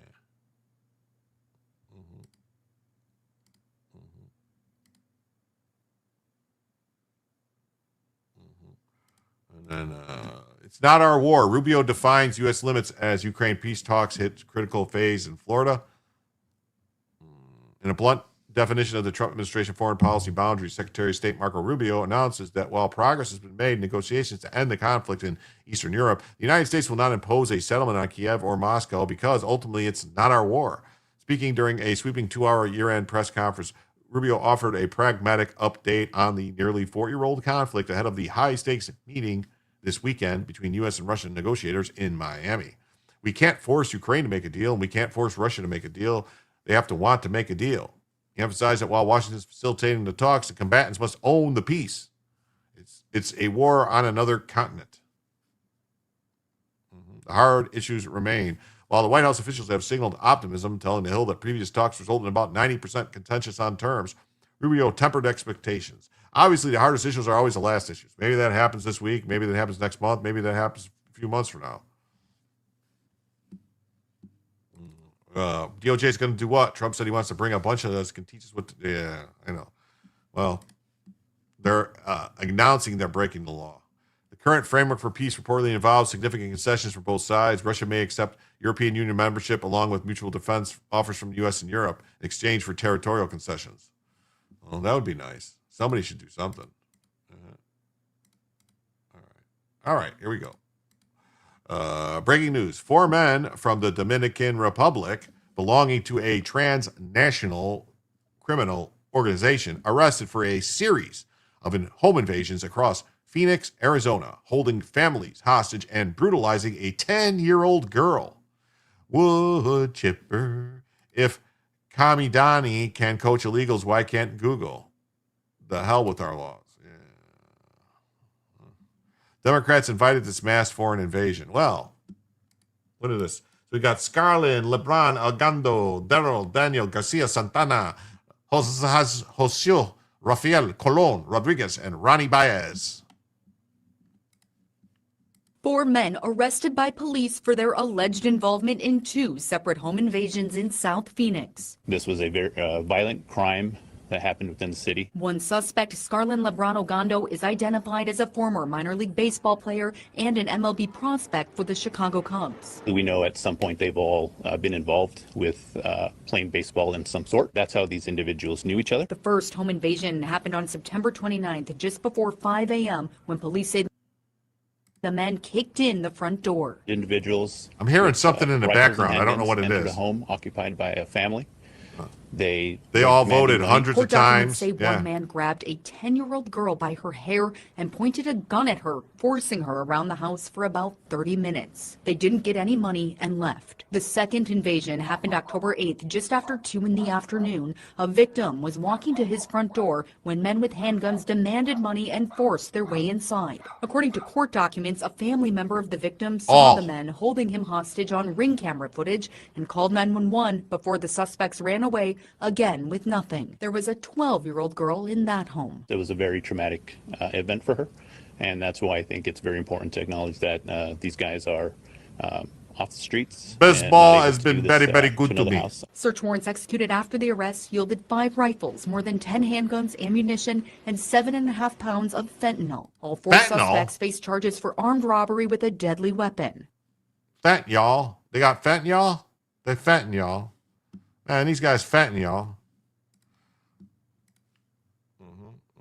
Accountability deportation. Some monsters need to be put down. The death penalty is not enough. Democrats have blood on their hands. So I don't have any information about those people. I couldn't get anything on what they were listed as, unfortunately. Let's see. Here we go. Arrest made. Oh wait. Says illegal alien kills taxi driver over fare dispute. Oh, go figure. The county sheriff's office says 28-year-old Santos Vasquez Ramirez confessed to murdering 66-year-old Aurelio Zunio Orbez over a taxi fare dispute. Ramirez was charged with second-degree murder and first-degree robbery on Saturday. As we reported, Zunio Orbez's body was found in the Croton Falls Reservoir last weekend. The Brewster cab driver also had his car stolen. His family says he went missing a week before that. The county sheriff's office says 20. Oh, look at him. He's smiling. He's all happy. Here it is. So Putnam County, New York, illegal alien Santos Polino Vasquez Ramirez has been charged with the murder and the death of Aurelio Zunio Orbez. He allegedly strangled a taxi driver to death in Brewster over a dispute over a fare. Wow.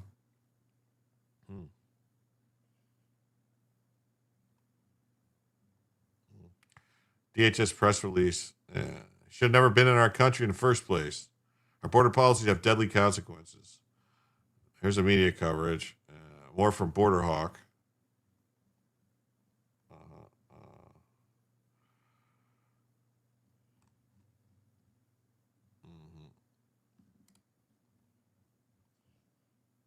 Open border policies, deadly consequences. Yes.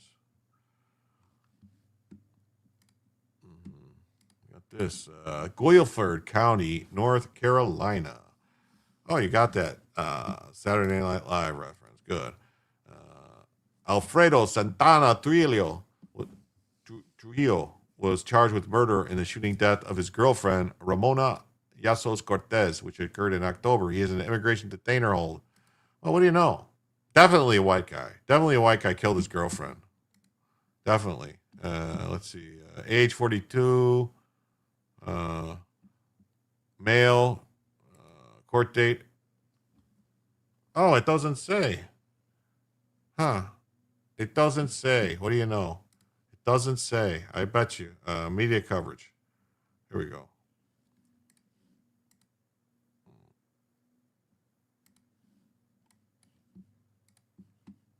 A man is accused in the death of his girlfriend. Police responding to a shooting at a home on Sharon Avenue Saturday afternoon just after 2. They found the body of 44-year-old Ramona Cortez. Her boyfriend, 42-year-old Alfredo Trujillo Sr., was arrested. Hey, Mark, how you doing? Hey, Dave, what's going on? He's being held in the Guilford County Jail. At this point, police have not released a motive for the murder. A man is accused in the death of his girlfriend. Police. Spud says, Jim, Putnam County is my old backyard. That area has gone downhill. You either have money or you don't. This is on Kathy Hochul. Hey, ¿qué pasa, Julio Cesar? What's up, my man? How you doing? Thank you. Thank you for the $10, my friend. And with that, we are now $89 away from a third additional hour of the show. What do you know? What do you say? Thank you so much. Cheers, a Torah fan. Yeah.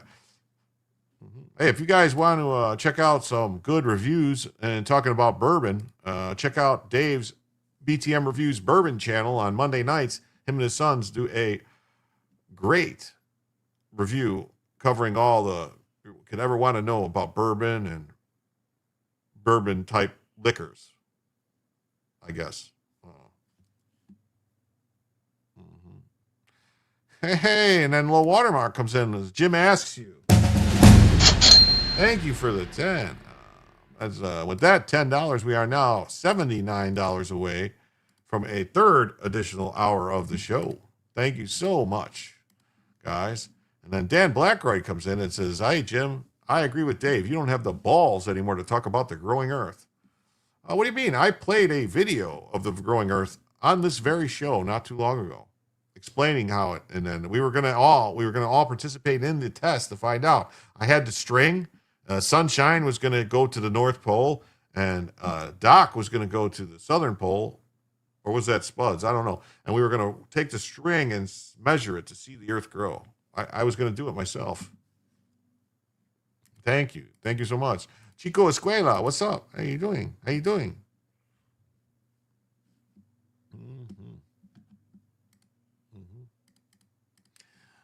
Santos Vasquez Ramirez, an illegal alien from Guatemala, has been charged with murdering Aurelio Zeno Obras, an illegal immigrant from Ecuador in a sanctuary in New York. He confessed to strangling him and dumping his body into Croton Falls. Vasquez Ramirez, who illegally entered the U.S. in 2013 on a bottom intervention, had 3 prior arrests. Open border policies have deadly consequences. Oh, now look at this. We got Dave for 20. Says Dan has never been more right in his life. Wow. Thank you for the 20, Dave. Wow. That gets 2 cha-chings. Then we're going to say with that means we are $59 away from a third additional hour. Thank you all. I want to wish everybody a Merry Christmas and a Happy Holidays. And thank you so much. Thank you all so much. Then we got this. A 12-year-old boy arrested on 2 counts of violent armed robbery in Florida is an illegal alien now on an ICE hold. Wow. Wowzers. Accused of putting your life in danger as deputies arrested 12-year-old Pedro Luis in Lee County. Thanks for counting on us here at Gulf Coast News. I'm Elise Chingari. And I'm Channing Frampton. We've mapped out where this happened. Let's show you this map over here. It happened in Fort Myers, right here in the Chandler Hall Park area. New at 7, Madison Zaleski explains how deputies tracked that 12-year-old down. A 12-year-old boy is accused of threatening 2 people with a weapon here at Chandler Hall Community Park in Lee County. Now, just hours ago, the Lee County Sheriff's Office released a report detailing how deputies found him. Lee County deputies arrested 12-year-old Pedro Luis Friday morning. Deputies got 2 separate calls last Friday about a robbery involving a weapon. Deputies say one victim was walking on Chattanooga Drive near the train tracks when Luis came out of the bushes, pointed a small knife. This is in my neck of the woods. The victim pushed Luis and ran home. After a search in the air I didn't even know about this. Deputies were unable to find the suspect. Shortly after the first call, deputies got another similar report of a robbery along Royal Palm Park Road. Deputies say another victim was on the playground with his friends as Luis rode up to them on a bicycle. Deputies say Luis threatened the victim with a knife and said he was going to take his backpack. The victim did not try to stop him, and Luis ran away with his backpack. Did you see it back there? Crazy, because he's supposed to be home. He's doing, homework and all that. Is this AI? No, I don't think so. But it's not that. The kid lives in Tice. You know how bad Tice is, yeah. And both victims were able to identify Luis during a photo lineup. Wow.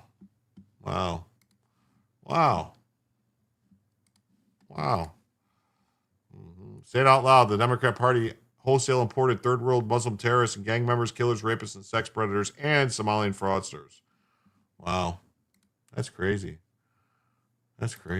Wisconsin police have arrested 3 more dangerous illegal aliens belonging to the crime ring terrorizing Americans with burglaries and home invasions using sophisticated Wi-Fi jammers, and all imported by Joe Biden and the Demon Rats to win elections. ICE raids matter. You did not know about it. Jim, you should pay attention to the local news. I know. I need to pay attention more to the news. I'm just saying, I would have thought this would have came up on, my Ring app or my other app thing I use to tell me, because it's local. The Heist on YouTube, Hackman, DeVito, Del Rey, Lindo, good 90s flick. Well, I mean, those are some good actors. Hackman, Delroy Lindo was a great actor. DeVito's pretty good too. Ice raids matter. Wow. Wow.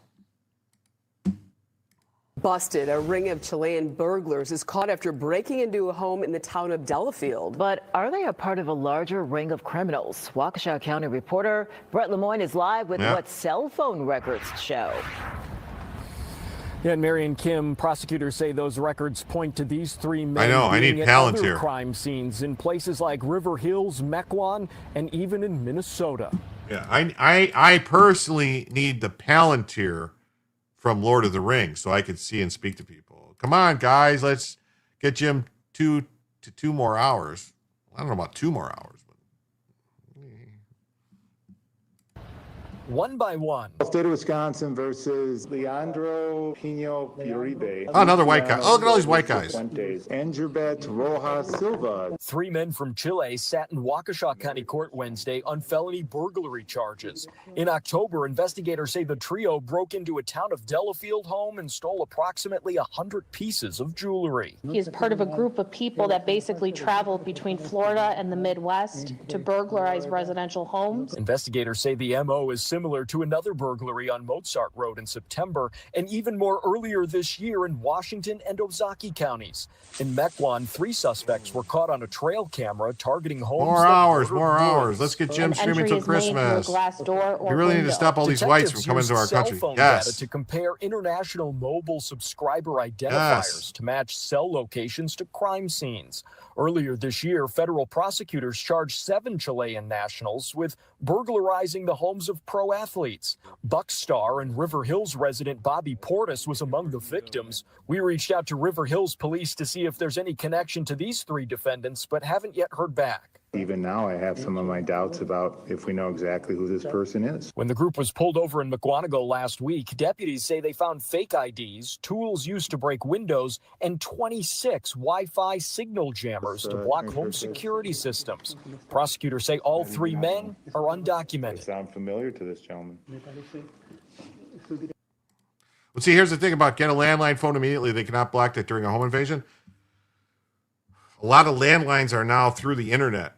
They're voice over IP, so I don't know how that works exactly. And look at this. Low watermark says message retarded. Oh my God, that's horrible. Message retarded. Tan face. Yeah, they need to go back. They need to go back. Mequon County Police advise heightened security as illegal alien South American crime ring terrorizes residents with burglaries and home invasions. Wow, what do you know? Trail cameras in Mequon capturing video of people wearing backpacks and gloves with their faces covered, creeping through the woods. Burglaries are not an uncommon thing, but the amount of burglaries that are happening, the way they're happening, it's uncommon. Mequon Police Captain John Hale says investigators believe the same group has broken into about a dozen homes there this year. This is happening throughout the state and throughout the United States. Tell me about this organization. What do you know about them? Basically, what we know is that they're from South America, and then they're coming up here to commit these crimes. In all of the cases Mequon police Yes, have investigated, Wisconsin. they say the Wisconsin. group of burglars walk through the woods, approaching a house from the backyard. Then they get in by breaking a door or window. The burglars targeting homes in cul-de-sacs, striking in the early evening hours of Thursday through Sunday when no one is home. They're taking people's jewelry, currency, and high-end handbags. That's all they're taking in a house. Video from last year shows a break-in at Bucks forward Bobby Portis's River Hills home. Investigators believe a Chilean crime group behind that break-in and multiple others at pro athletes' homes across the country. Is it believed that these are a part of the same network? There's a high probability that they are all connected with those burglaries also. Mequon police warning homeowners to activate their security systems. They believe this camera was detected by the would-be burglars who left. Wow, would-be burglars who left. Wow, wow, wow.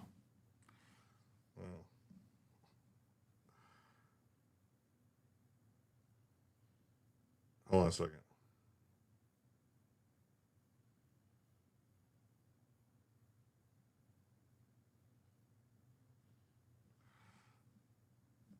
Yes. Illegals versus basketball players. I'm not sure who I'm rooting for, to be honest. Yeah. I'm a part-time resident of Monroe County, Wisconsin. Hardwired in. Use an old phone that does not use Wi-Fi. Common sense harden your home security. Yeah.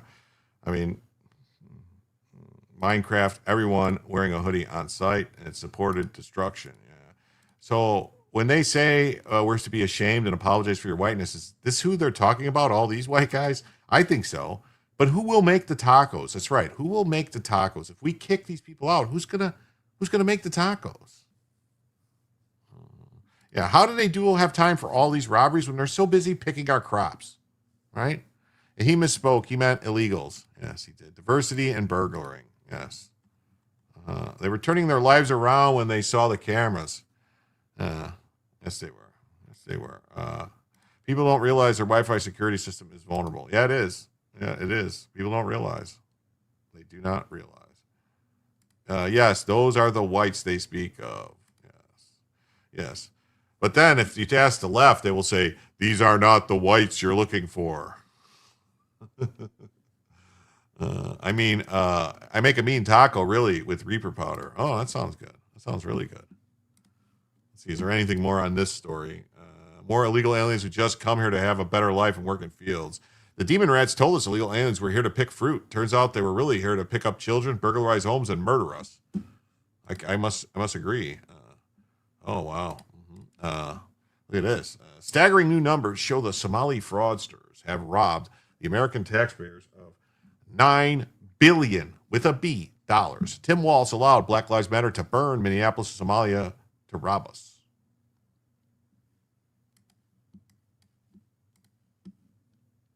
Learning the Feeding Our Future case was just the tip of the iceberg for fraud in Minnesota. And that is according to federal prosecutors who shared staggering new numbers today. Staggering. As So Young Kim reports, more than half of $18 billion spent on Medicaid programs in Minnesota could be fraudulent payments. The U.S. Attorney's Office had warned about the iceberg of fraud they saw ahead earlier this year. Now prosecutors are giving a sense of just how big the problem could be. What we see in Minnesota is not a handful of bad actors committing crimes. It's a staggering industrial scale fraud. Federal prosecutors say they're just getting started looking into Minnesota's social services fraud schemes. Officials say they flagged similar patterns of explosive growth in those programs. According to the Center for Medicare and Medicaid Services, the 14 Medicaid programs at the center of investigations in Minnesota have cost $18 billion since 2018 overall. Prosecutors say they aren't able to put a final figure to the scale or portion of fraud in the state, but Assistant U.S. Attorney Joe Thompson says he suspects it could be in the ballpark of $9 billion or more. Wow. And then look at this. Oh, low watermark with $59. Wow. Wow. And with that, I think, yep, that's it, folks. That is Tactical assessment. Red Chinese victory. Impossible. America will never fall to communist invasion. Communism is the very definition of failure.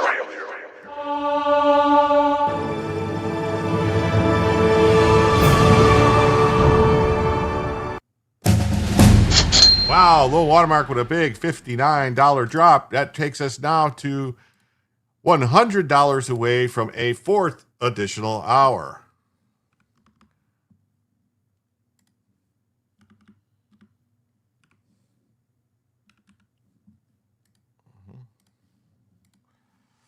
Oh.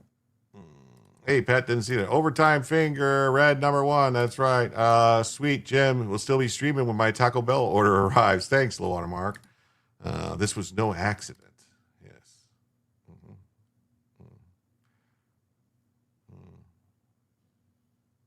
Thank you. Yes. Why is there a kite in the shot? I don't know. I don't have answers. Tampon Tim needs a string. Yes, he does. Birch and Meadows, 4 ounces of Carolina Reaper chili powder, extremely hot, over 7,000 shoe. But for some reason, the price almost doubled. Well, It'll happen. It's worth it though, saying, I love with spice. I love the 900,000 shoe salsa you get in the shops in Florida and Gatlinburg. Wow, thank you. Te perdiste por mucho tiempo. Salt bothers me, but I love spice. It happens. I love spice. I forgot to end the stream on Instagram. I just noticed. Oopsies. I said I was going to do it, and I didn't do it. What do you know?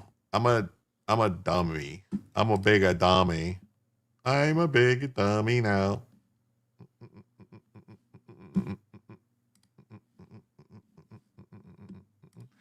Wow, that's a lot of stealing. Unbelievable. $9 billion stolen from American taxpayers by Somali fraudsters in one state, more than Somali's entire GDP.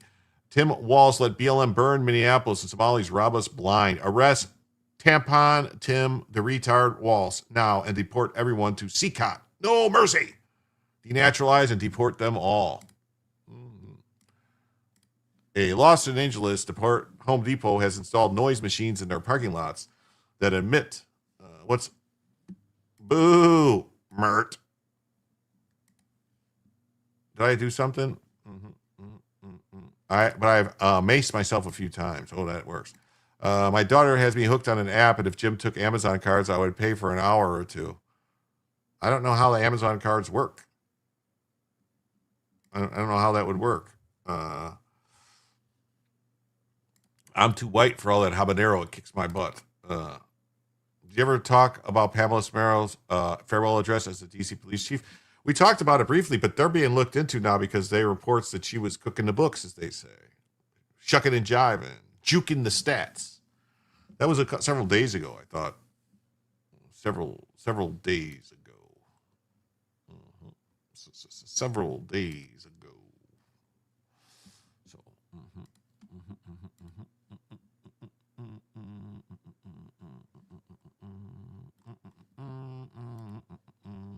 let's see where we're at here, actually.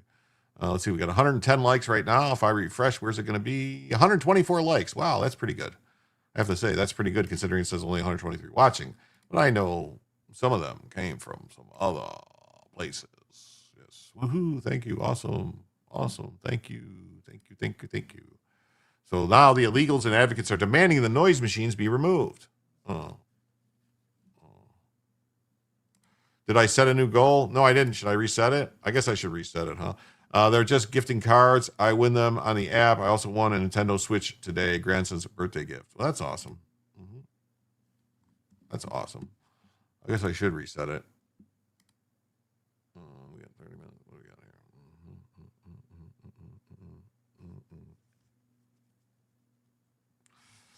So, wait, I have to do math in my head now. So, we're already at the third hour. We're 100 away from the fourth hour. So that would be, we've been going for almost 4.5 hours. So 4.5 would have been 2. So we got actually 15 minutes.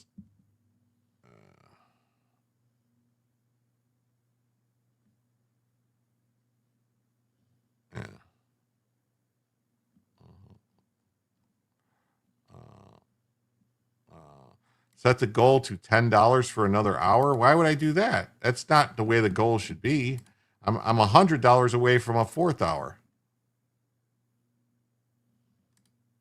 You talk about the goal on YouTube? That's not how the YouTube goal works.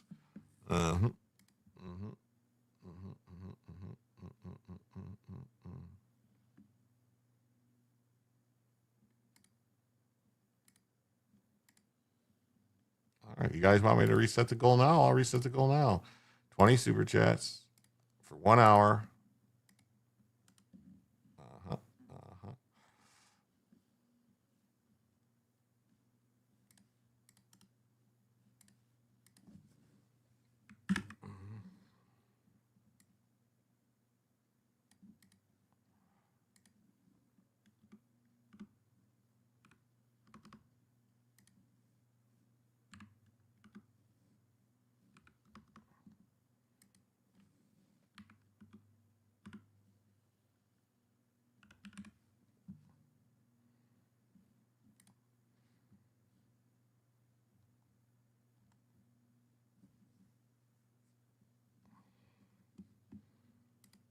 Okay.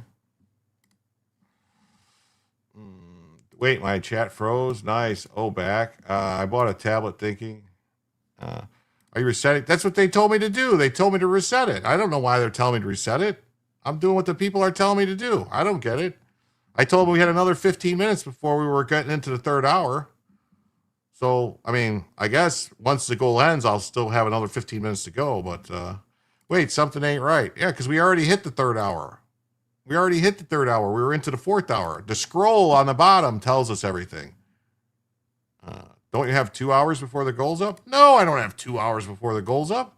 What are you talking about? We 2.5 hour show, plus we had 2 extra hours. We got a third hour, so we got an hour and 15 minutes before the goal's up. We only had 30 minutes left on that one.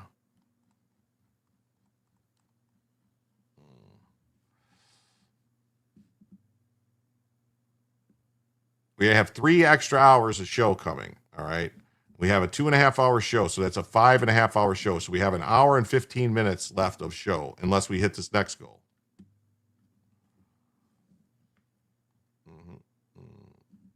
Seems like we're missing time. No, we're not.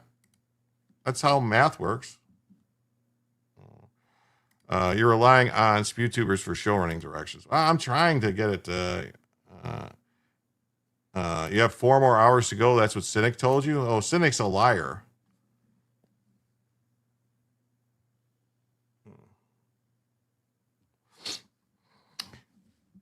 I knew I shouldn't have listened to people tell me do this, do that, do this, and do that. I'm always listening to people. And look what Trump's me in trouble now. So yeah, legal aliens and advocates are demanding the noise machines be removed. Day laborers and their advocates are urging Home Depot to remove the noise machines.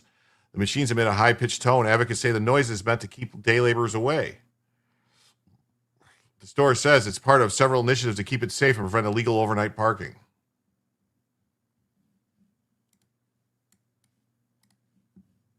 Day laborers and their advocates are urging Home Depot to remove noise machines installed on light poles in the parking lot of the store in Cypress Park. So maybe you could hear it there. The machines emit a high-pitched tone. Advocates say that the noise is meant to keep day laborers away. The store says it's part of several initiatives to keep it safe and prevent illegal overnight parking. Now, in the video we received, you can hear the sound during the day. Photos also show RVs, cars, and trash in the parking lot. Home Depot says the Cypress Park location is the only one in Southern California to use the noise machines and that they've seen a noticeable difference in overnight parking since they started using them. Wow. That's Walmart that lets you park overnight, I think. What do we want? Parking lots that don't screech like a banshee. What do we want? As soon as our ears stop ringing. Yeah. Somali woman Asha Hassan admits defrauding Minnesota's autism services out of more than 14 million taxpayer dollars. She also admits to stealing $465,000 from the child meal program. Hassan founded Smart Therapy LLC in November 2019, registering herself as the sole owner. She then submitted fraudulent reimbursement claims to the Minnesota Department of Human Services. Staff included untrained 18 to 19-year-old relatives with only a high school education and no autism treatment certifications. High school, public school. Well, good to see you. Public school math. It's worse than call to prayer. Yeah, I keep it. Public school math. 2 + 2 = racist. Yes, probably keeps the customers away too. I think they only do it at night, overnight. Overnight parking. What's wrong with these people? Yeah. Well, do you need stronger bourbon? Me? No, I don't. Well, I'm back. Phone died at the post. Now home safely and charging my phone. That scares me. Look at this. Defrauding Minnesota autism services out of 14 million. Yeah, but she's the real victim.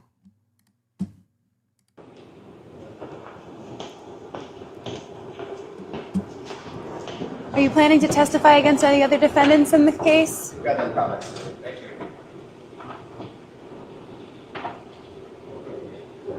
Jim always needs stronger bourbon. Always. Always, always, always. I learned my lesson. Though. I will not be doing any drinking streams for the foreseeable future because I learned my lesson. My daughter gave me a glass of wine today to try to calm my nerves. Yuck, horrible. Always use whiskey to calm your nerves. Nothing like a nice shot of bourbon, maybe some Elmer tea or some Blanton's. That'll calm your nerves.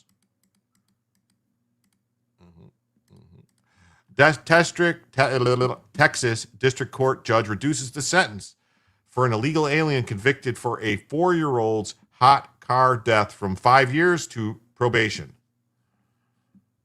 Does the PX even have turbo liquor?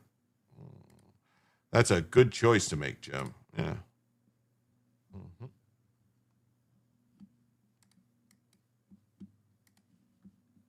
Javier, we are just outside of the daycare where police say Logan was left in a van back in June. They say that he was in there for at least 5 hours. Logan's family started to tear up earlier today in the courtroom when the judge said that the woman convicted in his death would be let out of jail on probation. And for the first time, we are hearing from Logan's mom. Anger and devastation. I'm feeling enraged. I'm feeling that the system failed me. It's what Monique Garcia says she's feeling after a judge's decision today. It's a decision, she says, leaves her grieving all over again. They did everything for years and then what, nothing? So what was the point from the last hearing? Today, 445th District Court Judge Gloria Rincones granted Karen Silva's request for probation. Yeah, we're going to do the Ben story. She was convicted and sentenced to 5 years We got in time. prison We're going to do the for her Ben story role in after we Logan's get through death this. less than a month ago. She cried when she heard the judge's decision, as did Logan's family. The judge told the courtroom no amount of time could bring Logan back and said others also shared responsibility in his death. Oh, others did. Logan's mom says this wasn't just a mistake. She says it was a failure that can't be undone. I hope that she takes Logan into her mind forever. That she failed. And she did not just fail me, she failed everyone. Silva is expecting a baby next month. On the stand, she testified that she's been hospitalized multiple times since her arrest because of pregnancy complications. Her attorney called a midwife an anchor and nurse baby. to the stand. Got an anchor baby she said in there. Silva has a high-risk pregnancy and could face delayed care in jail. The baby was the center of that the baby should not be punished and the risk and so we brought in the medical information. Brownsville police say Logan was left in a daycare van for around 5 hours after a June field trip. Silva was the driver. The judge sentenced Silva to 10 years probation. The Cameron County District Attorney says she'll walk free once she's deported to Mexico for overstaying her visa. She's going to be walking free tomorrow, if not today. Walking free, going home to her family. What punishment is that? Oh, good. No, I disagree. Well, wait. This is get her out of the country before she has the baby. That's what they need to do. Yes, get her out before she has the baby. Back to Mexico with you, wherever, back with you before you have the baby. No anchor baby. Out. Yeah, why am I here? This stuff, it pisses me off so much. It does pisses me off too, but I have to spread the word. And yes, it's the car's fault. The daycare put him in a car and left him there. The daycare worker, she did. She left him in a car. We are going to do the Ben story. Lemoncello show him how to Ghetto's been living. That's the far southernmost county in Texas at the border. Yeah. Now saying this stuff off the chain, I become an alcoholic if we're so expensive, but I'll try that too. Anything lemon, yum. She probably got pregnant to gain sympathy. Probably. This is a very expensive tasting liquor, but it comes to the ghetto sometimes. Yes. Wow. I agree with the judge's decision.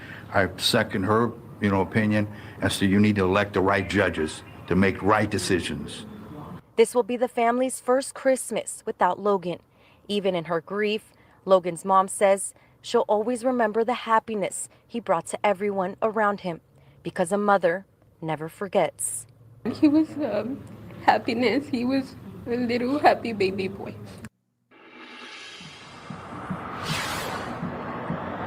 The district attorney said that Silva could be deported as soon as tomorrow. We did reach out to ICE to get confirmation, but we are still waiting to hear back. The judge did order Silva to pay a $5,000 fine, which she has 10 years to pay it. She was also ordered to not illegally re-enter the United States. Well, that's good. I mean,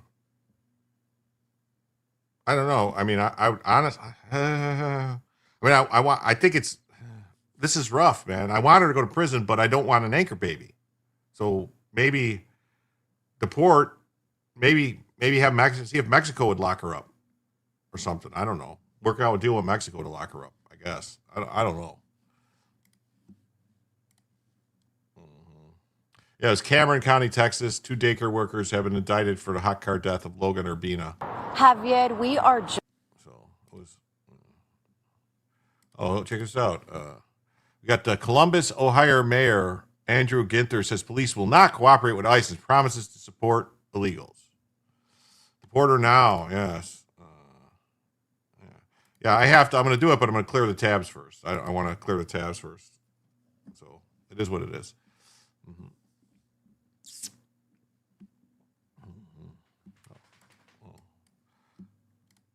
Do you guys think he's going to talk with a lisp? What do you think the odds are that this mayor of Columbus Ohio is going to talk with a lisp? He looks like he might have a lisp. Hey, neighbors. Mayor Andy Ginther here. I wanted to take a moment to speak with you about the increase in federal immigration law enforcement activity we're seeing in our city.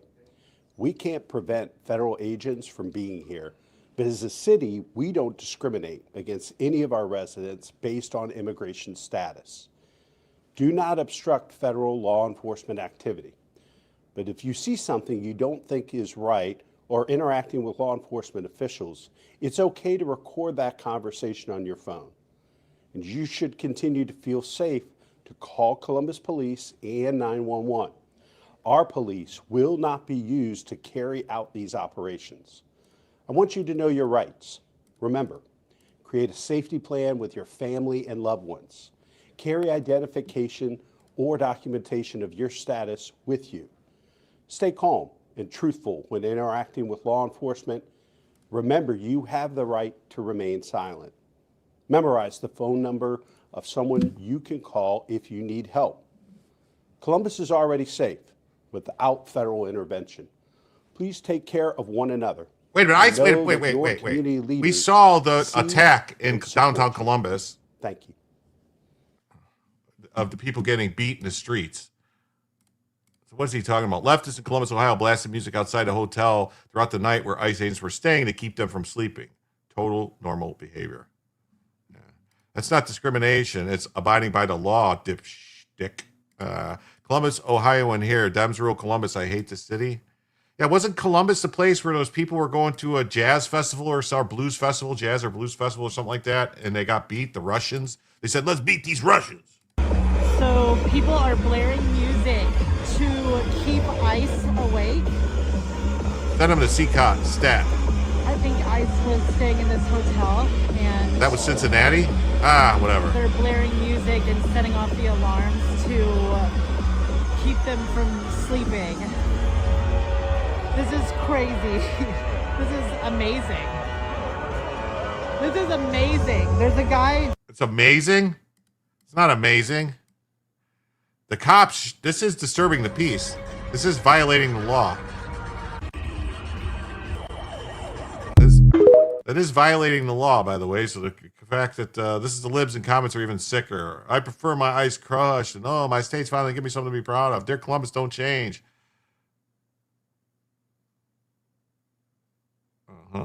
Wow. Scott Stevens, executive director of the communications engagement for the Starker schools in Ohio, made a post online calling ICE brown shirts and thinks arresting criminal illegals is akin to a takeover by a fascist dictator. Put me in, coach. I'm ready to go. So he can hang with his peeps. That's right. Yeah. This person is paid by your tax dollars. Look at this guy. Oh, these brown shirts have arrived. This is not America we grew up with. Make no mistake, this is a takeover by a fascist dictator. Wow.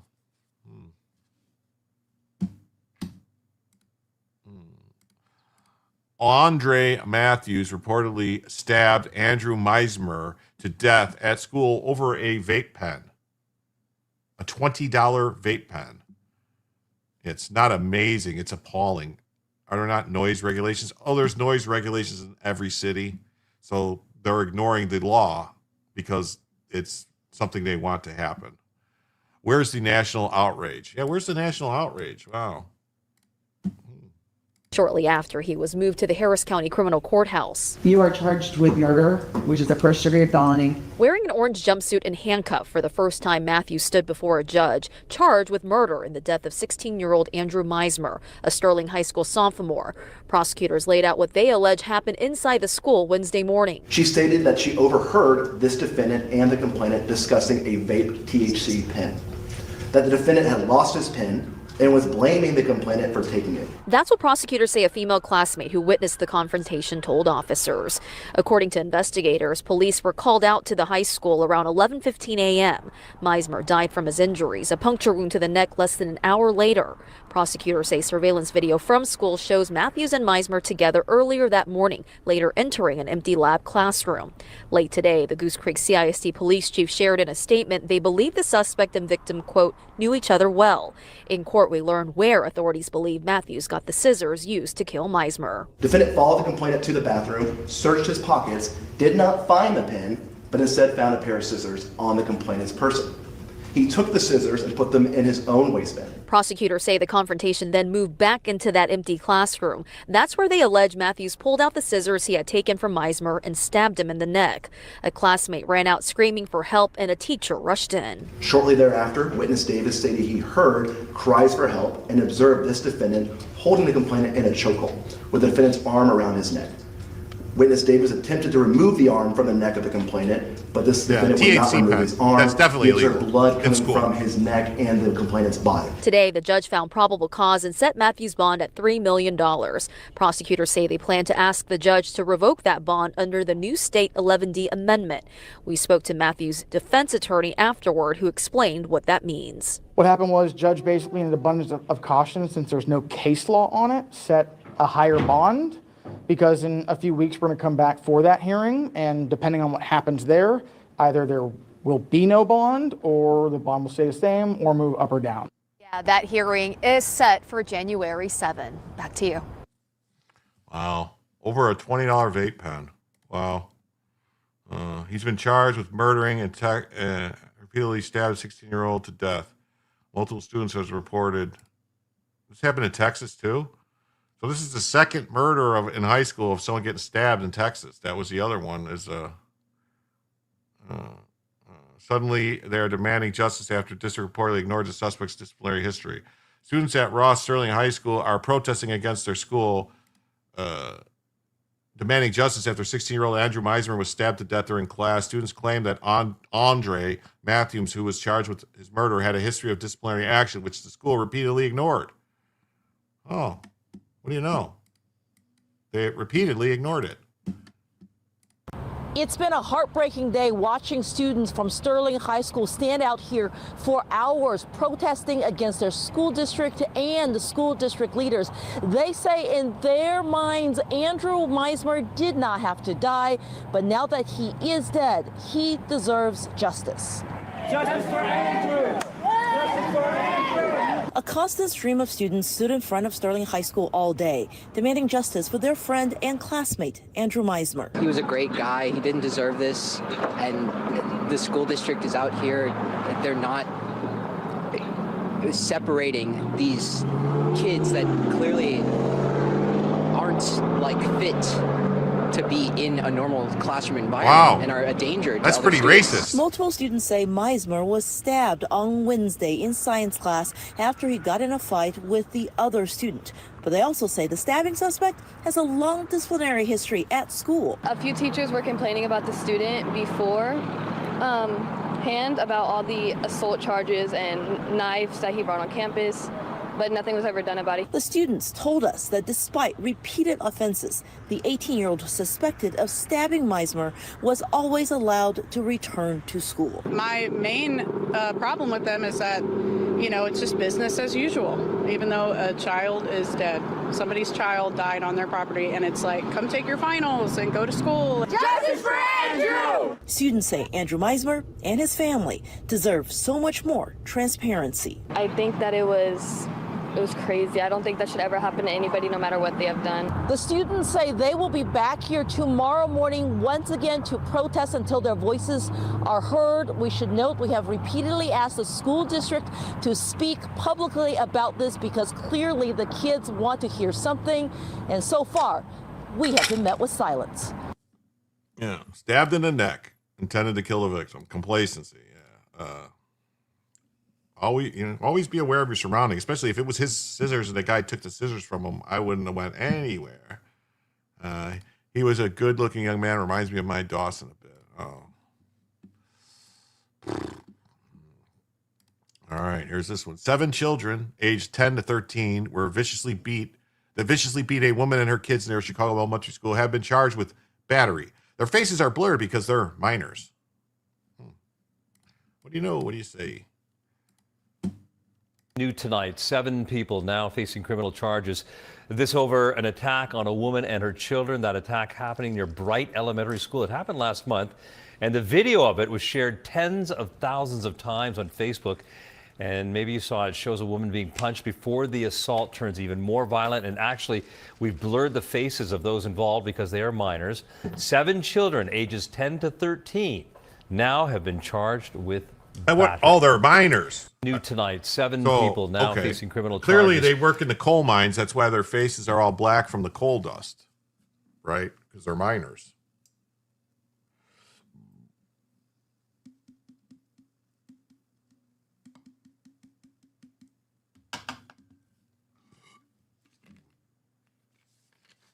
What? They get started young. Isn't 13 an adult up there now? No, I think they actually, honestly, I think that's Chicago. I think they I think they made it 25 to be an adult in Chicago. You remember the story? Yeah, this has happened a while ago, but they finally just charged them. It was all on video. It's fucking nuts. Here we go. Baltimore City Schools police officer committed multiple federal felony. Yeah, minors. That's what I'm saying. They're minors. Subamuns. What is a Subamun? What's a Subamun? Wow, 25. Yeah, they wanted to raise it because they say that the brain's not fully developed, so we should treat them as children. That's why Obamacare and all that stuff was made 25. That's what they're pushing for. They want everyone to be a minor to 25, but they want them to vote at 16. Go figure. They're probably just hungry. Yeah, they probably just wanted bread. A reporter asked a Baltimore City employee retirement system if he still gets to keep his pension, and he gets to collect it even from jail. Lawrence Smith, a former Baltimore City Schools police officer, was convicted of stealing $215,000. It's 19 here, but they can claim a youthful offender till 25. Yeah. Despite that, a spokesperson for the Baltimore City Employee Retirement System says Smith will receive his pension. Obamacare was 27. I thought it was 25. Taxpayers are not entitled to know how much he'll receive, even if he's collecting that pension from jail. Wow.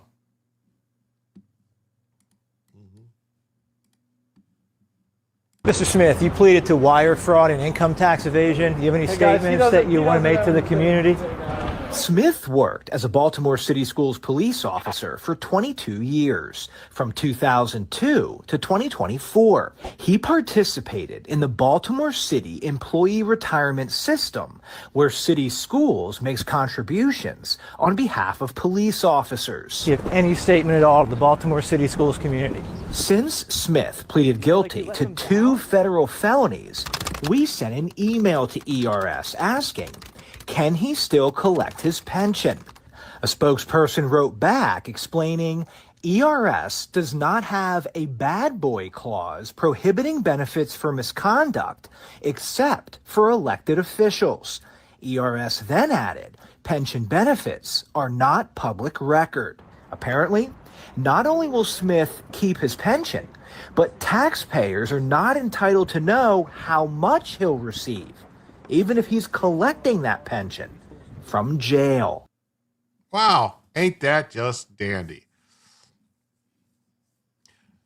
Now, I don't know how I feel about this. In a way, I'm like, well, he worked for 22 years, and he paid into the pension was paid into. So in a way, what? He would lose the pension, and then after he gets out of jail, he doesn't have no money, no way to survive or nothing like that, and then he's going to have to commit crimes or something. So in a way, I don't know. But, like, I don't think he should be able to collect it while in jail. I don't think that should be possible, but I don't think he should lose the pension. So, I don't know. They better get to changing the laws in their favor then. Yeah. Oakland County, Michigan, Deputy Executive Sean Carlson is allowed to have a business that does procurement while overseeing purchasing for your county. Time to investigate the ERS official that answered that email. Yeah. We don't have a bad boy clause. Parents sell their girls to husband who agrees not to consummate the marriage for 2 to 3 years. Yeah. There is a story in here of that. He says he's not involved in his own company, but he still gets paid from the company. He gets multi-million-dollar contracts. He's still making money from the company, and he gets contracts with other counties. And he has a contract with the city of Pontiac, which you guys are doing a big redevelopment project there. So isn't that a conflict of interest?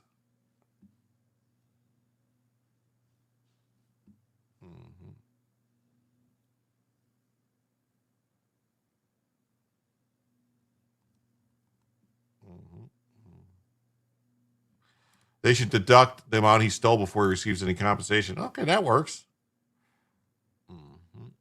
Let's hear this. Deputy county executives allowed to have a business that does procurement when he has overseen purchasing for your county. Why is that allowed? Because he doesn't oversee his company. He disclosed when he came to work with me that he had outside business and that he was putting that in other people's hands, and he would have no operations in the business, would not be making any decisions in the business. He told me from the beginning he would have nothing to do with his business. So I take him at his word, and I take him at his word. I believe that's what he's done. He's still making money from the company, and he's getting contracts with other counties. And he has a contract with the city of Pontiac, which you guys are doing a big redevelopment project there. So isn't that a conflict of interest? My understanding is he's taken no votes and made no decisions on the business that they pursue. That treats it as if it's a separate entity that he's not involved in. And so he's not making decisions about who they apply with. It's a company that had been ongoing before. He stepped away from it to work for the county because he has a public servant kind of heart, and he's passionate about this work. I mean, have you seen any of the company records, though? Because he still is very much, he's a W-9. He definitely is, he's involved in some capacity. I mean, are you not aware of that? The county is monitoring it. I haven't seen it personally, but we're aware of what his relationship is with his business. Wow, he's getting pissed. How can you be sure he's not enriching himself with the relationships he's building with the county? I've seen no evidence of it. I've seen no evidence. Have you looked for any evidence?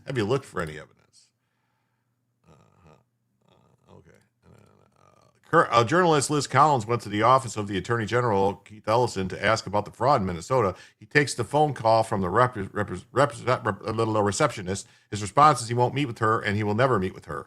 Public officials are refusing to answer questions. Zero ethics there. He should have gotten roasted for the mere appearance of a conflict. The guy's a fraudster. Yeah. Where was his other thing? He says if he earned it, he should get it unless he committed fraud while he was earning it. 22 years doesn't seem long enough for a pension.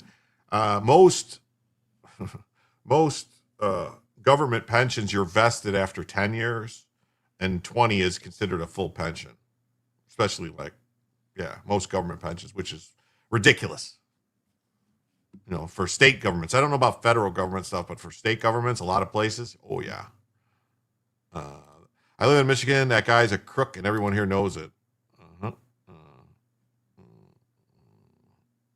Oh, it was another agency he stole from? Then they should need to garnish it. Wild hogs have great purpose, repellent creature. Maybe they won't touch them. Let's see here. I'm with Alpha News. Is Attorney General Ellison available, or anyone in this office, to answer a few questions about fraud in Minnesota? I don't know. I can call Press Secretary John Stiles. Okay. Or Ryan. We've just had many of our questions go unanswered personally by the Attorney General, so we were wondering if he'd be willing to answer any questions. He's not available, first of all. Hi, this is Colleen, and Liz Collins is our boss. Okay, just one second. Okay, I will call her back. But the answer is no, you will never have. The answer is no what? No, you will not have a meeting. Ever with the Attorney General? That's the answer? No. Mhm. No. Mhm. It just seems strange that the top law enforcement officer in Minnesota is not willing to answer questions. The answer is no. The answer is no. Get out. Go away. Thank you for trying. Sure. They should have tricked him. They should have tricked him and sent a black woman in there to answer questions. He definitely would have met with that. Minneapolis public schools are getting sued by the Department of Justice under a collective bargaining agreement between the MPS and the Teachers Union. Minneapolis Federation of Educators. White teachers would be laid off before all others in a racial prioritization hierarchy. The Federal Department of Justice is suing, claiming the district is in violation of Title VII of the Civil Rights Act. Now, according to the lawsuit, this gives teachers of select underrepresented racial categories preferential treatments. Certain teachers considering racially, quote, underrepresented are exempt from layoffs, prioritizing the reinstatement after layoffs, and are exempt from being voluntarily reassigned. These policies that the left puts in place that are clearly racist, clearly discriminatory, it's insane. First, Minneapolis Public Schools is getting sued by the Department of Justice at the federal level for racial discrimination.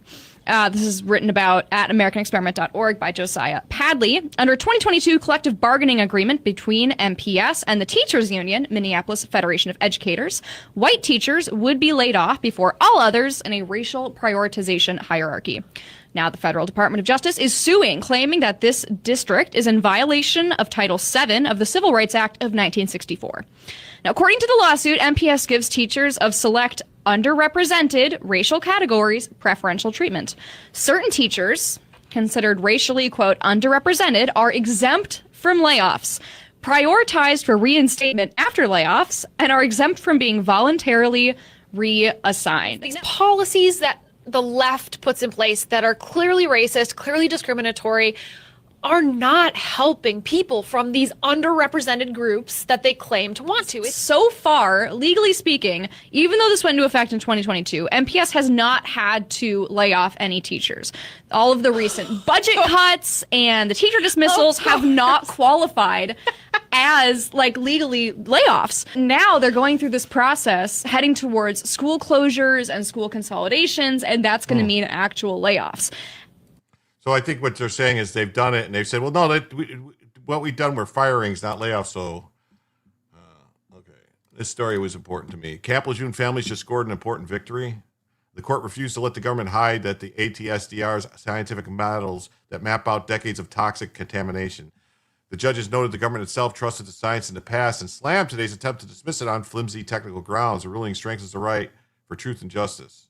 That's right. I don't know if you guys know, but a lot of Marines were poisoned by the government at Camp Lejeune. I'm like 95% sure that's what killed Paul Harrell.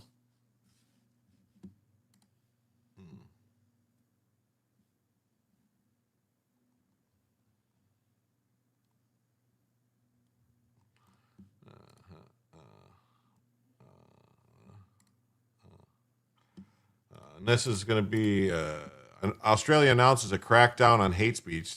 They're about to start arresting people for memes like the UK.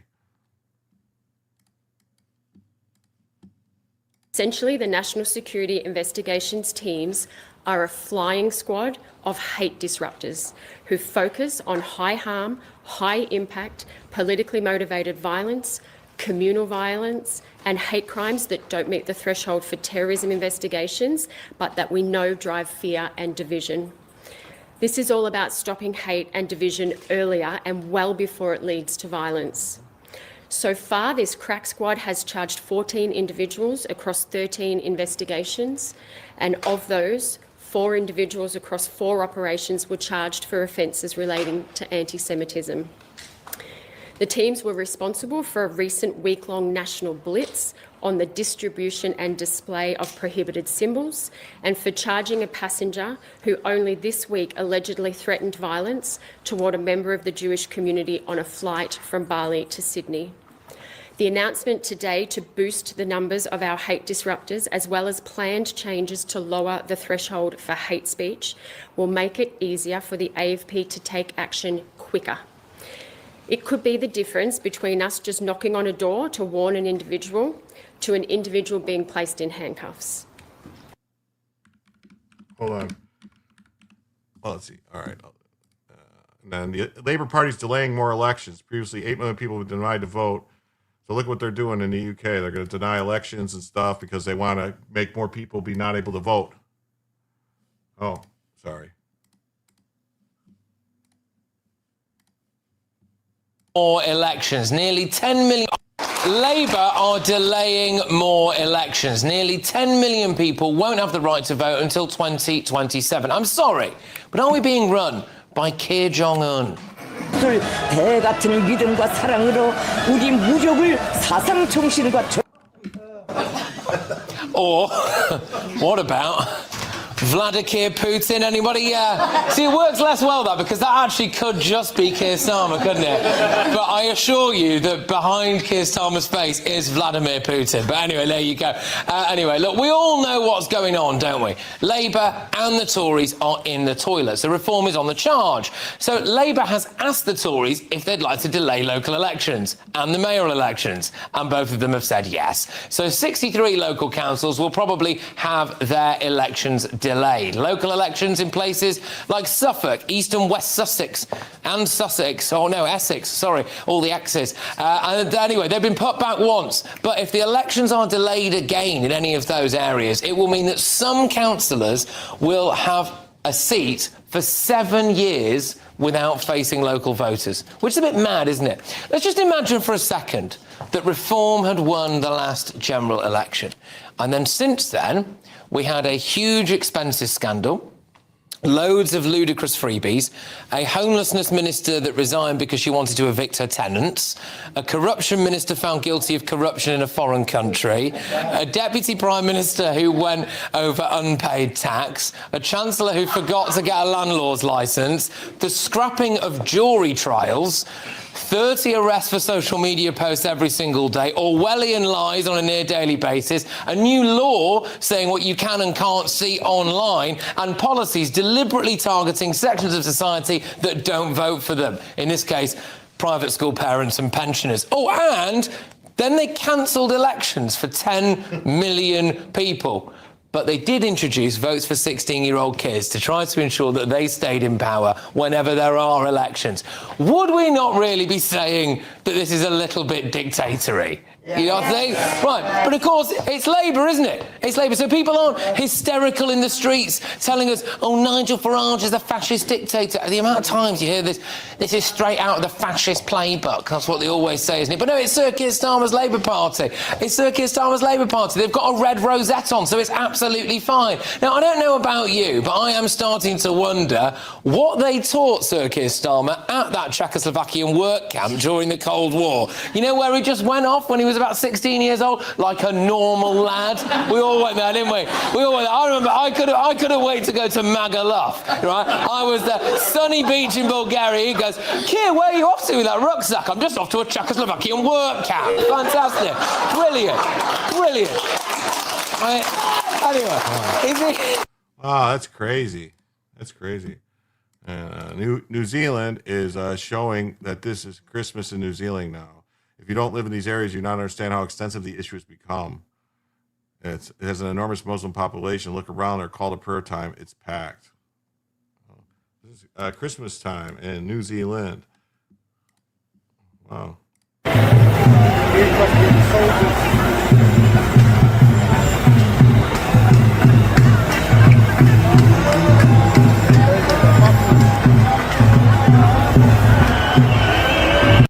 Those look like Indians. Those look like Hindus. Those don't look like Muslims to me. How long is this one? All right. We got this. So Katie Hopkins is explaining why the demon rats are importing all the Muslims.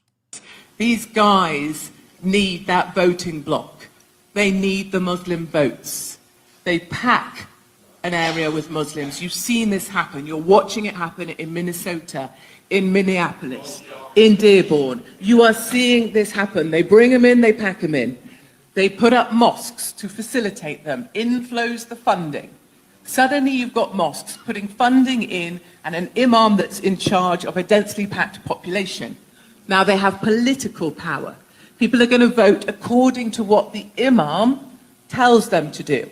They are voting according to religion instead of any policy or political belief. It's why we have the Islam Party in Belgium. Their policies are segregation on buses, halal and face covering. They even want a couple seats. This is where we're headed. And when they come to mobilize in future time, when this conflict ramps up as it surely will, the mosques are where these people will mobilize from. Do not mistake mosques for churches. Yeah. They are not places of worship. They are places of organization and mobilization. Wow, crazy. Crazy. All right. This is the last tab I have before we get into the Muslims with swords. What could that apply? See, I didn't think those were Muslims. The turbans on their heads to me said Sikh, right? Or Hindus. It was a different kind of head covering, I thought. Uh-huh.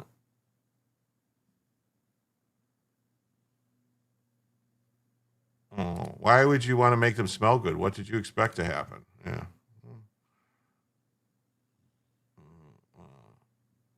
The virtue in a way, they had the sense to shield their necks from the swords. Yeah, that's why the Marines are called leather necks, because they put leather on their necks to stop when they were fighting the Barbary pirates, the Muslims. Yes, they had to put, some Indians are now Muslim now, though, to actual capture. Yeah, those are like Punjabis, I think, though. I don't know if they wear that. I don't know. I don't know.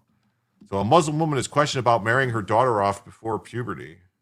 She says she'll reach puberty at her husband's. The daughter says, I don't want to get married. My family forced me to get married. Engaged at 9, Islam is not compatible with Western civilization. This is the last story before we get to the Mike Benz thing.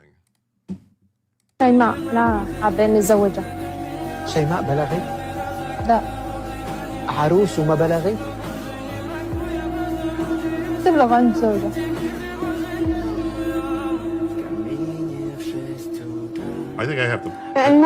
I think I have to mute this because this the music they're playing. She says, "My family forced me. They're trying to get me married. Why do they want you to get married? I don't know. You're currently engaged, yes. When is the marriage? In a year. What did they tell you about the marriage? They didn't say much. You said you're 10 years old. And you were engaged at 9, yes.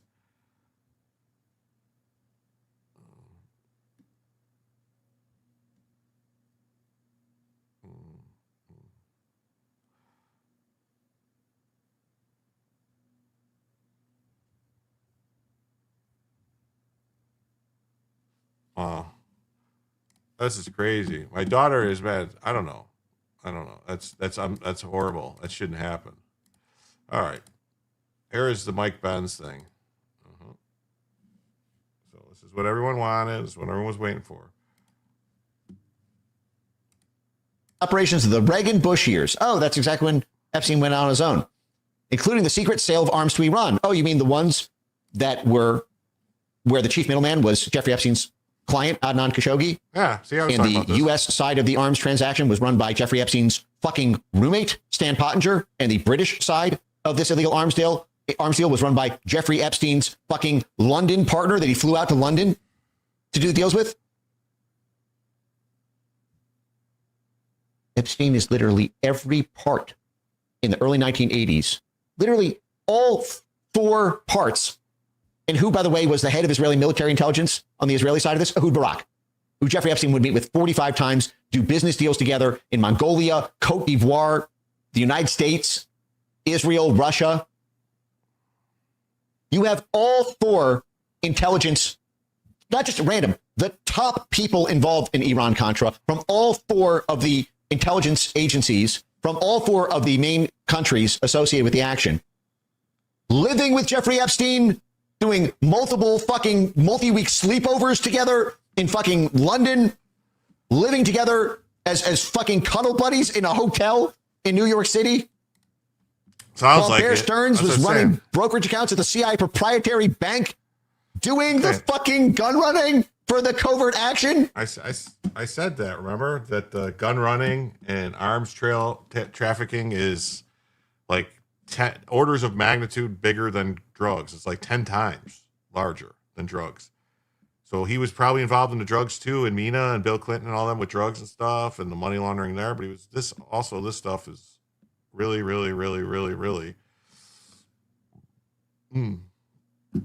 where the money is, the big money. That's how he became a billionaire. It wasn't from the drugs, it was from the guns, the weapons. I shouldn't say guns, weapons. It's nothing but spy services. When you see how deep the BCCI shit goes, and here's another thing. Like, for example, okay, so Bear becomes one of the top 3 brokers transacting BCCI Capcom futures. Capcom is owned 50% by Kamal Adam, which trades finance Afghan Mujahideen pipelines. The Mujahideen, better known today as fucking ISIS, better. Now, if you remember, BCCI was the same name, the same company, the same thing that was talked about in that video about the Clintons, about Bill Clinton, about the drug money and the laundering. It was BCCI, BCCI, BCCI, same thing.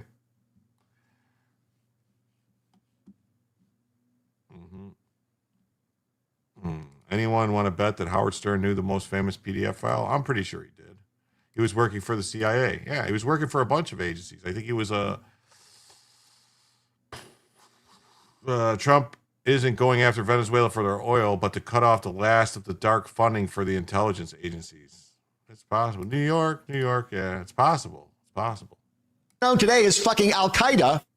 The Mujahideen was the CIA-backed Islamo-fascist group that the CIA set up BCCI to covertly fund through drug money on the Golden Crescent on the Afghan plains and massive flows of guns from Pakistan into Afghanistan. Remember when we played the fucking helicopter drop of National Security Advisor in 1979, Zbigniew Brzezinski? U.S. National Security Advisor Brzezinski flew to Pakistan to set about rallying resistance. He wanted to arm the Mujahideen without revealing America's role. Oh, he wanted to do a covert action to secretly fund the Mujahideen. Literally Osama bin Laden. Osama bin Laden, warrior on the road to peace. Anti-Soviet warrior puts his army on the road to peace. Hey, that's Osama bin Laden, funded by the CIA. Why? To get rid of the Soviets in Afghanistan, the height of the Cold War in 1979. But what did he want to do? 1979. Huh. So while Bear fucking Stearns, let me make sure I have this right. Let's do a little investigative journalism here, since evidently the New York Times is in a fucking retarded comatose state and evidently didn't bother to ask a single question about any significant part of the rigorous investigation they were conducting. So let's go back to this. So Bear Stearns becomes one of the top 3 brokers transacting BCCI Capcom futures. It's Mika Brzezinski's father. $2 billion worth. BCCI, the CIA's proprietary bank, set up to secretly fund the Mujahideen, ISIS, to kill Soviets. Here's Zbigniew Brzezinski in 1979, while Jeffrey Epstein is at Bear Stearns the year before he's made partner, this magic promotion to being made partner in 1979. Here's him dropping out of a fucking helicopter to covertly pump up the Mujahideen without revealing the United States government's role. To Pakistan, U.S. National Security Advisor Brzezinski Just flew like to the bankers, Pakistan fund both to set sides. about rallying resistance. He wanted to arm the Mujahideen without revealing America's role. Oh, he wanted to arm them. You mean through Doug Leese, the British covert arms trafficker that Jeffrey Epstein was flying to London to sleep at his house? Oh, you mean like through Stanley Pottinger, who Jeffrey Epstein was fucking living with and spooning with at night at a hotel in New York City they rented out Stream together. promotion, promote your channel, viewers, followers, views, chat box, Covertly for different platforms, arming them 24/7. Wow, cool. Out of the CIA's BCCI bank. And in 1979, while the CIA is running this operation to finance the Mujahideen, but without revealing the United States government's role, what was Bear Stearns doing? Sorry, remind me. Oh, they had a $2 billion book brokering transactions with BCCI and Capcom, the CIA bank, and Capcom, which is 50% owned by Kamal Adnan, which trades finance. Yeah, this is Mike Benz. He did deep research on this, but this is the same. This BCCI bank is the same bank that was tied to all the shit that the Clintons were doing, all that money thing. We watched that 10-minute video earlier tonight. It's the same thing, BCCI.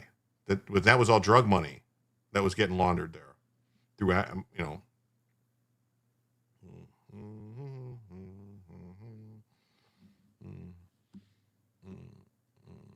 Yeah, it goes back to my comment 2 hours ago. Jeffrey Epstein got rich off of CIA money. No one named one deal he financed.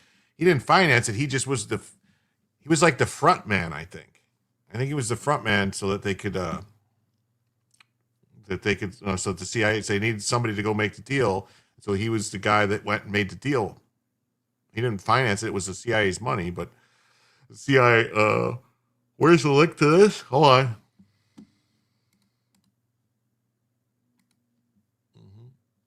I'll put the link in the chat for anyone who wants it.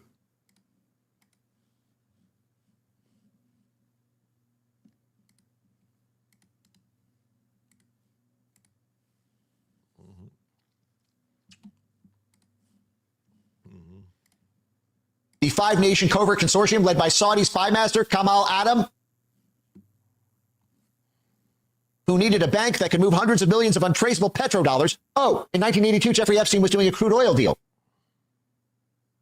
Oh, hey, 1982 is the year that Jeffrey Epstein got the fake Saudi passport while he was doing a oil pipeline deal with Stan Pottinger and Doug Leese, who were both running the Iran-Contra covert arms operation, while Bear Stearns, he's answering the phone and saying, Bear Stearns speaking, while he's left Bear Stearns for over a year. So, I'm sorry, Jeffrey Epstein's whole thing is that he could make funds sheltered and untraceable, and he's doing oil deals while he's got a fake Saudi passport and takes on Adnan Khashoggi as a client. Adnan Khashoggi, who owned the Safari Club, and which was led by the Saudi spy master, home of Jeffrey Epstein's fake passport. And Kamal Adam was scaled up by BCCI. And Kamal Adam has a 50. By the way, Bear Stearns admitted to BCCI's London panel of brokers. 1979 to 1980. Bear admitted to BCCI's London panel of brokers for Eurodollar futures and mirrored oil options. Probably. Oh, shit. Did Jeffrey? Probably. He probably was getting them stuff, too. Was probably working on the fucking CIA disguised payments using mirrored oil options to disguise weapons payments. Maybe that's why Doug Leese liked him in London. Because the fucking BCCI CIA operation that Doug Leese was running covert arms through to give weapons to the fucking Mujahideen, Jeffrey Epstein had been working at Bear Stearns on fucking disguising the payments for the weapons Doug Leese was fucking buying. And you would know that if the New York Times reported who the deals were with. Did Jeffrey Epstein in 1979 and 1980 work on BCCI deals? If he did, it's fucking over. It's a fucking wrap. That bank was created by the CIA and went down in a ball of flames in the biggest scandal of the early 1980s because the CIA was openly using it for illegal narcotics and illegal weapons all over the Middle East, all over North Africa, all over Central Asia. And Bear Stearns admitted that they used their fucking complex, financial instruments. We're going to structure this as this swap and options, and it's going to look like it's, two counterparties betting on different futures on the price of oil. But actually, there is this offset created by the mirror that allows you to take skim, just siphon off the skim. And what you're doing is actually one counterparty is paying another for illegal guns, but they're disguising it as a market trade for oil swaps. Hey, assholes at the New York Times, is this why right here, top of the piece, you say, well, the key is Bear Stearns, the Bear Stearns stuff that we looked at so thoroughly. We looked at everything. We talked to 24 of his coworkers. We talked to 2 or 3 of his fucking direct bosses and managers.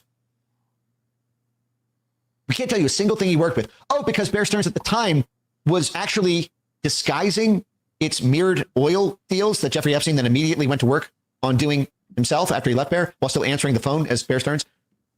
Oh, it's because Bear Stearns they were using commodity mirrors trades to disguise weapons payments for the CIA's bank. Well, that explains everything. Charming. Oh, actually, maybe it was because he was on the BCCI deal. And because it was a signature marquee deal in 1979, he got promoted to partner. Because this major multi-billion-dollar funnel, even at the UK Tribunal, that's the very year Jeffrey Epstein joined Bear Stearns.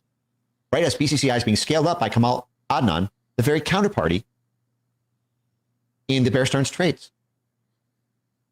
Specifically to launder Safari-Club petrodollars. And Jeffrey Epstein was working on the oil deals right in 1982 when he got the fake Saudi. 1981. In 1982, he's already meeting with major CIA, MI6, Saudi intelligence officials. He's meeting with Doug Lee, Stan Pottinger, Adnan Khashoggi, Middle Eastern sheikhs. Oh, it's because he handled BCCI at Bear. Ace Greenberg opened those accounts before Ace Greenberg became CEO.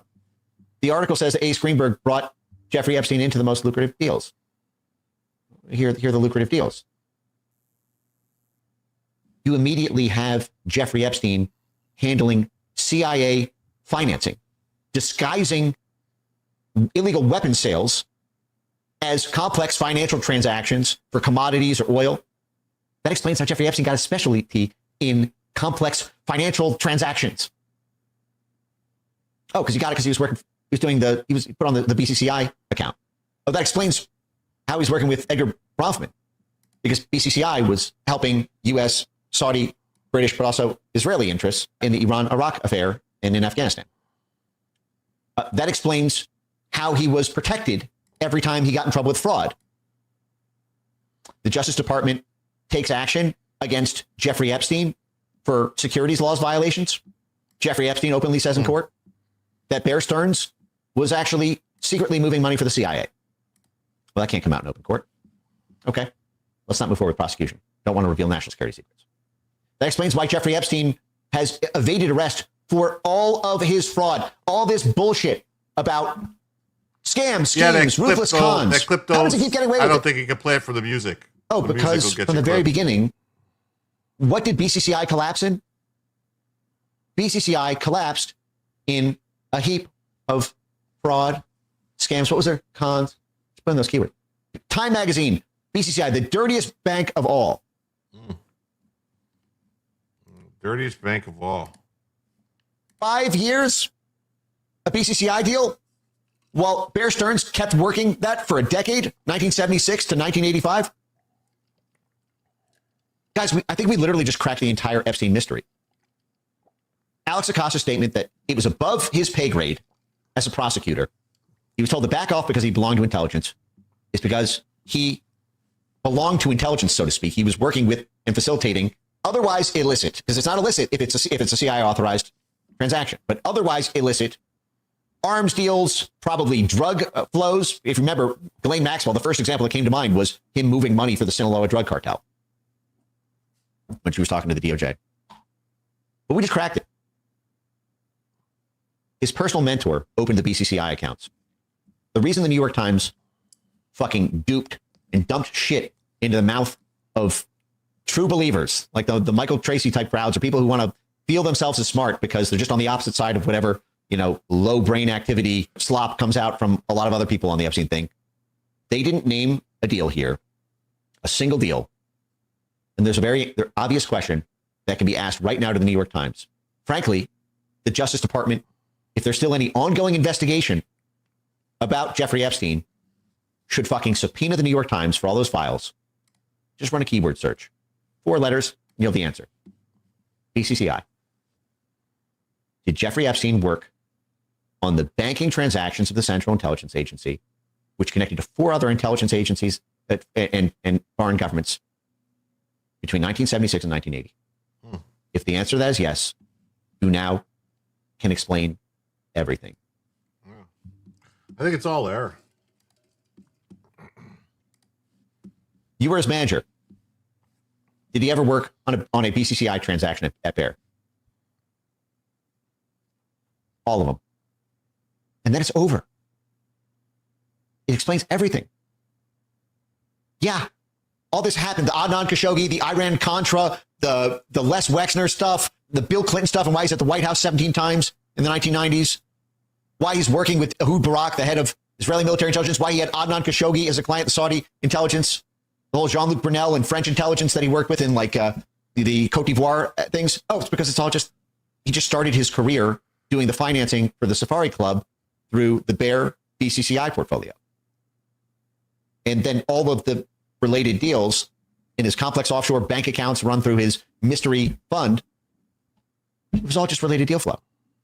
That's why he's meeting with the weapons brokers in 1982, Doug Leese, and sleeping over, reverse cowgirling with Stan Pottinger in a hotel room while they lived together in New York City. This is an absolute bombshell. And we didn't learn this from the New York Times. We fucking opened up the guts of the New York Times lies and pried out, on the one hand, a very dirty and ugly, but on the other hand, actually a very clean and elegant explanation for the entire past 40 years of Jeffrey Epstein mysteries. It was just the BCCI banker, if that is the case. It could be any number of permutations. But the fact that that account was opened up by the guy who recruited him, Ace Greenberg, Bear is listed by the New York Federal Reserve in 1978. Jeffrey Epstein was there from 1976. Right, the year they opened the Bear opens the BCCI branch. 1978, as he's making his come up, Bear listed by the New York Fed as a primary government securities dealer for BCCI's New York branch. Fresh Saudi cash. Oh, that's how you get the fake Saudi passport for Jeffrey Epstein and clients like Adnan Khashoggi.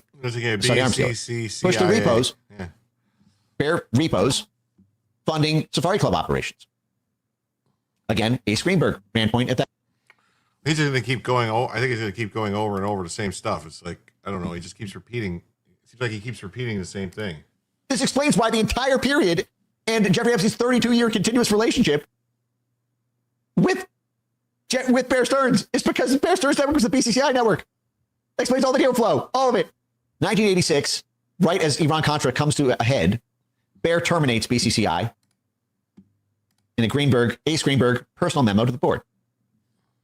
And that is when Jeffrey Epstein branches out to Towers Financial and then to Les Wexner after BCCI dissolves in a hail of bankruptcy and scandal and Justice Department investigations and Senate and House hearings. Guys, I think we literally just cracked the entire Jeffrey Epstein case. Wow, he did. He All cracked of it. it. If the New York Times had simply asked any one of his managers, any one of his colleagues, any one of his associates, he worked on a BCCI deal there, and the answer is yes, then the explanation for all of this is because Jeffrey Epstein started off his career as a CIA banker. Even if not primarily, that's what plugged him into this whole network. Definitely. International intrigue, Saudi billionaires, Israeli military intelligence, British arms dealers.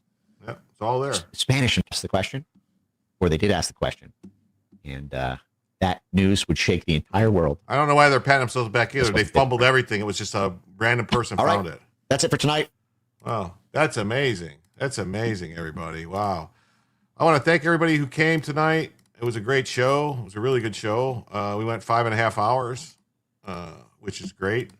I want to thank everybody who donated to the show. It really means a lot to me. 3 extra hours worked out great. And the problem remains that nothing will be done by Bonnie at the DOJ. Yeah, something's going to have to happen. But I want to thank everybody. I'm going to try to come back Sunday night. I got some things to do tomorrow. I'm pretty sure I'll have a show tomorrow night, tonight at 10. We'll see what happens. I want to thank you all. I'm going to send you over to see this guy named Liam. He only has like 2 people watching right now. So I want everyone to go over to Liam's show and say hi to him and freak him out because he'll spaz because he's got 2 people watching him.